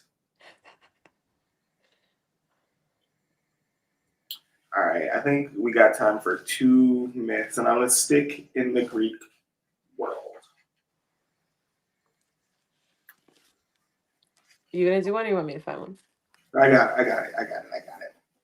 The Titans. Chaos, Erebus, and Nyx were deprived of their power by Aether and Hemera, who did not long enjoy the possession of the scepter. For Uranus and Gaia, more powerful than their progenitors, soon forced them to depart and began to reign in their stead. They had not dwelt long on the summit of Mount Olympus before they found themselves the parents of 12 gigantic children, the Titans. I know, right? Whose strength was such that their father Uranus gratefully feared them. To prevent their ever making use of it against him, he seized them immediately after their birth, hurled them down into a dark abyss called Tartarus, and there chained them fast. The chasm was suitable far under the earth, and Uranus knew that his 6 sons, Oceanus, Coeus, Sirius, Hyperion, Aeptus, and Cronus, as well as his 6 daughters, Titanides, the Titanides, Ilia, Rhea, Themis, Thetis, Mnemosyne, and Phoebe, could not easily escape from its cavernous depths. The Titans did not long remain sole occupants of Tartarus, for one day the brazen doors were again thrown wide open to admit the Cyclopses. Brontes, thunder, Steropes, lightning, Arges, sheet lightning, 3 later born children of Uranus and Gaia, who helped the Titans to make the darkness hideous with their incessant clamor for freedom. In due time, their number was increased by the three terrible giant Centimini. I don't like that. It reminds me of centipede, but whatever. 100-handed. Okay, you motherfucker. Anyway, Cautus, Briareus, and Gaius, who were sent thither by Uranus to share their fate. Greatly dissatisfied with the treatment of her children had received at their father's hands, Gaia remonstrated, but all in vain. Uranus would not grant her request to set the giants free, and whenever their muffled cries reached his ear, he trembled for his own safety. Angry beyond all expression, Gaia swore revenge and descended into Tartarus, where she urged the Titans to conspire against their father and attempt to wrest the scepter from his grasp. All listened attentively to the words of sedition, but none were courageous enough to carry out her plans, except Cronus, the youngest of the Titans, more familiarly known as Saturn or Time, who found confinement and chains peculiarly galling and who hated his father for his cruelty. Gaia finally induced him to lay violent hands upon his sire, and after releasing him from his bonds, gave him a scythe and bade him be of good cheer and return victorious. Thus, armed and admonished, Cronus set forth, came upon his father unawares, defeated him thanks to his extraordinary weapon, and after binding him fast, took possession of the vacant throne, intending to rule the universe forever. Enraged at this insult, Uranus cursed his son and prophesied that a day would come when he too would be supplanted by his children and would suffer just punishment for his rebellion. Cronus paid no heed to his father's imprecations, but calmly proceeded to release the Titans, his brothers and sisters, who in their joy and gratitude to escape the dismal realm of Tartarus, expressed their willingness to be ruled by him. Their satisfaction was complete. However, when he chose his own sister Rhea for his consort and assigned to each of the others some portion of the world to govern at will. To Oceanus and Thetis, for example, he gave charge over the ocean and all the rivers upon earth, while to Hyperion and Phoebe he entrusted the direction of the sun and moon, which the ancients supposed were daily driven across the sky in brilliant golden chariots. The end. So motivating. So would it be? Peace and security now reigned on and around Mount Olympus, and Cronus, with great satisfaction, congratulated himself on the result of his enterprise. One fine morning, however, his equanimity was disturbed by the announcement that a son was born to him. The memory of his father's curse then suddenly returned to his mind. Anxious to avert so great a calamity as the loss of his power, Yep, womp womp, he hastened to his wife, determined to devour the child and thus prevent him from causing further annoyance. I know. Wholly unsuspicious, Rhea heard him inquire for his son. Gladly she placed him in his extended arms, but imagine her surprise and horror when she beheld her husband swallow the babe. Time passed and another child was born, but only to meet the same cruel fate. One infant after another disappeared down the capacious throat of the voracious Cronus. You never heard this before? This is crazy. Now, Yeah. I have said to people before, I wish your mom would have swallowed you. But in this context, I know it's not the same thing. But I'm just imagining Cronus swallow just like his own load. Gross. Way to ruin mythology, Phoenix. You're not allowed to stay up this late anymore. One infant after another disappeared down the capacious throat of the voracious Cronus, a personification of time, who creates only to destroy. In vain, the bereaved mother besought the life of one little one. The selfish, hard-hearted father would not relent. As her prayers seemed unavailing, Rhea finally resolved to obtain by stratagem the boon her husband denied. And as soon as her youngest son Zeus was born, she concealed him. Cronus, aware of his birth, soon made his appearance, determined to dispose of him in the usual summary manner. For some time, Rhea pleaded with him, but at last pretended to yield to his commands. Hastily wrapping a large stone in swaddling clothes, she handed it to Cronus, simulating intense grief. Cronus was evidently not of a very inquiring turn of mind, for he swallowed the whole without investigating the real contents of the shapeless bundle. Well, at this point, he's eaten so many.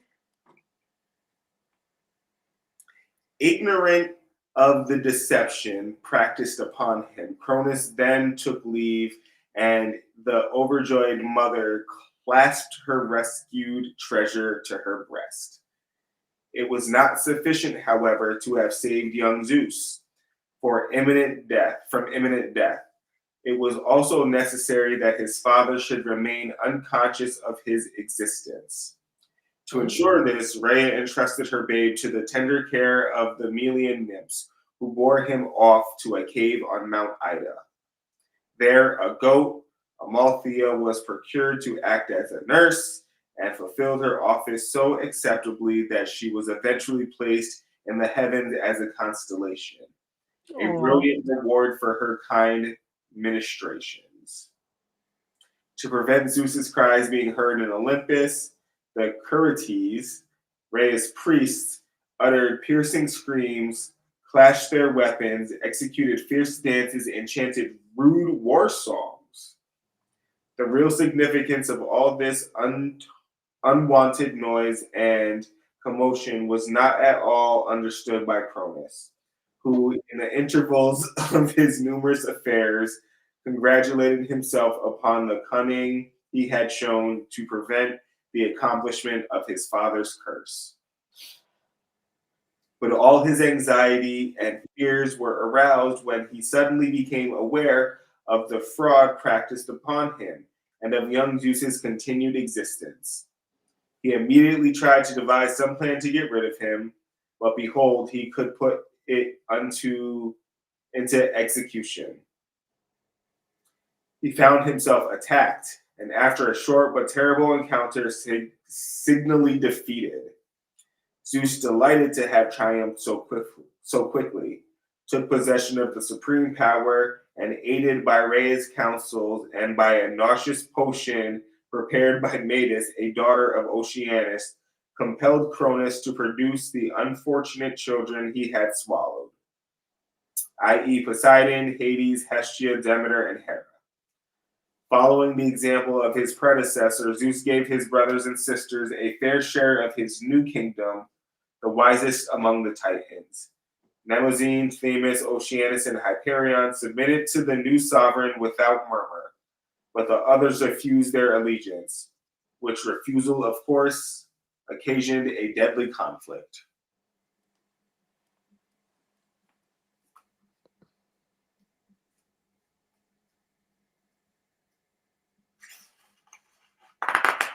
These myths, the Chaos and Nyx, the Titans, and the birth of Zeus, it reminds me of a philosophy called the infinite nesting effect. And this is not the only mythological sequence to remind me of this. The mythological sequence of ancient Egypt also reminds me of this. And of course, like as Uncle said, like tremendous overlap with Greek and Egyptian mythology. But the infinite nesting effect discusses the likelihood, the ability, the proclivity for a system to recreate itself over and over and over again. And so in Egypt, the sun god, the original creator, put into place a system in which each subsequent generation gave birth to the sun god.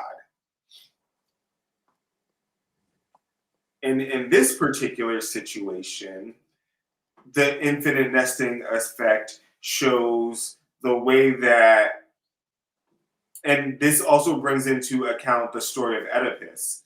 When folks really attempt to avoid a certain outcome, they actually set into motion a series of events that ensures the outcome that they want to avoid. Mm-hmm. It's fucking bonkers. Mm-hmm.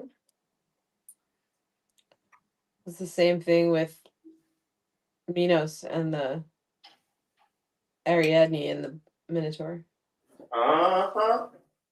Sure is. And so, Correllian people, let's not do that. Let's Don't be a self-fulfilling prophecy. yeah, let's skip that. Let's learn that lesson. Let's learn from other mistakes so that we don't have to contend with that on our own. And then, Sim, you've been a whole trooper, been with us for a long time. Hell yeah. Said in the chat, Sun Chariot driver's test. Like, you really got to go ahead and get a license to drive the chariot at all, ever. At all. At all, ever. Do you have a license to operate this chariot, sir? Mm. Can you imagine getting pulled over by Hermes and being like, license and registration, please? Or Iris. Mm-hmm.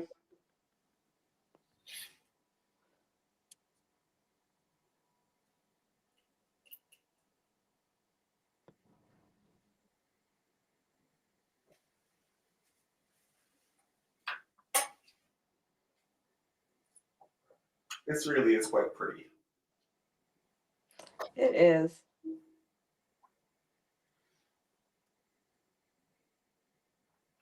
I'm gonna leave these candles lit for a decent amount of time. I would not be able to light that many votives without my smoke alarm going off, I don't think. Fun fact. I lit one incense in this room and the smoke detector went off. So you know what I did? Yep, exactly what you're thinking. Yeah, but I live in a house with children. There's a smoke detector outside the door.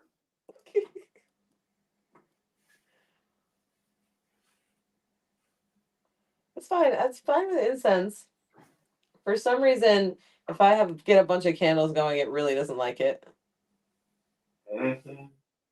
So sometimes if I preempt it and I open all the windows and doors, I can get away with it for a bit.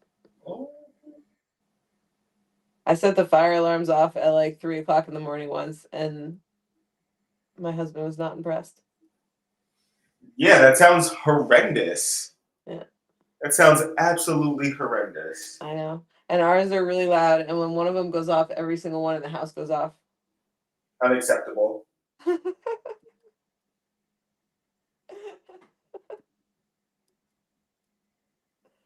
Somehow it didn't wake the kids.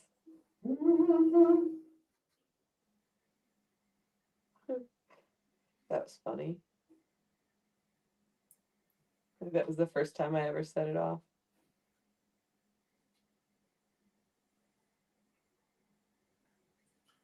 But I had like a bunch of candles in here going for like a really long time before it went off.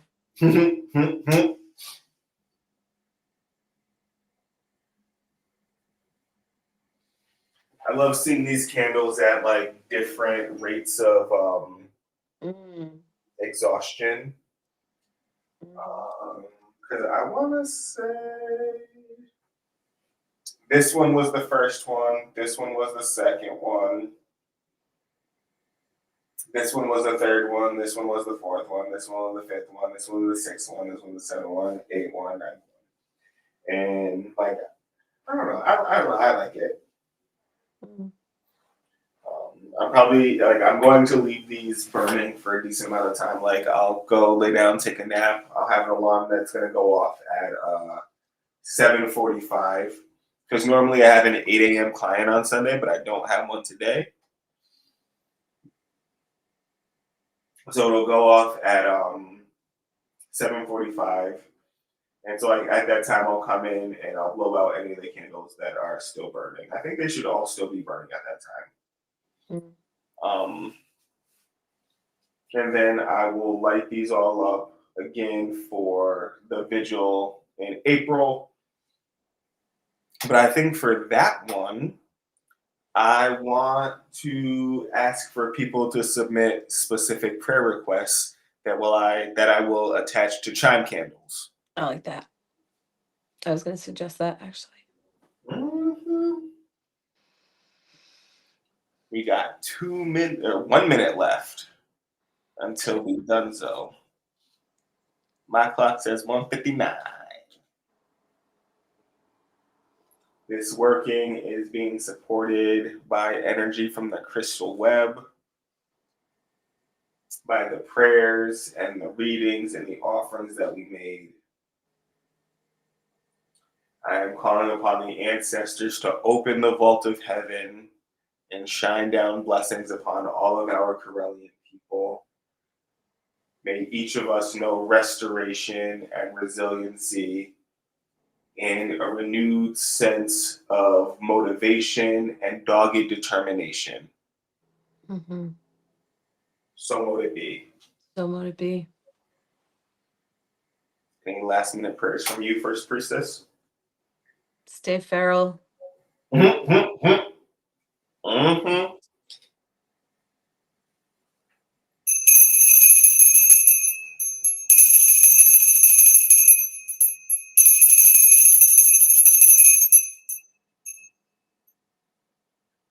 As above, So below. as the universe, So the soul. as without, So within. I release the quarters and I release the circle. It is open but never broken. Mary, do we meet? Amen. Mary, do we Mary part? part. And Mary, do Mary, we we meet again. So mote it be. Mote it be. Thank you so much for being here with me. I love you Of course. lots. Love you too. I'll probably talk to you at some point tomorrow or later on today. Probably. All right, good night. Good night. Blessed be. Blessed be.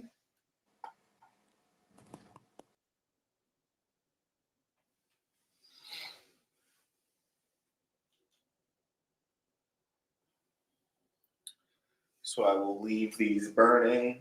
If anyone should happen across this, or if anyone wants to stay present with this energy as it does what it does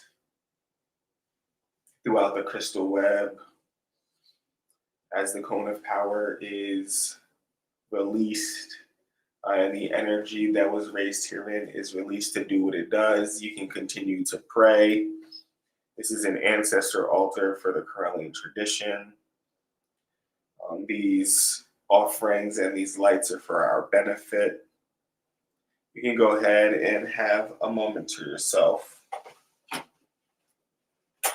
But I will be returning. I'm going to go to bed for a little bit. I'll leave these up. But I will be returning. And like, let's just say, for example, if I got to get up to go pee at 3 o'clock, 4 o'clock, whatever, like the next time I get up, that's when I'm going to turn these lights off. And so you have until that time to spend in this temple.